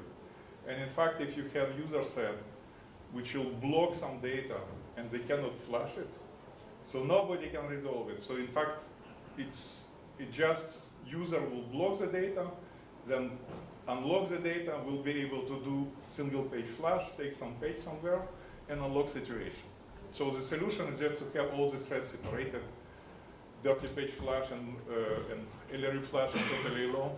But well, even in this, the only way to get the same level of performance, you have a lot of threads, which will do flashing and which can have IO threads, IO write thread. Only this you can keep a piece.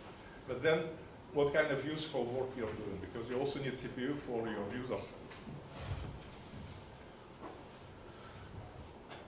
And this is once again, so it's tuning coming by monitoring, but it's not much you can do here. So first, LRU scan depth, so you can keep it for 1K, so by default, and I say, okay, so hooks and page cleaners will do the job. Or direct is mandatory, so sometimes people use, no, I think it's bad idea, so because you can lose data. You need to have consistent sync. So especially you're on storage, everything you saturate your storage, and you cannot accept, and you will lose. So you may get a crash, for example, or sometimes so it's Facebook reported in the past, like you have errors on the storage, but it's kind of on Linux kernel, it was not reported. So you continue to write, you suppose it's writing, but it's not writing anymore. So change buffer helping always, so especially for secondary indexes on IO bound. So it will save you some IO. You will not write secondary index pages at once. It will be delayed. And well, for double write,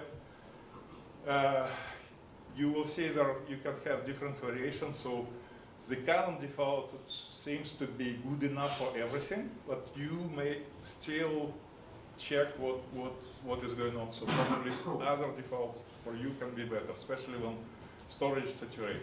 And then you have all in the DB metrics to see, okay, what is demand of free pages, how many you flash, how much you can flash, how many single page flash you are doing. So it gives you an idea about what's going on. The real help on this, better storage. So storage will be always a key piece. So F-data sync, which is new default now, it was new option which was introduced pretty recently, so if you think there is no innovation inside, there is. So I forgot to mention here. So with F-data sync enabled and without, this is a disaster. So it's always critical, so as this F-sync performance, it's always impacting you. Well, except if you don't care about your data, right? So then, okay, your transaction can be 2, let's go, and let's crash it, fine. If you have a backup, okay. Change buffer. So change buffer, you don't hit very big. So just 5% is enough. You just enable to all. And well, especially on high load, it's visible. But just keep in mind that this buffer is change buffer is in your buffer pool. So if you give more memory, so it's less memory you will use. Also, it has direct impact if you want to resize buffer pool dynamically, for example. So this will mean then you decrease buffer pool, you decrease your change buffer, and then change buffer need to flash all the changes you made. You may get performance impact. So you need to, well, in case you resize buffer pool, so you need also decrease your change buffer, so increase or to delay all the separation. Double write impact. So, boy, at least here I did not forget. If you forgot about innovation, so it was in 8.020 introduced the new buffer pool, double write. So double write impact, when you're in memory, it's mostly no impact. So in some particular cases, you have an impact on this and so on. Because, well, all page writing is going in background, so you don't care. It's not impacting. What is impacting the user when you have in memory? It's only about latency on redo load. So your page flashing is going in background until you are able to follow your charge with redo log write and page flashing. You're only impacted by bin log and redo log. But when you go to IO mode, so for IO mode it's totally different because for every page write, you will write also in double write, and you also read. So in fact, you saturate your storage, and so you can see the red line is a new double write, which totally changes the story. And who made it? The man is not sleeping. Thank you, Sally. But the story is not finished. So new default we have, so with new double write, you can configure number of pages in double write and number of files. So before it was 2 files, 2 pages, or 2 files, 4 pages. New default is 2 files, 128 pages. But when you have saturated storage, you see in this case, green line with small double write, it's helping you get better performance. So in saturated storage is this case. If you don't have storage saturated to its bigger capacity, the story is different.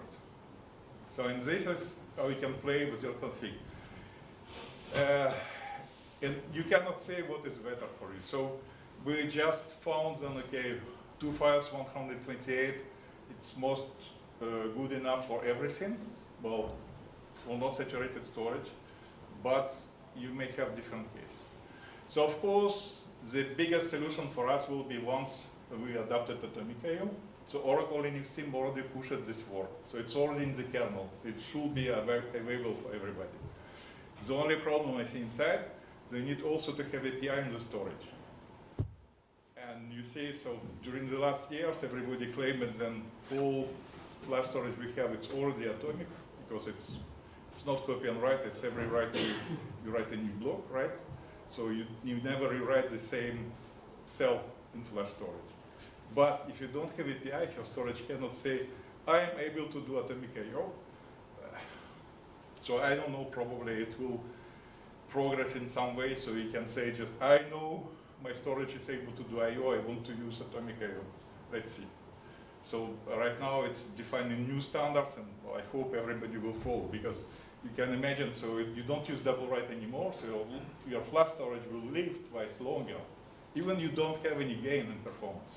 But well, you can see the red line in both cases, saturated or not saturated.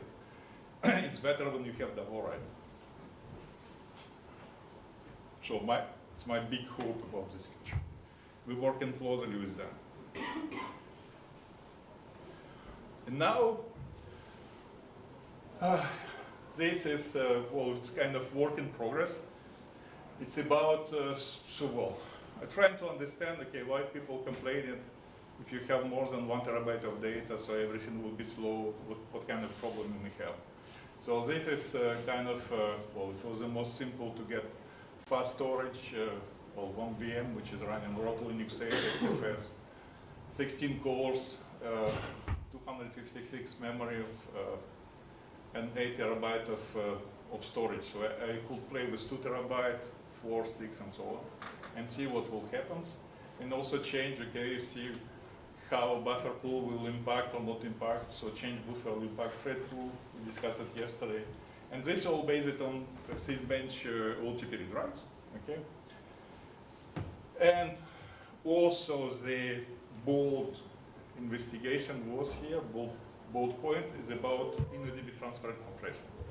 So there was many improvement made in the Linux kernel to support punch holes.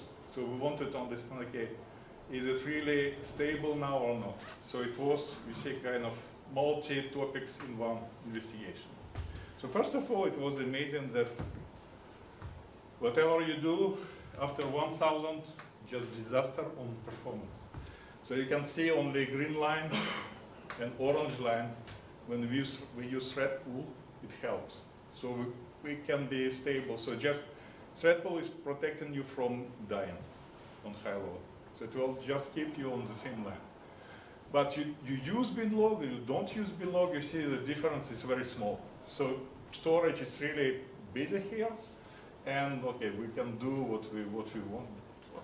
So up to 1,000 users, we keep the loads, and okay, it's disaster coming. Okay, now we'll change in buffer pool, we'll change something. It's the same disaster, so we don't need to look on thread pool, not on binlog, but Windows and okay. Using smaller buffer pool, yeah, bigger buffer pool did not help. Sorry, just to understand, when on this test that you're doing, are you using the variables, data fields, or all of them fixed size? So whenever you write, there is create, split pages, and so while you're writing, you increase the number of data that is going to be sparse, or is it going to be always ordered data? No, because so Sysbench LTP read write, you have write transactions, so it's 4 queries, 2 updates, 1 delete, 1 insert, right? And as soon as you starting to do insert, delete, so you already moving data, and one of update is doing index update. And this is always, so if you do only index update, you have huge impact. So this is, let's say, okay, so reasonable workload. Yeah. It move a lot of stuff, but okay, it's 14 queries doing select, 4 doing writes, so it's kind of good enough for, let's say, simulation of production. So big surprise on buffer pool size did not change anything, so it's really about storage, you see. 64 or 2, well, it's 200 by default, not helping. And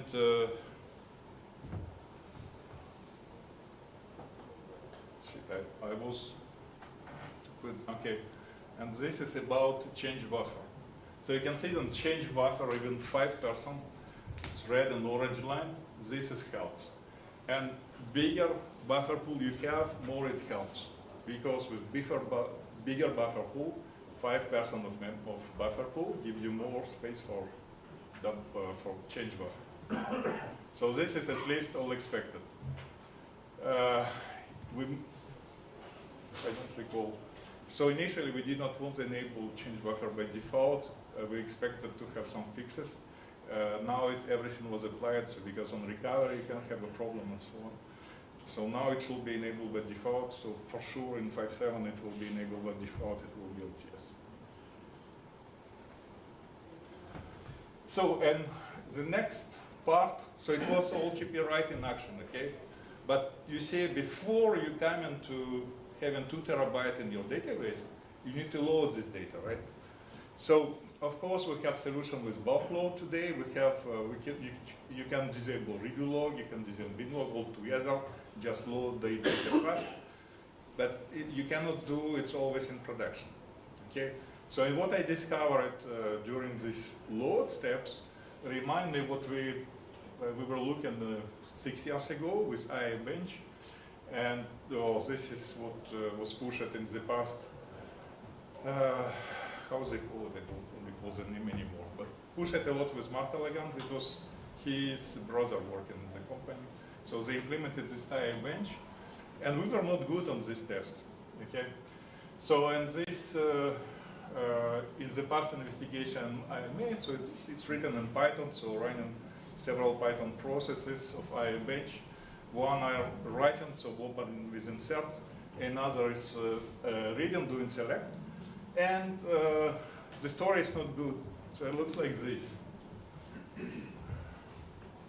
So when buffer pool is big, so everything is looking fine. It's when we have smaller buffer pool, so more data which we're trying to insert comparing to buffer pool. So you see this red line. So every time it's going down, down, down. So I assume we have smaller buffer pool, and it's going down when we don't have any more free pages in buffer pool, okay?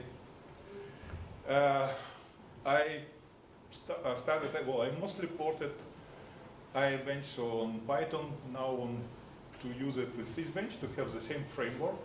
See, so I don't recall if I told it, so I have benchmark kit, so it's public, you can use it. It's based on Sysbench, many scripts around, so to have Ibench also inside. And I discovered just on this test, what do select? It's very smart. In fact, it's for smart to show like InnoDB is bad. So select is every time we'll read all this data. So do you see in any production, okay, you constantly inject new data, but every time you want to read your data from 10 years ago, what will be the reason? So once you read it, you so second time to read again. So generally in production, what happens, you insert new data and you want to analyze the latest one, right? So what was recently, not what it was 10 years ago. And once you read what it was 10 years ago, you don't care anymore, no? You will not reread again and again. So the test was really designed to show that when you inject the data and then you want to read the old data, they will be out of your cache buffer pool and you will be bad. So if you will read the recent data, you are good. But well, no matter. So at that time I discovered then we have just B3, which is broken, and we saw then we have reads coming from the storage. So just using partitions was solving this. So in fact, you continue to do insert, you finish one partition portion, you switch to another one, you switch to another one, and you always keep your data, hot data in the buffer pool. So you're just fine. So it's just kind of a workaround here. Well, the current story is slightly different. So first, when you load the data, it looks like this. So it's not, at some point, you don't have free pages anymore, but it still continues to decrease. Why it decrease? It was a big question, why it decrease. Especially if you increase redo size, it still decreases, but you do your job faster. And my big surprise was there is no IO reads. So which will be signed, then your B3 really go to the storage, and you need to reread it again. We don't reread anything, so there is, well, kind of mystery right now, but at least, okay, if you first work around by bigger redo log, so it can be temporary, you see you can change it dynamically now, so you can speed up already your load data. So you compare it to this one, it is 2 or 3 times faster, right? And if you use partitions, it's even more fast. So this was just 8 partitions, and you can see then, okay, bigger redo log helps, but it's really already from the start, even with small redo log, you already have a huge difference. The most interesting was when we move it to transparent page compression. So in the past, it was introduced in 5.7, and the biggest problem was the file system takes a long time when you want to drop a file. So once you started to use punch holes, your file drop, it can take 2 hours, 10 hours, whatever. So if file is big and you want to drop a table, InnoDB at some point will just make a signal and crash because system call unlink did not return, right? So over time, there was a patch, there was a contribution, I think, also, about to drop the file in background, so we don't need to wait for unlink. XFS was improved, the kernel was improved, so now it just, in few milliseconds, you have a confirmation file was dropped and file will be deleted in background. But even this problem is gone, so we observed several different ones. So sometimes it just hit and slow down for no reason. So everything is going fine, going down. So well, I even did not put graph here because you will see numbers, it's crazy. Or the most surprising was you do some IO writes to file with punch holes, and another file which don't use any punch holes will be impacted. So it just, once you have punch holes writes, everything is slow. If you stop it, it's faster. So I don't know what is the relation. So for me, this option is not finalized. So now you can see numbers. So it was 32 threads used in parallel, inserting in bulk insect with 1,000 rows at a time. Every time we enable compression, this is different. It's twice times slower comparing to even normal stuff, or 3 times. So even everything is good with partitions, always twice slower with compression. We expected the opposite because you compress, you will write less, right? No, it's too complicated. It's complicated inside to do all this stuff. So, well, personally, I will not run production lasers, especially if you don't know what to expect now. So, to go in more far, it's about 2 terabyte, 4 terabyte, 6 terabyte. So starting with read log of 16 gigs. So in this case, I have 2 VMs. So 16 cores and 32, just to see, okay, will 32 cores help to see better performance? Like everybody expecting you will have more power, you will do better. So, and this system also has storage with higher I/O capacity. It's a little bit better, but not too much. You see, they are not far one from another one. So it's still about storage, what you can deliver inside, and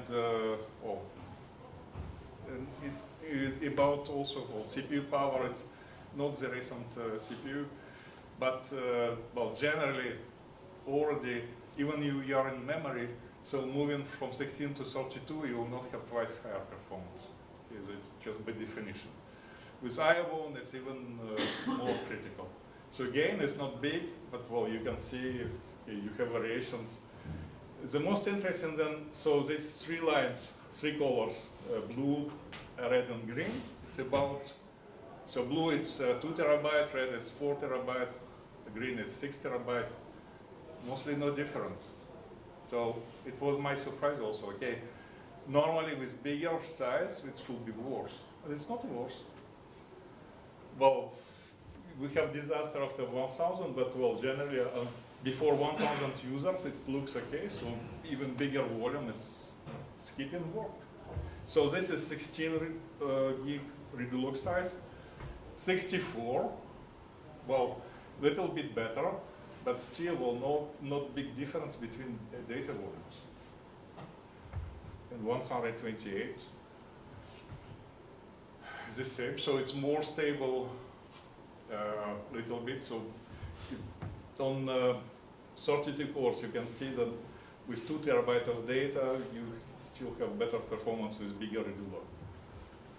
But well, not big surprise. Surprise then is coming on this data load. 2 terabyte, 4 terabyte, 6 terabyte. So well, we no reason to look on compression, so compression is bad. But helps a lot. So, well, you see 35 hours for 6 terabytes, but if you move to partitions, you see you can go to under 9 hours. So it's different story.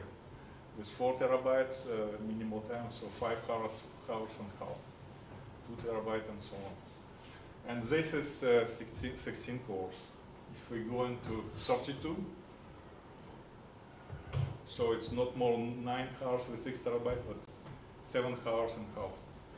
So combining bigger read log and partitions, we can go to something better, and it's already today. So surprisingly, having change buffer on low data is not really helping. So it's when you have changes of data and so on, and you need to delay secondary indexes, then it's helpful. Well, to finish on something positive, at least. So this is IO bound 1 terabyte TPCC, comparing Amazon and what we were trying to do at least, okay, all this time. So, well, you can see the difference. It's stable because of thread pool, but generally, well, it's exactly the same binary of MySQL we executed on OneCloud, so Oracle Cloud, and on Amazon. And if you recall Tank from the yesterday's slide, so this is about RDS. RDS, I don't know, it's totally bad on IO bound. Somebody using it. Well, hope everything clear, more clear for you now. Any questions?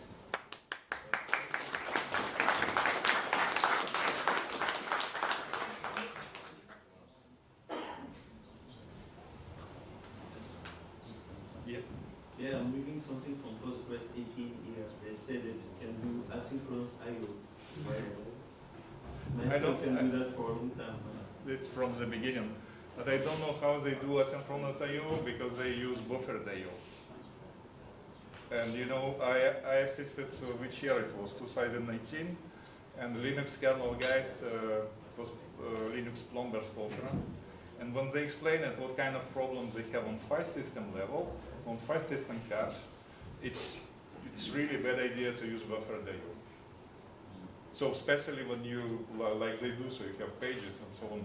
So we use buffered I/O for redo logs, but it's only, you know, just because we can have several writes in parallel, so it's going to cache, and then it will do flush.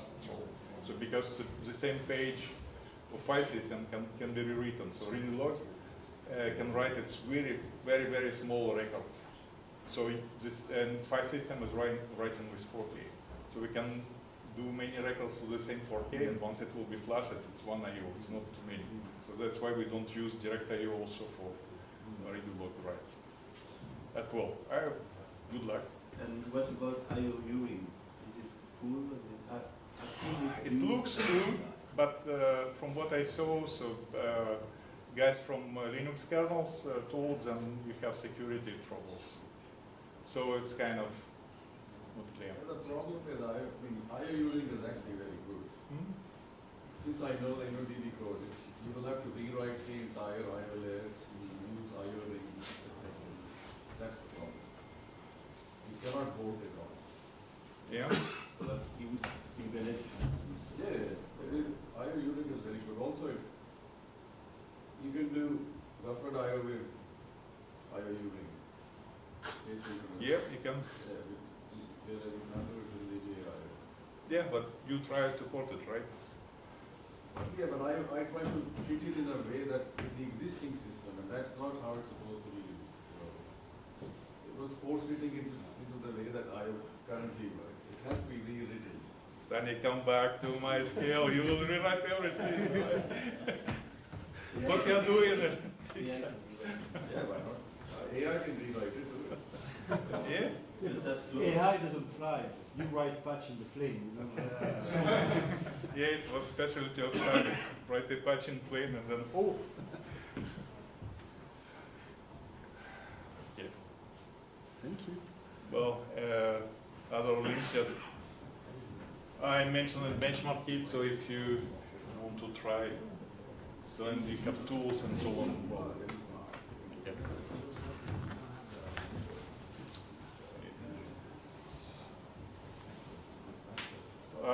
There is also another tools, it's a package. If you sometimes you have a problem in production, you can contact us and you deploy just a tarball and you can collect all the data and get us to analyze it.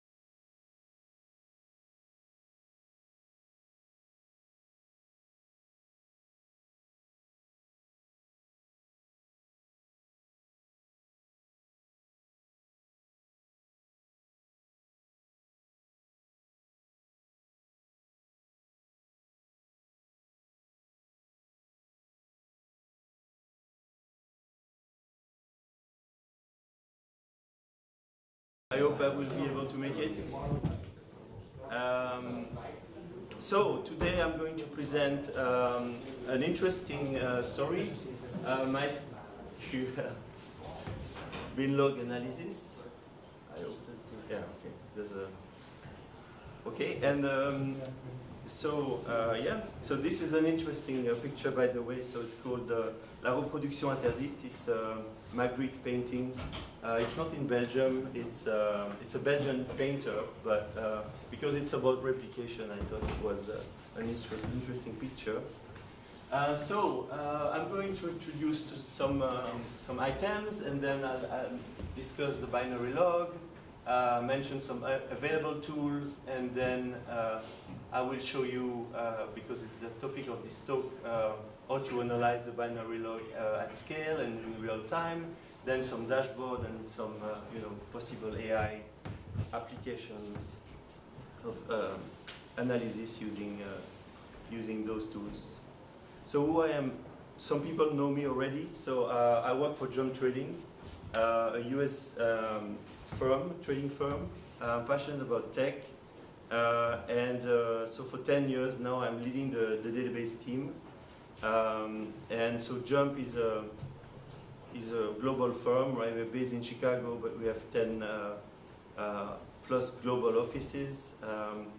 And so we are doing all kind of research. We have HPC infrastructure. We do a lot of technology, and so I'm part of that story.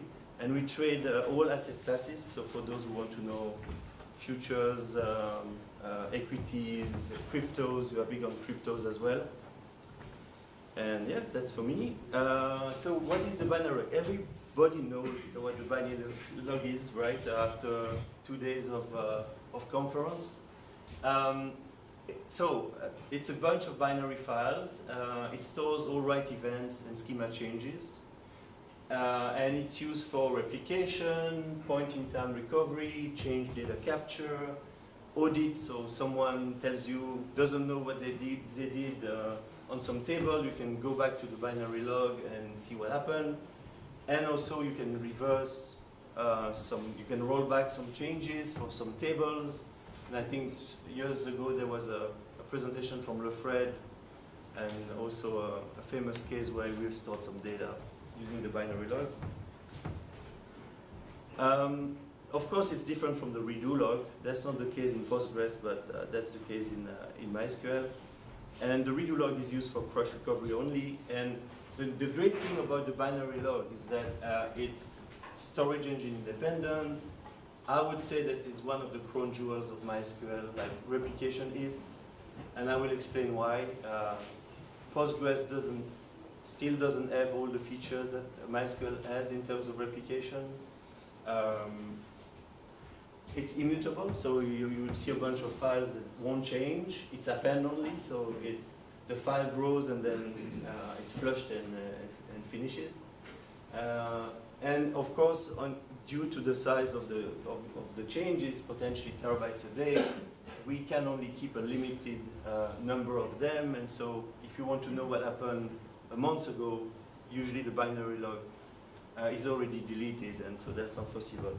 So what I'm trying to show here, so those are the binary logs. So there's a variable that controls where the binary logs are going, and it finishes with a prefix that you can see here. So you have those append-only files, roughly 1 gigabyte in this particular configuration, and so they grow. They are numbered, and so those are the binary logs that you get on MySQL. I think everybody knows that, but I prefer to introduce it. And there are important variables in the server that control them. The binlog format, the default one today, I think, is raw. And raw is going to log events, inserts, delete updates, and DDL, of course, as opposed to the statement that would log the SQL statements. Another important variable, apart from binlog format, is the binlog raw image. And this one is important for CDC and for the size of the binary log as well. By default, it's full, meaning that MySQL would write the before image and the after image of the events, and we're going to see that here. You can, of course, optimize it with minimal, but in the context of the CDC, most tools would support full, so we're going to stay on full. It's also possible to compress the binary log because they are very verbose. If they contain the before and after image of the rows, you can very well compress them. And so that was introduced in 8.0, I think. You can enable this binary log compression dynamically, and then by default it compresses them in Z standard 1. They can also be encrypted, but it's beyond the scope of this presentation. Inside the binary log, you would see that binary. So if you do VI or less, you will get that. So you have a prefix, you have the version of the binary log, version of the server, and there are tools to decode it because obviously the binary is hard to figure out. And the usual options are VV, verbose, and you can decode the events, the binary events, using this option base64 output decode rows, and you would get something like this. So you would have position information, time information, CRC information, etc. So you would be able to make sense of it. And so, like I said, an insert would have a 0 before image because it doesn't exist, would have an after image. The update would have the before image and the after image, and the delete would have the before image only and no after image. And so the command is actually a full remote client, so you can run locally without any notion of remote server. Batch only, that's not exactly true. You can actually connect to the server and sort of streaming it, but usually people use it as a one-off command. And you can use different options like start position and end position, which means that when you're searching it, it's really sequential. And of course, it's hard to search because you have to run the command, pipe it to grep and stuff. Or it's hard to figure out the columns of the events as well. So here's an example of an update where on a heartbeat, and of course you see the difference of value, the where clause, so the where is the before image, the set is the after image, and you can see here, it's really a simple change here. It's just a heartbeat that is changing from 33 seconds to 43 seconds. But it's very verbose. So the difference of information is really minimal, but you have all, and those columns here, 1, 2, 3, 4, 5, 6, you need to know the schema to know what they mean. The binary log doesn't give you that information. You have the table, that's practical, but the columns, you don't have them at this point. So the other tools that you can use to analyze it would be binlog to SQL to generate the flashback and the rollback events. Debezium is a very famous one that streams the binary log into Kafka, for example. We're going to use it later in this presentation. I think the Go MySQL is a very famous one. Maybe we have the creator of it in this room, right? Okay, over there, Daniel. And some people that like Python use Python MySQL replication. We have that internally, so I wanted to mention it. Okay, so what we want to do here is really, we want analytics, so we want everything. No data loss. We want longer retention, weeks, months, rather than hours or days. We want also low latency analytics, so we want the data as it was a few minutes ago when the problem or the analysis is required. And also we want the queries that we run on that data set to run quickly much less than minutes. Interactive people want the answer is in 30 seconds maximum, like even 1 second is better. And of course, this analytics can be done by humans, it can be done by AI agents, so if an MCP server, they should be able to answer the questions that you have. And of course, I don't think they can do it very efficiently on the binary log itself. So that's where that's the topic of this talk, show how it is possible. And of course, you want to do that not too expensive. So, solution, you can do that if you treat the binary log as a table. So you need to log all the events to a big fat table, because this way the AI can see it, the human can see it, the beaver can see it, everybody can see it. You log all the information. You don't want to lose any information on it. So the before image, the after image, the timestamp, the row event, the type of event, if it's an update, if it's an insert, if it's a delete, it's a DDL. And also you want to stream it, because we said low latency. And yeah, what it means is that with those requirements, what you need is a real-time analytics solution or an observability solution. And you cannot really do that in MySQL, sadly. So the solution that would implement that would be to turn the binary logs into Parquet files and put them on some Databricks or Lakehouse. But the latency wouldn't be that good, I think.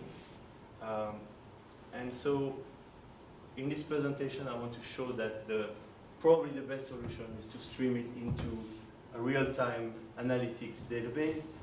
So ClickHouse is one example, StarRox is another example, HeatWave maybe.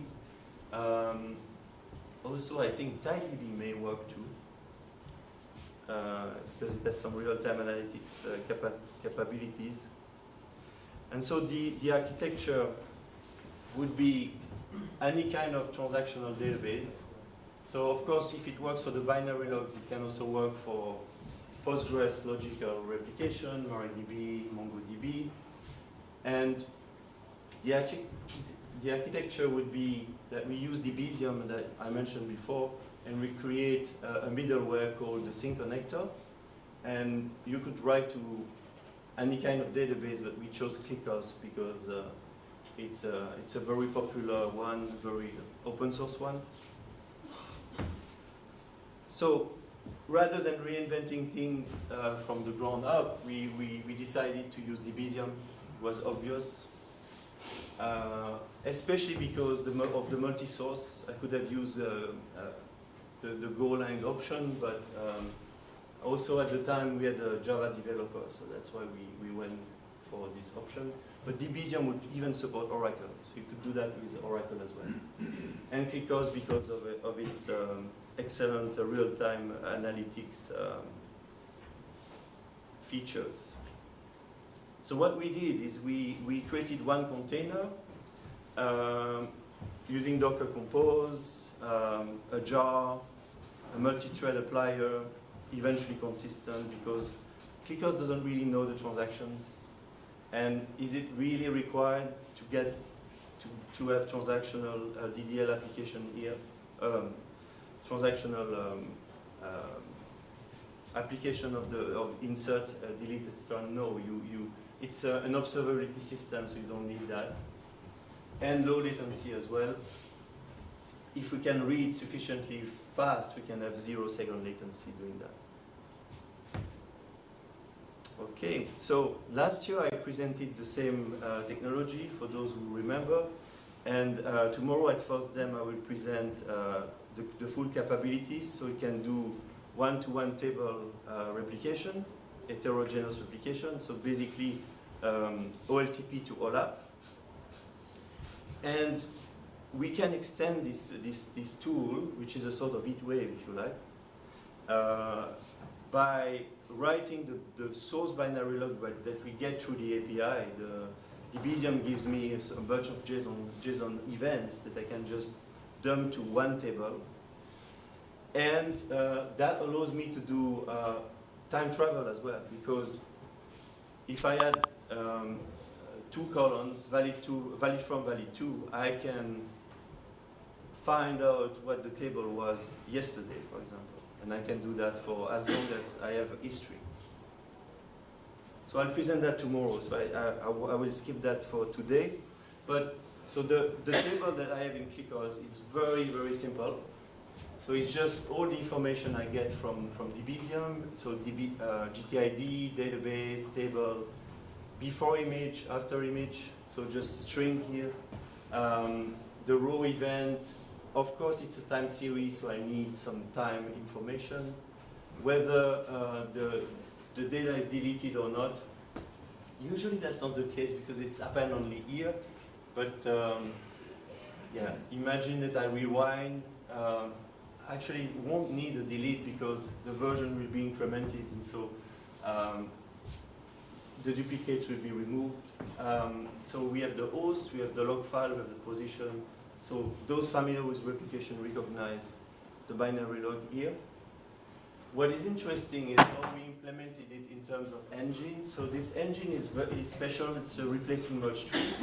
So it means that if you you can write the same row if you rewind to the previous binary log, for example.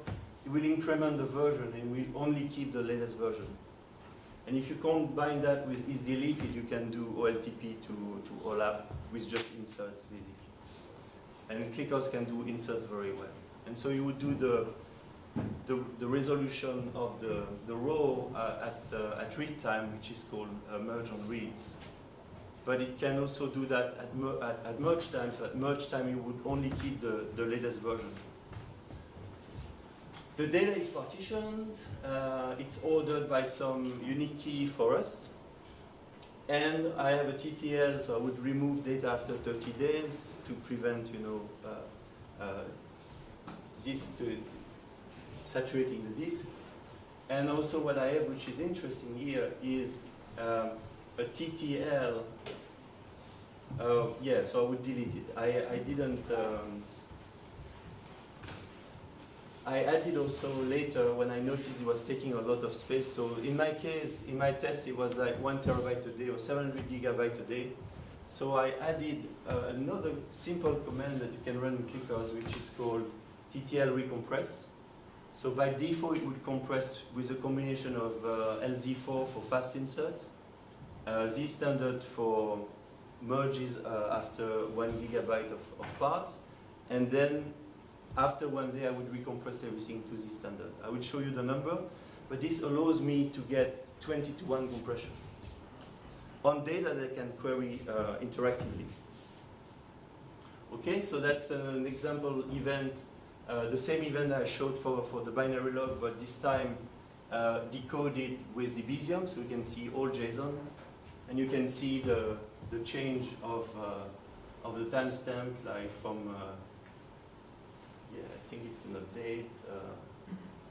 Yeah, so from 13 to 23, so the difference of 10 seconds there. And what is this value? Yeah, I think it's the, yeah, it's the server ID or something like that. So we can see it's kind of verbose. So what can we do once we have the data in real time in the binary log table? You can troubleshoot the lag, you can do audit trails, you can calculate throughput, you can explain some metrics, spot bizarre events. Even AI is very relevant in analyzing this data. You can spot the people that are doing frequent DDL, like I noticed that in that stream people are doing a drop and create table every minute. And you cannot really see that if you're doing sequential decoding of the binary log. You can feed that to an AI, and of course you can also potentially generate the reverse strip because you have all the information. So you can do, for a table, you can revert to a previous state. Of course, it's interesting to have the time travel, because the time travel, you get a snapshot for all the values. That's even easier, so you would extract that CSV and then you would rest of the data. Okay, in terms of time, we are 5 minutes or? Oh, almost 10. Almost 10, okay, good. So here's how you would calculate the absolute lag, assuming that Debezium keeps up. Debezium gives you a timestamp in that big JSON, and so you can easily compute the lag. Here I was catching up, so the lag was like 200,000 seconds, about 3 days. And so you can do that kind of things. The lag computed on a specific table though, I think it works on every table, but this table is a heartbeat, so I know it's always there. Every 10 seconds I have a heartbeat, so I get a time series that's pretty complete. Right? So you can also do audit trail, and that's also on the heartbeat because it's easier. I don't disclose any of my schemas. On the heartbeat table, because of the JSON, you can use JSON functions to know the value of the first column in the before image and the after image, and then you get basically also a time series of a particular key. So here there's just a server ID, just one master. So you can do that kind of things. So find information using SQL. Okay. So yes, I think it's Q&A, but before that I'm going to do a demo. I hope it's going to work. Yeah. And so I'm going to switch to this. I think that's it, Min, right? Yeah. You need to drag it. Oh yeah, I need to drag it. Okay.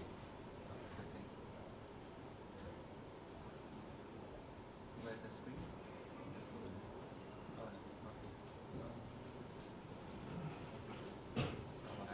I'm disoriented. Okay. I think that will be the end. So after that.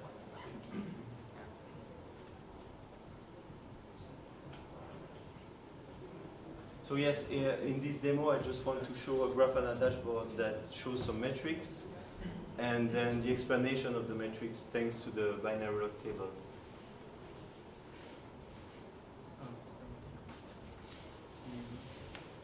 Okay. Okay. So that's it. Because it has been difficult, I'm going to stop here. So here you see everybody uses Grafana these days, right? And so you have the seconds behind source, which is the replication lag. You have the row modification, but this comes from a metric system. And the metric system would give you counters, right? Inserted, updated, deleted, etc. And so very often the DBA would say, what is this? I don't know what this is. So what would you do? You would go to the server, you would run the MySQL binlog command at an approximate time, and you would want to figure out what's going on. Here, you can just use the same table and figure out what it is. And just by, so that would be the same thing. So I proved that by just aggregating by operation, insert, update, deletes, I get the same data. And if I scroll down, if it works, then I get the explanation, because this comes from the binlog tables. And so here you have the detail. You know that this thing is actually holiday hours buffer table. And if I want to know what these updates are here, so I have like, 500 updates per second. If I want to know what this is, then I can just go there and I see that it's a table called Ferrari that's updating at 500 per second. And you can do the same thing with the deletes here. So yeah, so that's my demo. If you have questions, let me know. And yeah, that's it.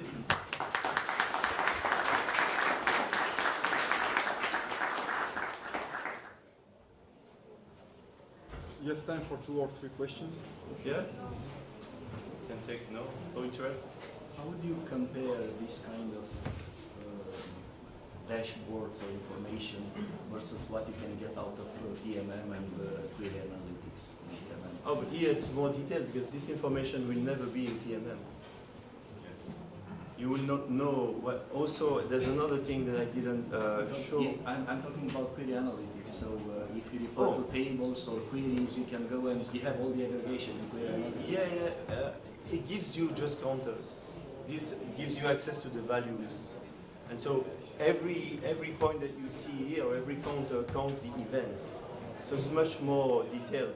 Here you have also infinite resolution. So if I want to know what happened between 2 seconds, I know what it is.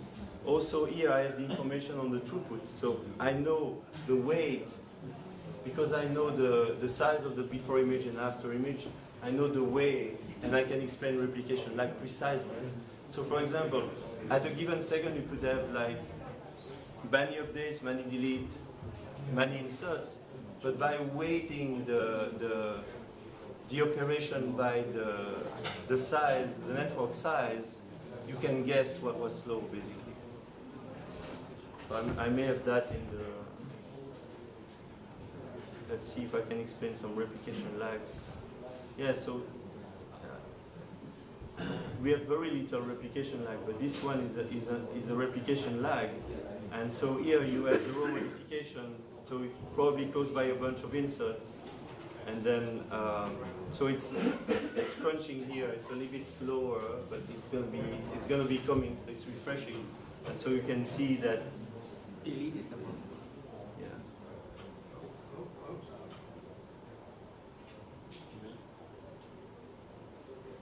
So what was it? It's at 120. So at 120, probably. You also get into a situation where if somebody's asking that there are lots of data in the table, they want to see what the profile was, you can look at this table between the date range and sort of say these are the actions. Probably a lot of updates here. It was lagging 25 minutes already.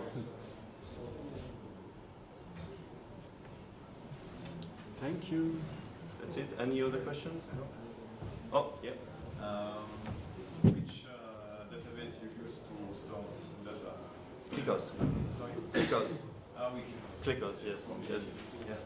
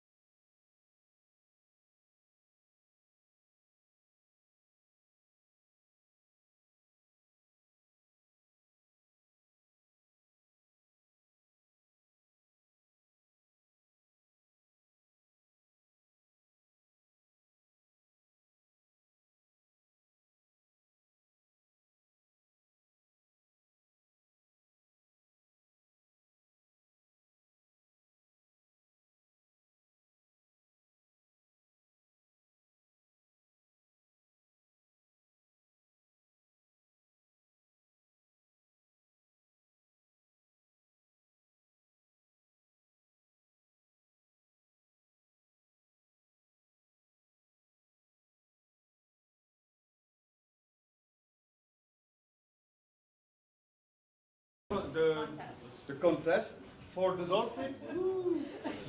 So the picture that got more, let's say, hard was this one. And you got the dolphin, so it's you on the picture. So come to grab the dolphin.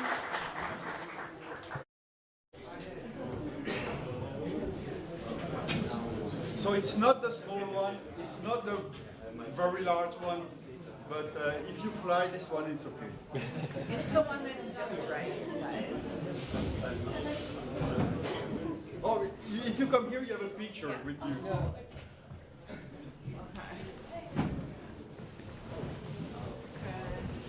So congratulations. Let's pose for the picture.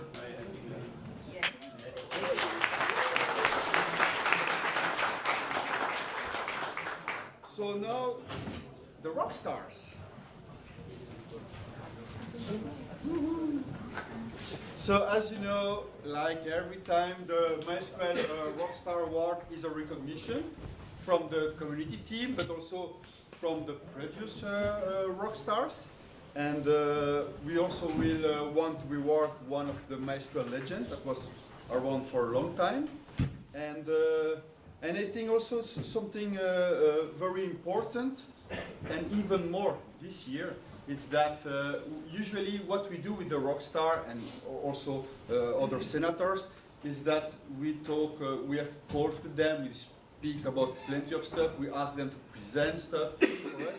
But now they will also be even more part of the roadmap and discuss with us and discuss with the management. It already happened the last call we had.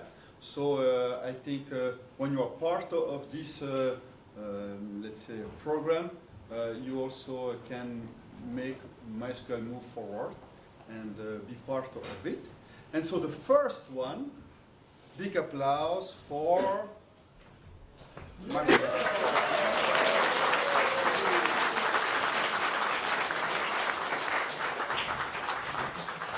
So for his, of course, his continuous support of the MySQL ecosystem and community, especially in Brazil.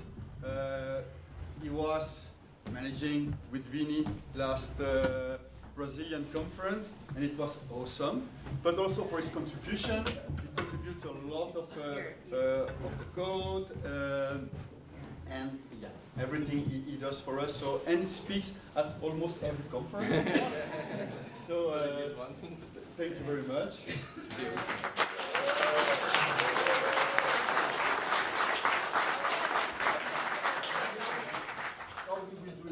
After? Okay. Oh, I forgot. It's right?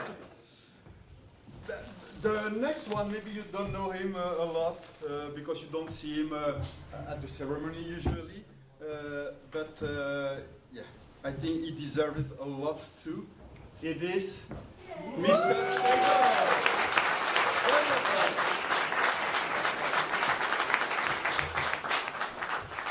So he delivers a high impact technical talks, right? Like congratulations. Oh.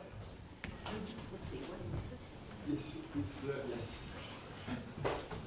Oh, beer. and the beer, don't forget. And the chocolate. And the And chocolate. Okay. And so we all know Matthias for all the work he's doing because, to be honest, he's the party squad now for the community dinner that he's doing almost alone.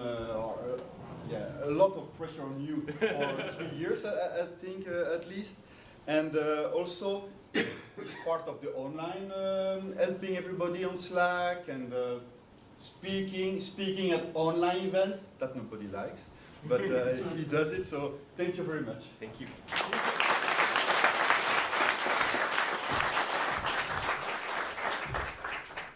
The next one, unfortunately, is not able to be here, so I will try to make, but I have a video.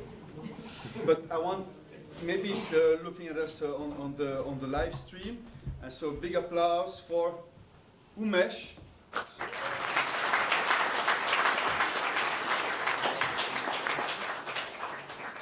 So Umesh has provided exceptional support for the MySQL community, and I checked in the records and I asked Omer how many public bug report he completely worked on it, and it's over than 14,000.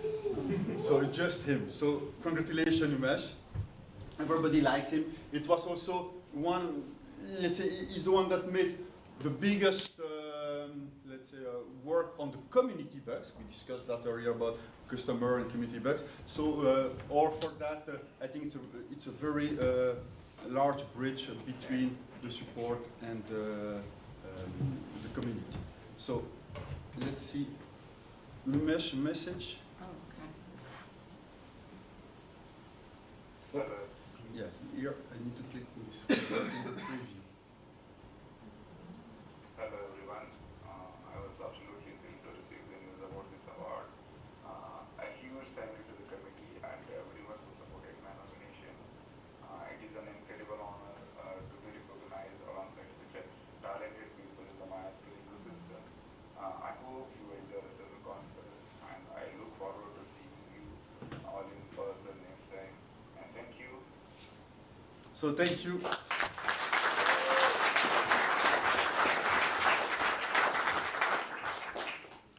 So the next one, I don't know if you know him. I think he was around. We know it's long time in the community because how he's dressed most of the time. In any conferences he go. So a big applause for Mr. Ronald.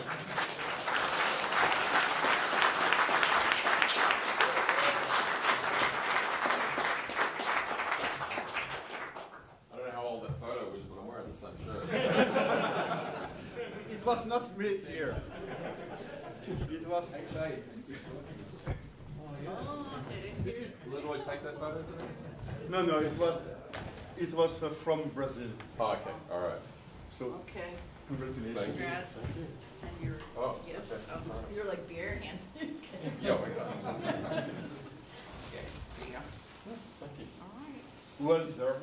Congrats. Look, Oh, you this got logo, we don't even see it anymore. That's why I was talking about all the, the fashion and all the artifacts of the MySQL community. Yeah, I actually got my MySQL sweater from like 2007, so yeah, it's a chance to bring it up.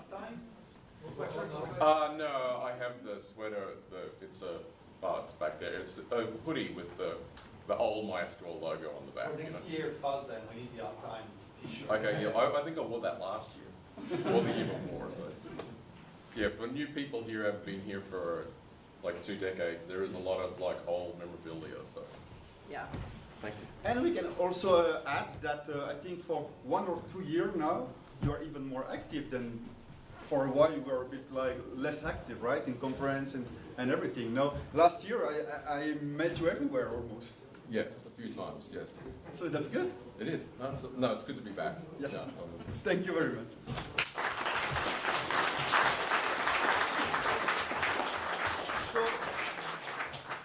So the last one is also a legend because he's there around for almost ever. So a big applause for Il Nonno, the Grinch. Where is the Grinch? Right now. Let's call him.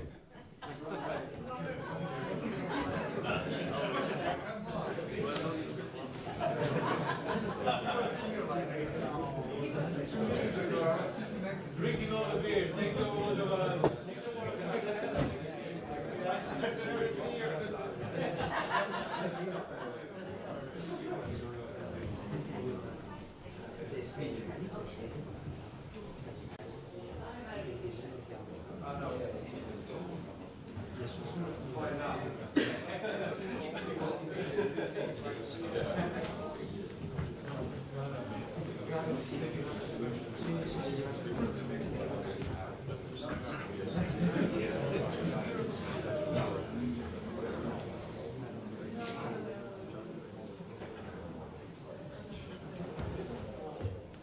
Marco.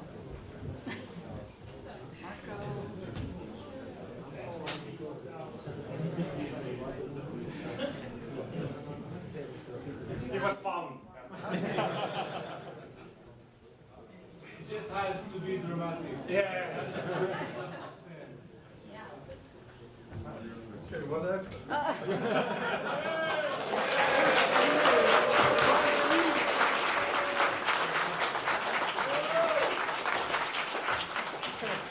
Just because I'm old, not because Marco, why no purple pants? Oh yeah. blue pen, yeah. But this is not only the, you have. Not here. only that. Oh, guys, Your this is certificate, your sweatshirt, Thank you. tequila and Thank you. chocolate. This is Here. completely unexpected. Thanks.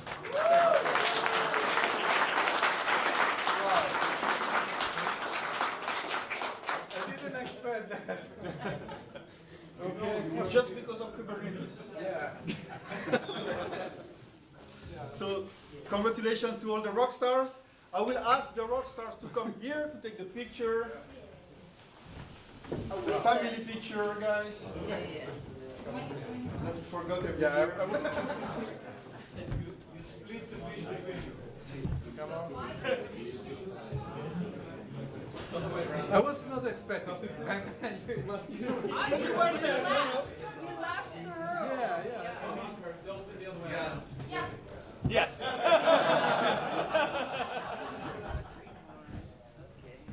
Likewise.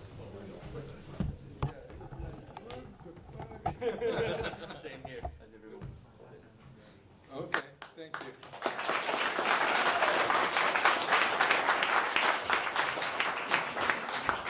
Another picture. Look at this. Thank you for being at this event. I hope you enjoyed. And now we will let Matthias do his magic. Yes. 1 hour or? Yeah, something like that. Yep. So thank you very much.